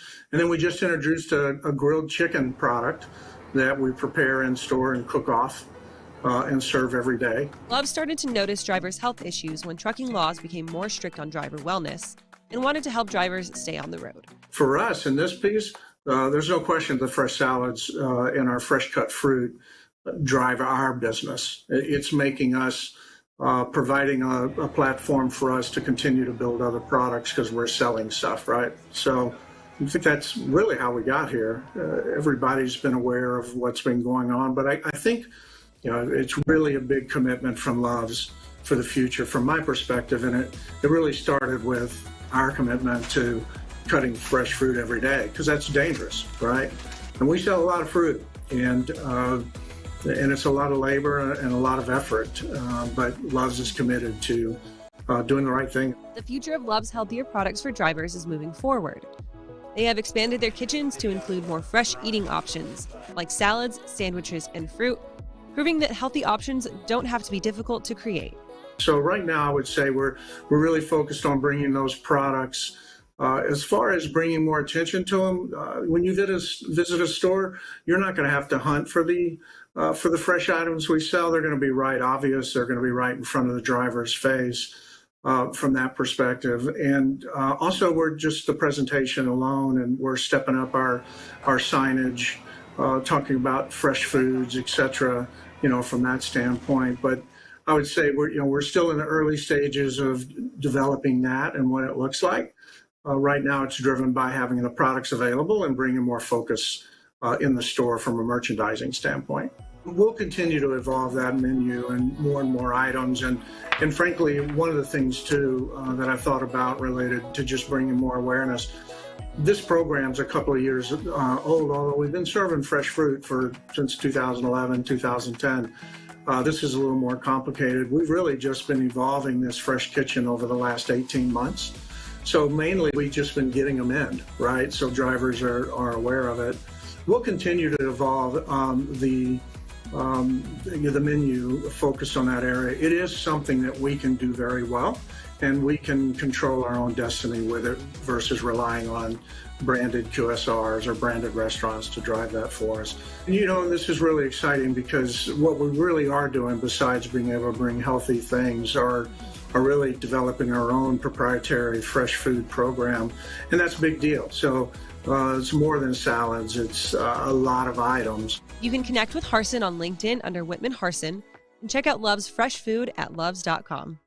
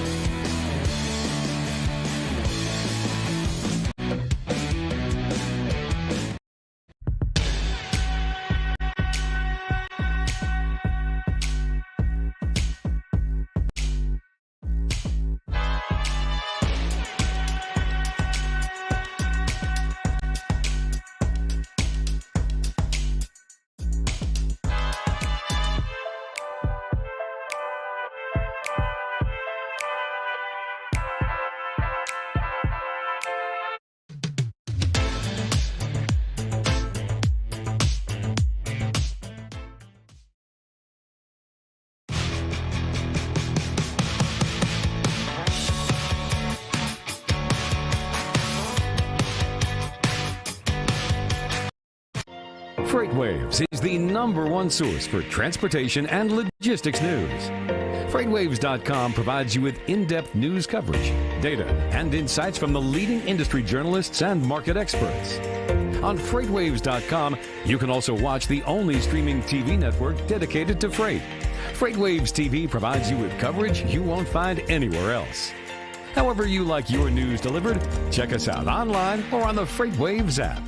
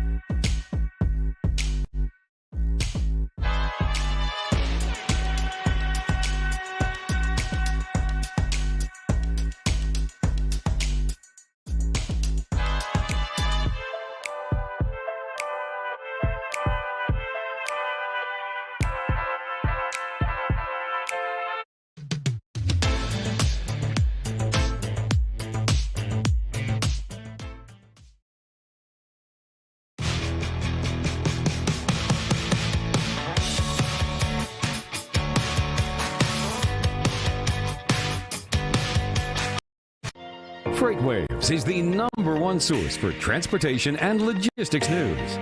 FreightWaves.com provides you with in-depth news coverage, data, and insights from the leading industry journalists and market experts. On FreightWaves.com, you can also watch the only streaming TV network dedicated to freight. FreightWaves TV provides you with coverage you won't find anywhere else. However you like your news delivered, check us out online or on the FreightWaves app. Welcome back to Space Waves. I am John Kingston. I'm the editor-at-large at FreightWaves, and we're going to talk about manufacturing in space. It was interesting in preparing for this session because for so long, anybody who's followed business knows about how much automation has displaced some jobs, some very, in many cases, low-level jobs that didn't get paid a lot, and it turned out to be that a machine could do things better. What we're going to talk about here today is automating around a very expensive job, and that would be human beings in space to manufacture and get done a lot of the work that needs to get done. So with us today is Dr. Yusuke Taguchi. He's talking to me from Chiba, Japan. He is the Director of Business Development for Gitai, which is a Japan-based company. And Gitai is targeting the space market and the manufacturing and other functions that need to be done in space to get the job done. So Dr. Taguchi, welcome to Space Waves. Thank you, John, and thank you for letting me participate in this session today. So you have some really cool videos on your website showing what robots can do in outer space. I don't know if they were actually recorded in outer space.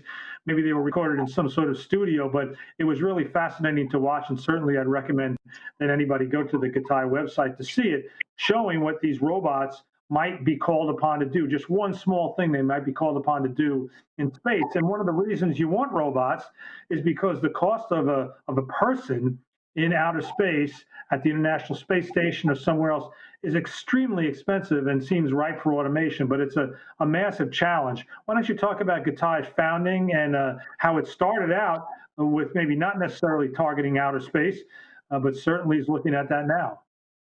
Thank you, John. And yes, if anyone has a chance to look at our website, I really recommend it. And we have our YouTube channel too with lots of cool videos.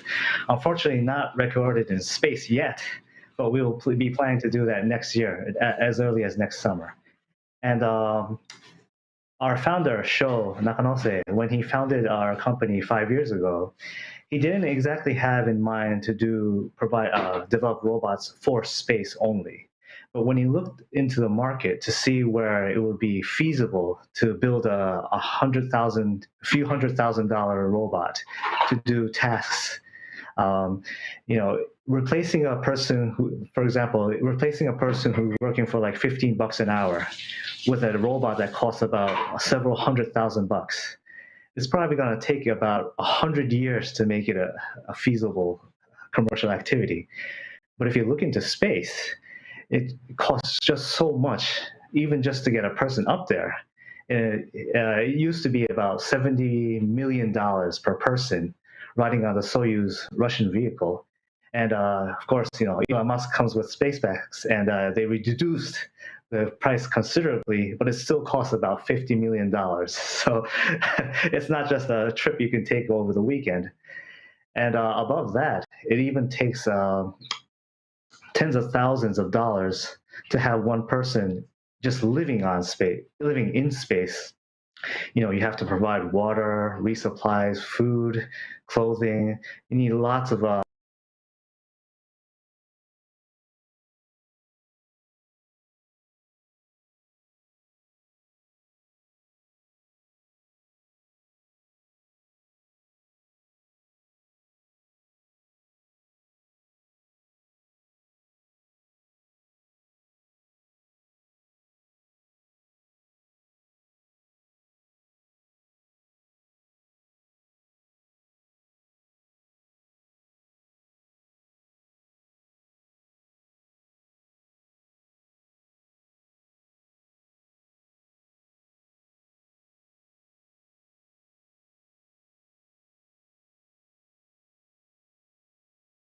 activity, whether it's changing a screw or something far more complex.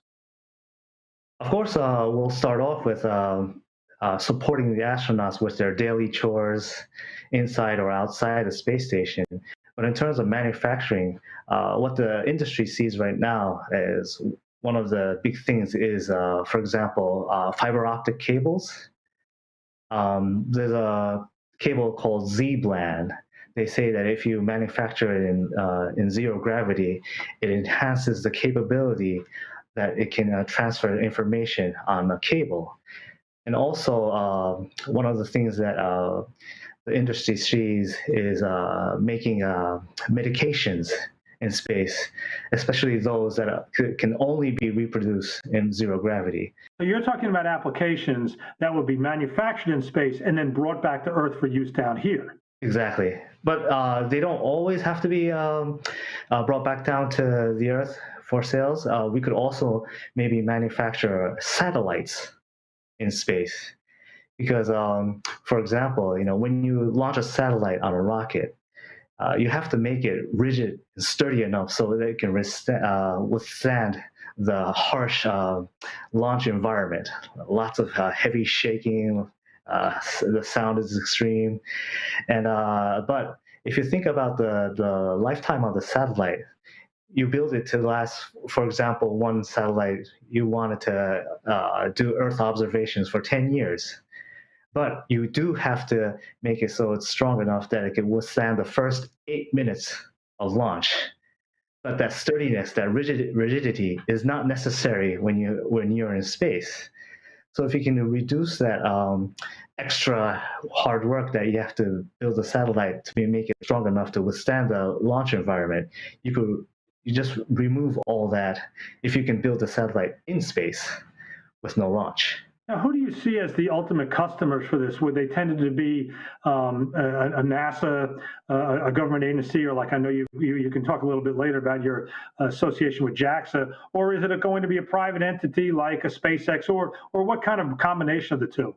Well, unfortunately, in the industry, there's still more sovereign or agency activities going on. So our first customers will be the agencies like NASA, JAXA, ESA, but eventually there'll be more and more as people see that it doesn't cost that much to have activities done in space. There'll be more commercial activities going on. So it'll be, of course, beginning with the commercial space entities like, of course, SpaceX, NanoRacks, Axiom Space, but eventually I think the market will grow bigger and bigger, and we'll have more participation in the space industry from non-traditional space companies.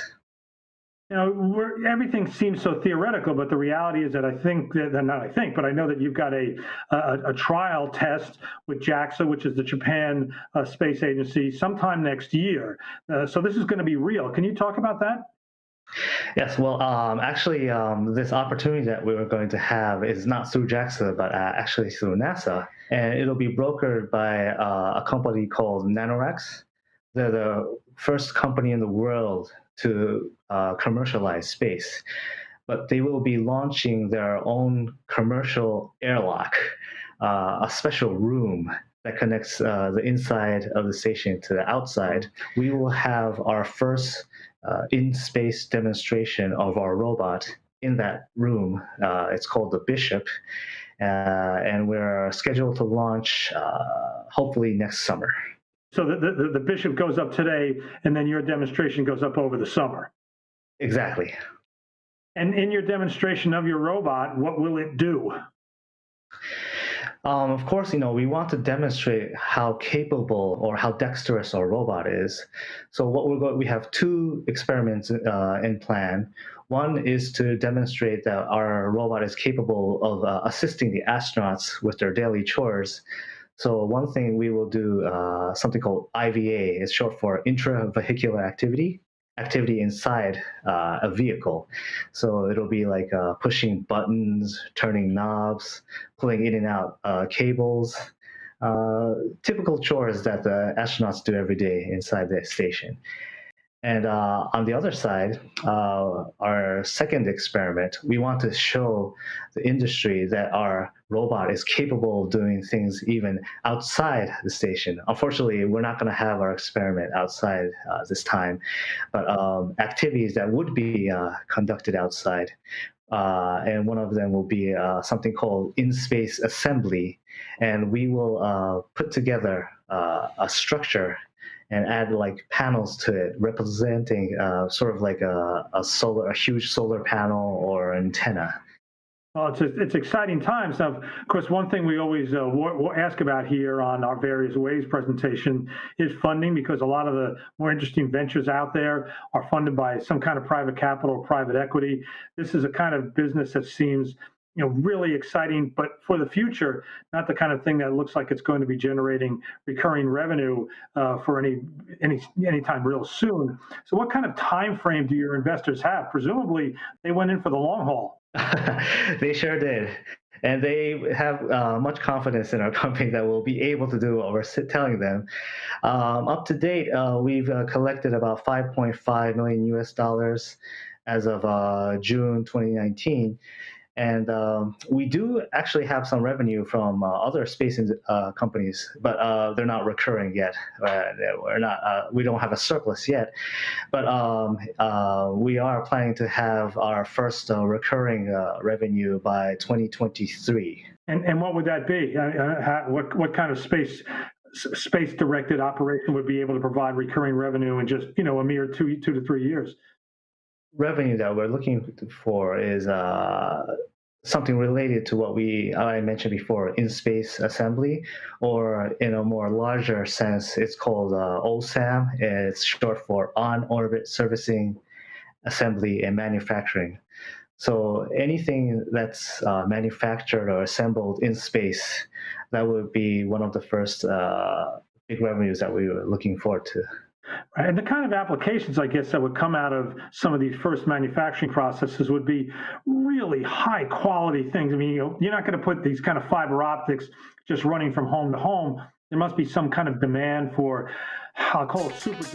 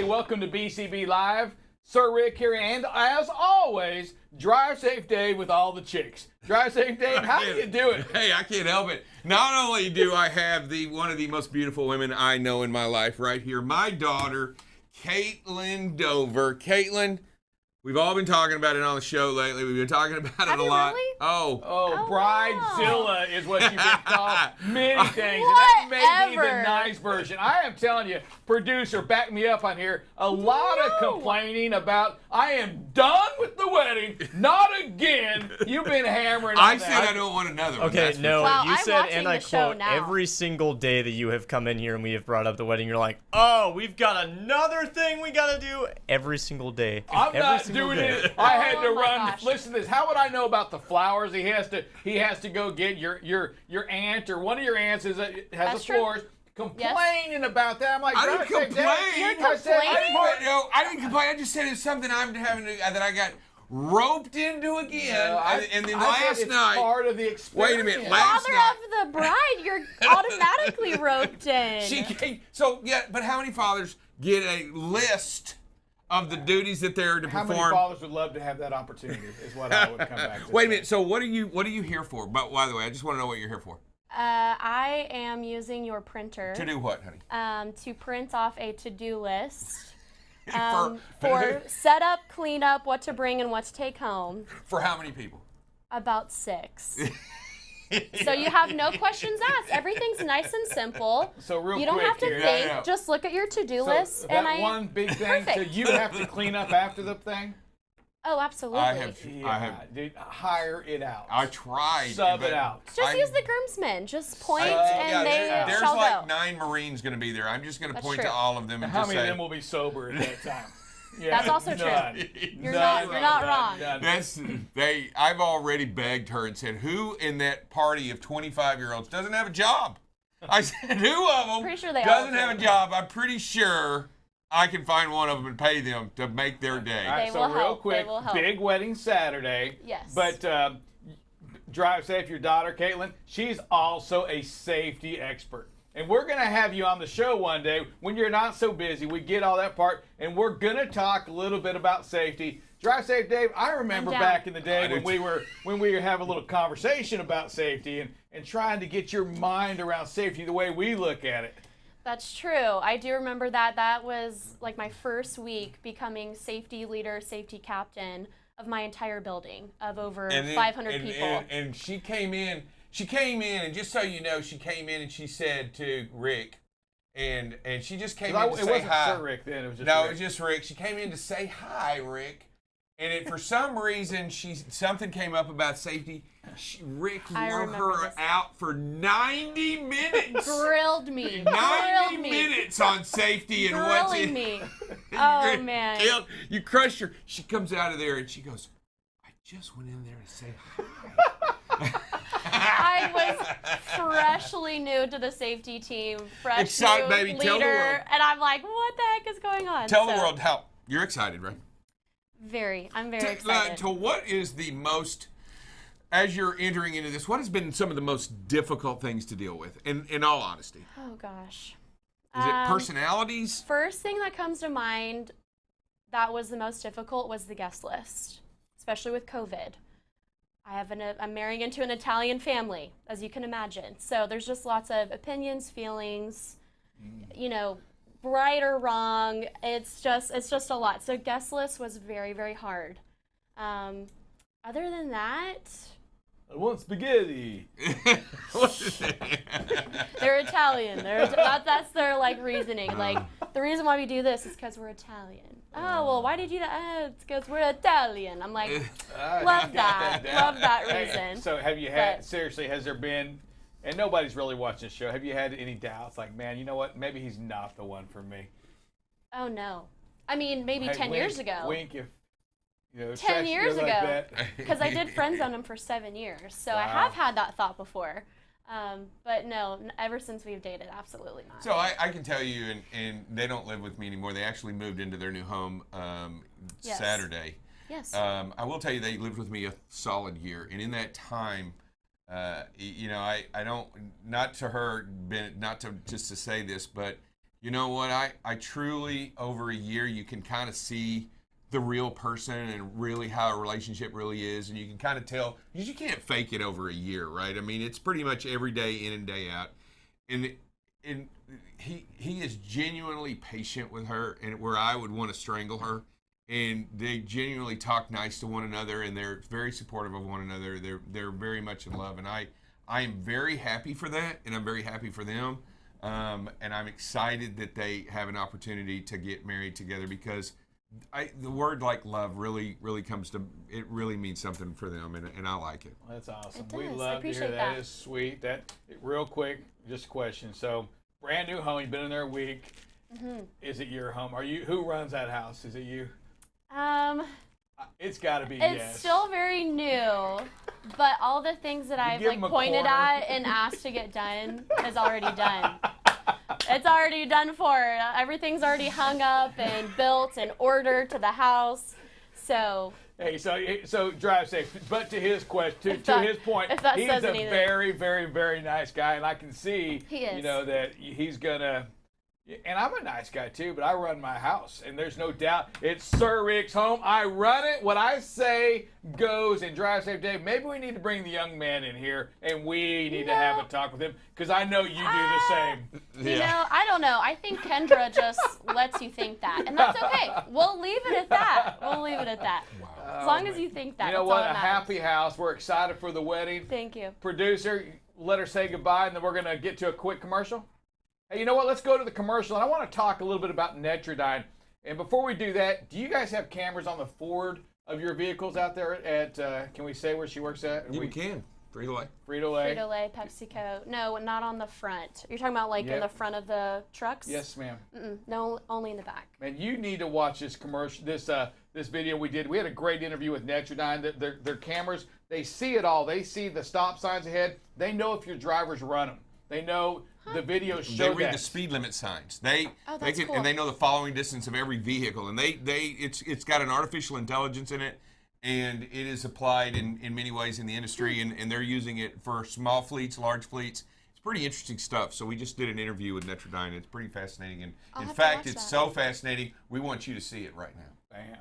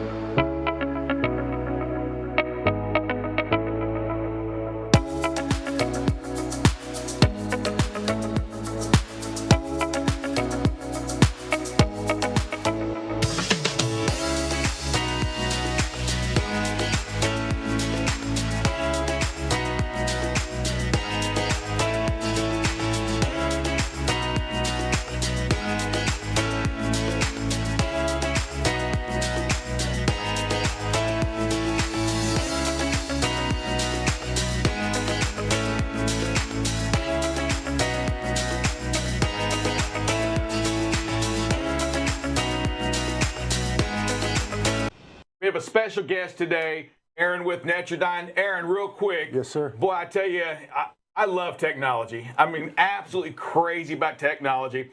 And I love the product that you guys bring to the table today. Hey, introduce yourself and a little bit about what Netrodyne does. Sure. So my name is Aaron Osborne. I'm the regional sales manager for Netrodyne. I cover Texas and all the surrounding states.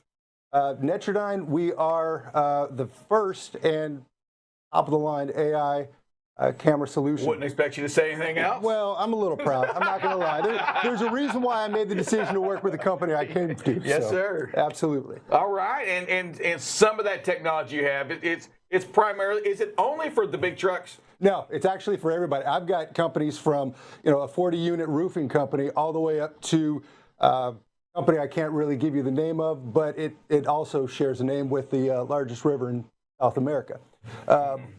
You can figure that out from there. But it's a little bit of everything. So what we do is, the way our system works is we use AI to monitor and score an entire drive. From the time your guy fires up his truck to the time he powers it down, we're monitoring and scoring everything they do. All right, scoring. So that means that you're grading the driver. You have software that's going to tell drive safe, Dave, here's an ex-driver here. Absolutely. We're going to tell you what you did right and what you did wrong. But see, now you touched on the most important part. Not only do we catch everything that you did wrong, we're the only company, and we got a patent pending on it, only company out there that's going to tell you what you're doing right. Nice. So we actually boost your score up for doing the right thing. So when you do things like move over because there's a car on the side of the road, or when a car cuts you off instead of riding on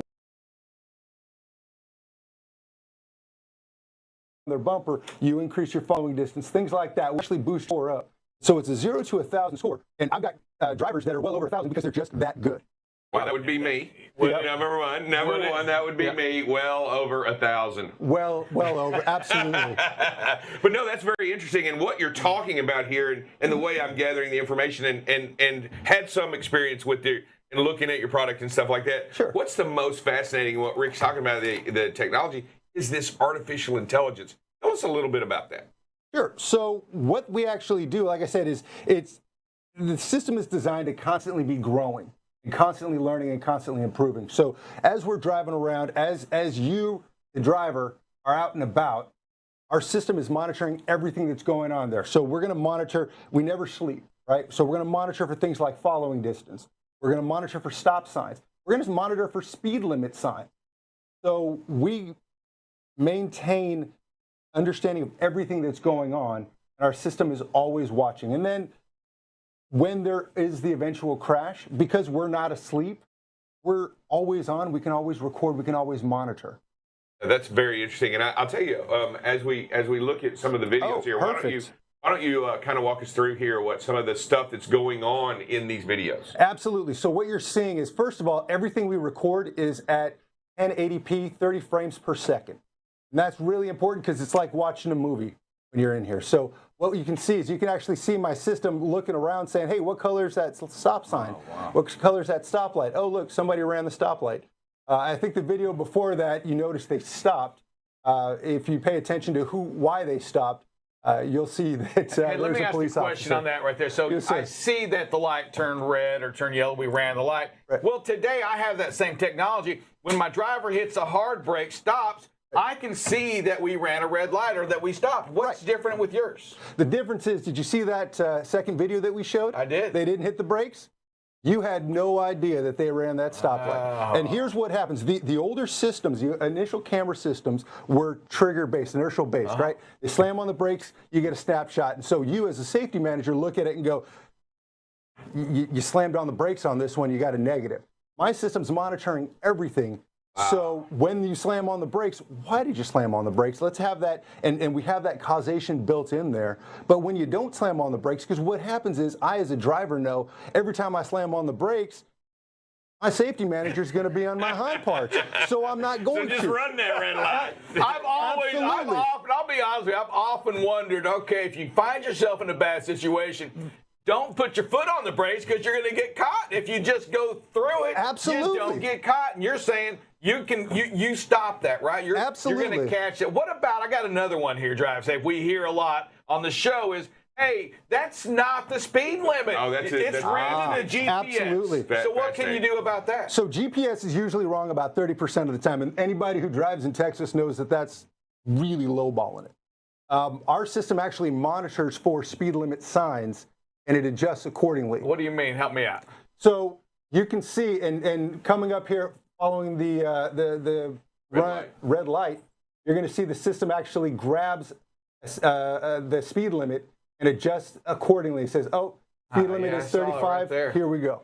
It's looking at the signs, it knows it. It's looking at the signs. I can look at stop signs, and I can tell you if you've ran a stop sign. I can look at speed limit. I can tell you what color light it was that you went through every single time. And I like some of that because there are times, like in construction zones, when speed limits are changed, varied, and even though they're not what the GPS would mark it as, or like we say when they're wrong, they alter, they change, they're on the fly. Right. And this unit is absolutely grabbing those on the fly, changes in the speed, because it's doing what you're doing, reading the sign, right? Absolutely.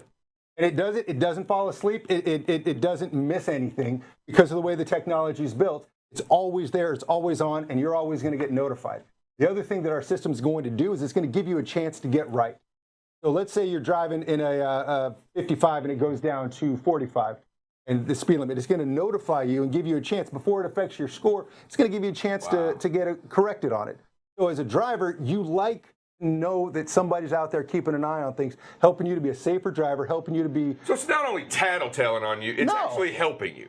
Absolutely. So when you say it tells you, is it a beep? Is it It's usually a beep or different sounds that'll tell you where you're at and all that. So, and you have the ability to configure that a little bit as to what sounds and where and what not. I think we've also talked, and we're very curious. I mean, this is fascinating technology and how advanced it is. Is there any input or anything going on into the future about looking at like a person out there or giving direction or anything like that? I know that right now it's very limited, but we all have talked about it and asked about it. I'm just curious what's that input? You know, like if a police officer says, hey, go this way, is there any, or is it just recording the event? It's at this point, it's just going to record the event. Right, I got you. So it's going to kind of keep an eye on things. But you mentioned police officers. That's a really important thing, especially when you are in a crash. So police officer comes out, DOT comes out to inspect a crash. Correct. Our system allows you, depending on connectivity and all, to share that video with your police officer within a few moments. So while he's on the scene, that officer can write up the report properly. Because if you've ever tried to actually get something changed, it's dang near impossible out there. So DOT actually loves our solution because they know exactly what's going on when they're writing the report. They want to get it done right and move on to the next one. And then they watch the movie, and there you go. Absolutely. Wow, hey, Aaron, one thing that BCB Live is, and again, we are the safest station in the nation. It's about safety. Yeah. What does this do? And I know that you talk, it's seeing the science and all that, but how is this really giving a driver the ability to improve their skill at driving? Absolutely. So with our solution, you actually have, each driver will have access to an app where once a week, first of all, they'll always know what their score is. And it kind of becomes fun because they can figure out where they rank in the company. So, hey, I'm number 3 out of 500 trucks.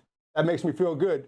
Conversely, I'm number 499 out of 500 is a different conversation. Yeah. But, as you can see, we also give them a scorecard. Wow. And so we give them the ability. This is a sample from an actual driver for the month of July. Okay. And you can see we analyzed 14,851 minutes.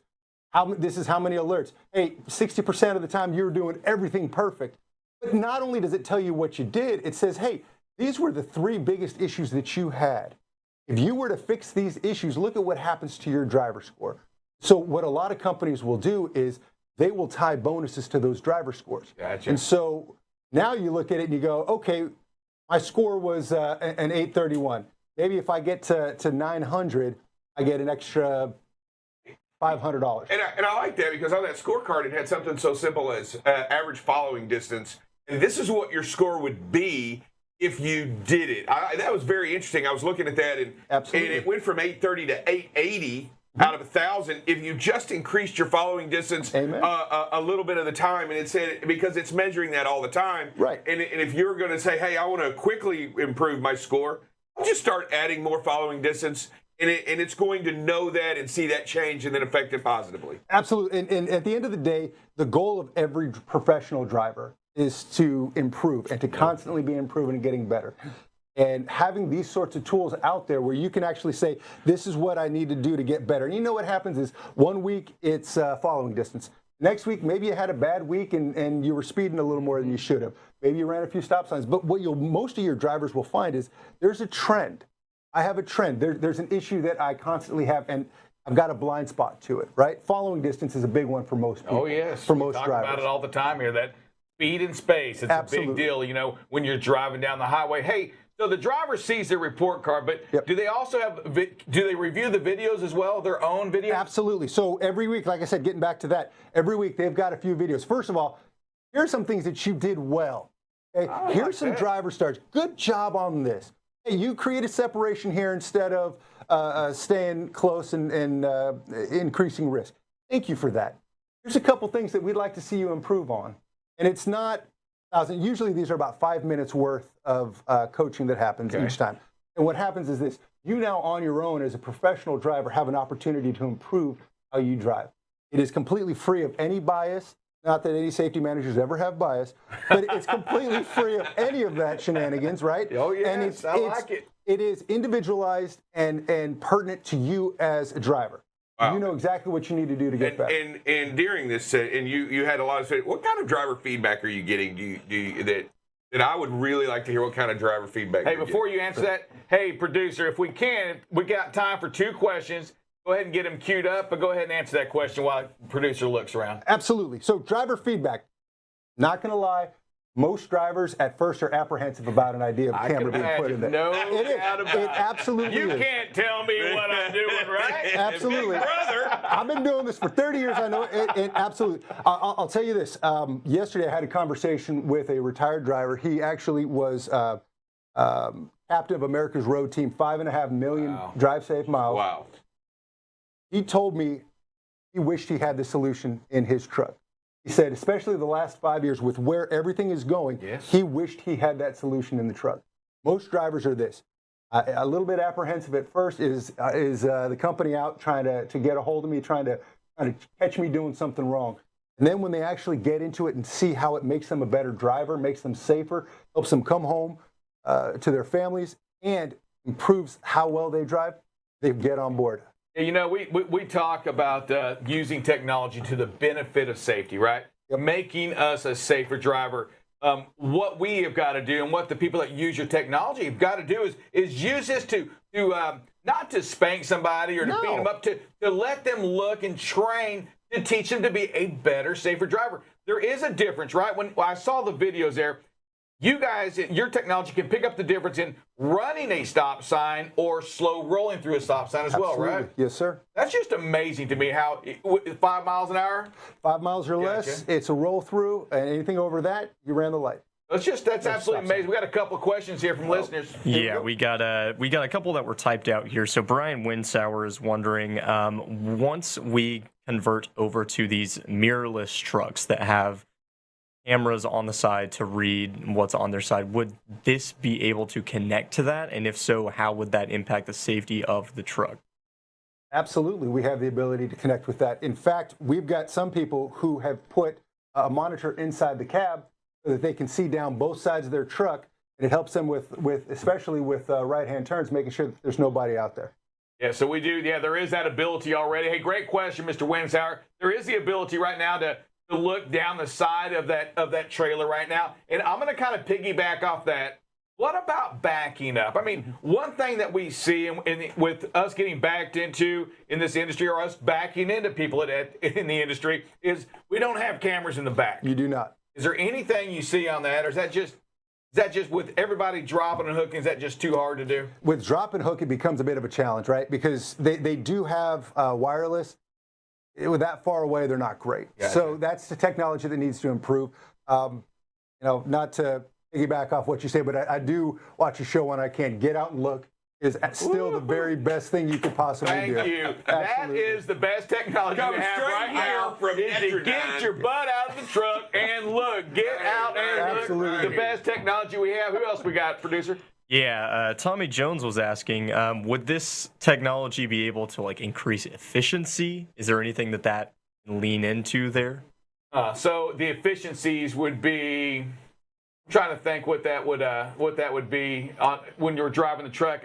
I don't think it's going to give us any metrics on the miles per gallon, nothing like that. Our the truck technology has that already. I truly believe the efficiencies here are the less time being pulled over and filling out accident reports. Correct. Less time downtime. Less time getting your truck in the shop being repaired. Absolutely. Less time meeting the people you don't want to meet. You know, I'm going to go out and bet this. So I'm going to assume this. The higher your score is, right? The higher your ranking is, I bet you that it's also telling a story about your productivity, about your fuel economy, about your on time, about safety, a lot of that. So I think there's a lot of... They do tie in together. Yeah, I bet you they do definitely tie in together on that. Man, I love that software. I love these videos right here. I like it for one reason, is that because it does make this industry just a little bit safer.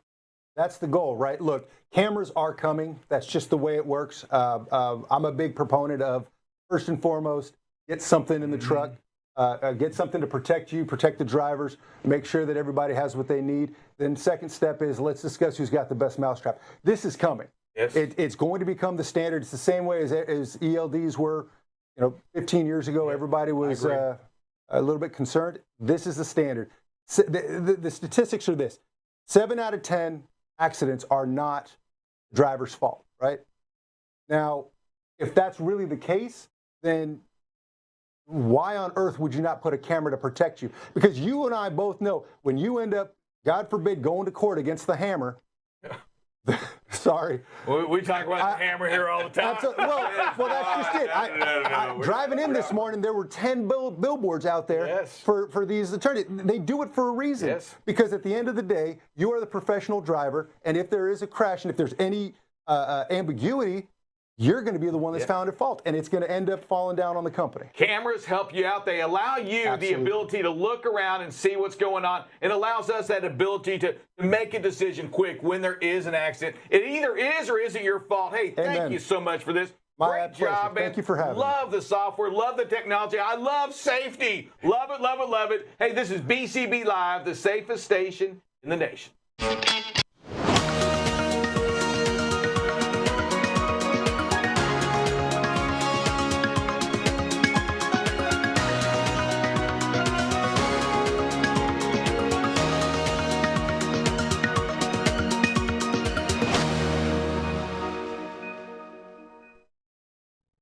Hey, good afternoon and welcome to the late edition of the Safety Show.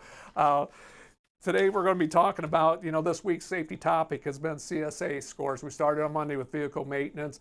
Hours of service was yesterday, and today is unsafe driving. We've talked about what the threshold is and where when the companies get in trouble when they go over the threshold, you get the alert status. So for unsafe driving, the threshold is 65%. Violations that go into unsafe driving are speeding, seatbelt violations, handheld device violations, lane change, tailgating, failure to obey devices. Those are all examples of what goes into unsafe driving. But what you got to remember about unsafe driving is when you're getting pulled over for an unsafe driving event, it's a moving violation. You're getting pulled over for that. And just given the enforcement officer a reason to dig deeper, to do a full roadside inspection on you. So if you don't ever, get caught speeding or seatbelt or any of that stuff, you don't give them that reason to get pulled over. It's sort of like doing a good pre-trip and catching that the lights aren't working. If you get those lights fixed before you go down the road with it, you give them one less reason to pull you over. So for unsafe driving, it's really about, the moving violations and making sure you don't give them that reason to pull you over, to dig deeper, to do that level 1 or level 2 roadside inspection. So, like I said, 65% is the threshold. When you go above that, that's when you get into alert status. I think unsafe driving is one that they look at a little bit harder because that's something, you can control a little bit more than some of the other ones, and that's why they have the lower threshold on it. So, let's just keep it safe out there. Watch the speed. Seatbelts, it's the law. It's company policy. Wear them. Handheld devices, of course, we know what the regulations are. Don't know texting and driving, improper lane changes. For most company, the unsafe driving category, speeding is going to be your #1 violation. And of course, there's about 5 or 6 different categories of speeding that go into that. You have the 1 to 5 over, 5 to 11, or 5 to 15, or 5 to 11, 6 to 15, over 15. And of course, your really bad ones are over 15 is a really bad one. Speeding in a construction zone's a really bad one. Speeding in a hospital zone or school zone, are really bad ones. So, it's important we always watch our speed, make sure that we're at the speed limit or below, or we're driving at, safe speeds for the conditions. The streaks, we're at 99, preventable accident-free streak. That is great. 99 days. Yay, tomorrow's the big 100. Oh, and it's on Thankful Thursday. How about that? That is fantastic. Great job, everyone. That is, that is something, that streak. The Get Out and Look streak is now at 6 days. Record is 68, so we just got a few more to go, 62 more to go to get to that record. And you know what? We got there once. I know we can do it again. It's about getting out and look. And, that's why some of the times I go by double check Dale, and sometimes you have to get out a second time. That's that double check. If things change or somebody else pulls into the parking lot or somebody moves the truck close to you, whatever, pedestrians, get out that second time. Do that double check, walk around, get out and look. Let's keep that streak going. And with that, we will move over to weather. Look at the winds right now. Are we current? We are current right now with the winds. And not a lot going on. We see a little bit up in Wyoming, and that comes as a surprise to no one. And then Utah and western Nevada, eastern Nevada, we see some winds. But other than that, not a whole lot going on. Let's see what we got for gust. And like I said, even when we look up in that area, there's nothing that's really sticking out right now. If we move that into the evening, of course, we'll probably see the winds diminish a little bit. You know, we get down to 9 o'clock or so. Yeah, the winds probably start dying down a little bit. Again, you know, overall, not a lot going on with the winds out there right now. Kick that over tomorrow morning, you know, when we start out in the morning. You know, not a lot going on. There's a pretty good storm, I think, going to be up here in Missouri, northern Missouri, where there's going to be some winds associated with it. I can't get that to pick up, but overall, like I said, the winds, you know, not a real issue at this point. Let's take a look at what's going on with the rain and thunder and precipitation. I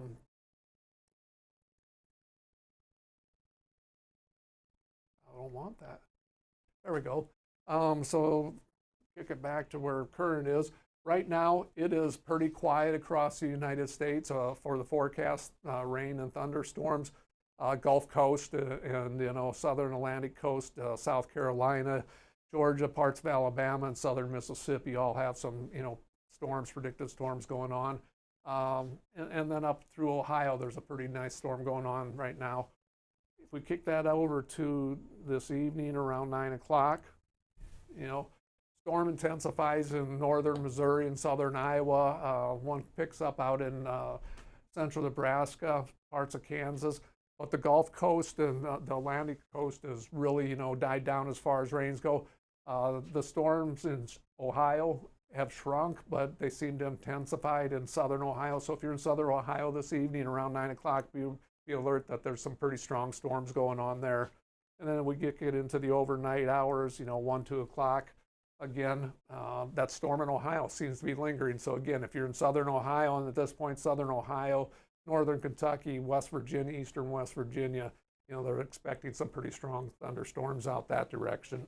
And then tomorrow morning when we get up, or 6, 7 o'clock in the morning, man, that storm in southern Ohio, it's moved a little bit to the south and a little bit to the east, but it's still hanging around, covering parts of Kentucky and parts of West Virginia.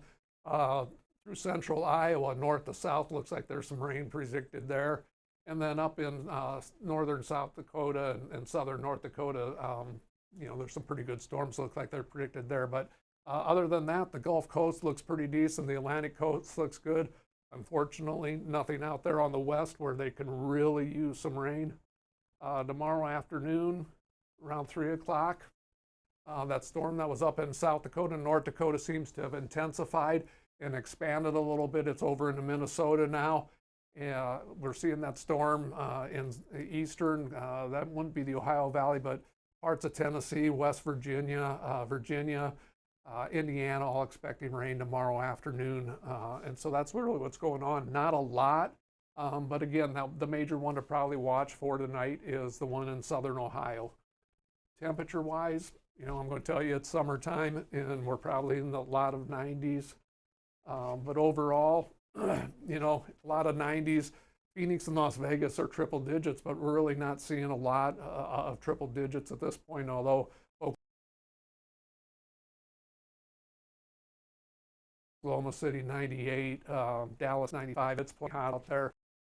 So, you know, you're working outside, you know, take it easy, make sure you stay hydrated. If you're running in the hotter areas, you know, the southern part of the United States where it's in the 90s, make sure we watch those tires, make sure, you know, we give them time to cool down.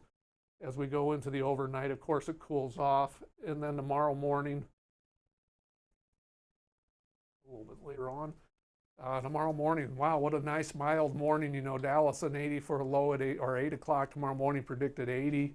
You know, man, a lot of just greens and yellow. So, you know, nice mild morning tomorrow morning. And then Thursday afternoon, as we get through to the day and get into the afternoon, you know, the heat does kick back up. Triple digits again in Vegas and Phoenix. But again, 90s for most of the central United States and along the eastern seacoast, a lot of 90s, but really not too bad for this time of year. So that's what we got for weather. We're going to go to some straight to videos, or?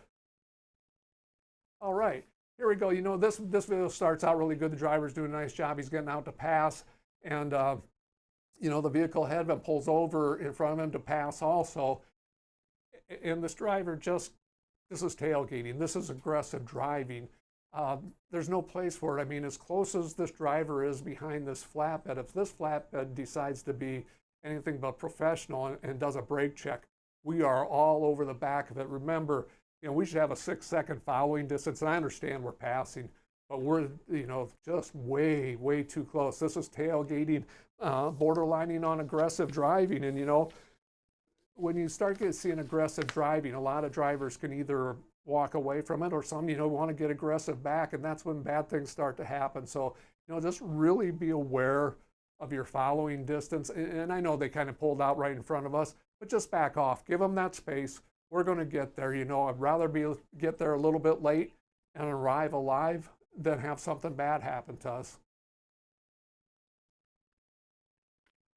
If we look at the next one, this is just a nice following distance here. You know, we're running about 8 miles below the speed limit. So when this vehicle in front of us, you know, starts braking, slowing down pretty rapidly, we've got plenty of space. This driver gives it plenty of space for to get stopped or slowed down in time, or if somebody needed to come over. Just a really nice example of this driver of a following distance, big picture, situational awareness, watching what's going on. And like I said, when that vehicle ahead of this driver starts slowing down, this driver, you know, reacts properly, gets slowed down with it, plenty of space. Nice job. You know, this one, crazy drivers, you see them out there all over the place. And so, you know, the fact of the matter is we've got this driver has some great following distance, great space between the vehicle ahead of him. His speed is being managed wisely. So when this vehicle, you know, comes careening over from 1 or 2 lanes over and just about misses his exit, and if you watch it in the video, that little white car does a little bit of a fishtail, almost looks like, you know, he may have lost a little traction there. But by this driver having the space between the vehicle ahead of him, you know, no big thing. The car gets over, no blood, no foul in this case, but just a great job of showing, you know, what that space does for you. It allows for crazy things to happen, and, you know, and you don't have to have that reaction. It's slowing the chaos down. Just a great example of it right here. You know, we slow down and keep the space instead of tailgating here. This is just really nice. We're going to go, this driver's going to get out to pass. And a lot of times we see drivers, you know, crawl right up on that vehicle before they get out and pass. This driver here does a great job of slowing down.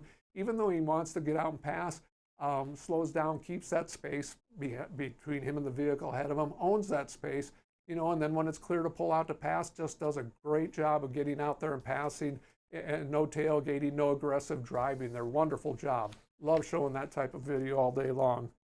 You know, and we talk a lot about textbook stops and stoplights and stuff like this. This is a great one. Big picture, situational awareness, knowing what's going on around you. And so the driver has great view of what's going on, sees the lights changing, starts slowing down, of course has plenty of space between them, starts slowing down, gets stopped.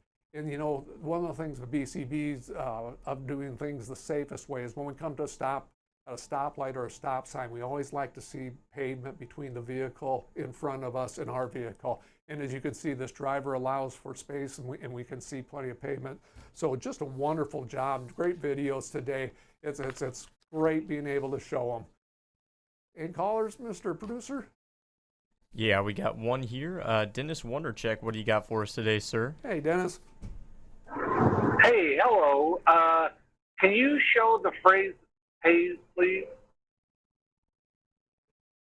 That is not the phrase that pays. Give me a second really quick. It must have messed up over here. All right, here you are. Phrase that pays. If you are not aware, you cannot prepare. And no, I can't do it like a preacher, so, but once again, if you are not aware, you cannot prepare. There you go, phrase that pays. All right, thank you very much, sir. Yeah, you betcha. Have a great afternoon. Anybody else out there? All right, with that, you know, I thank everybody for tuning in and watching. Be safe and have a wonderful afternoon.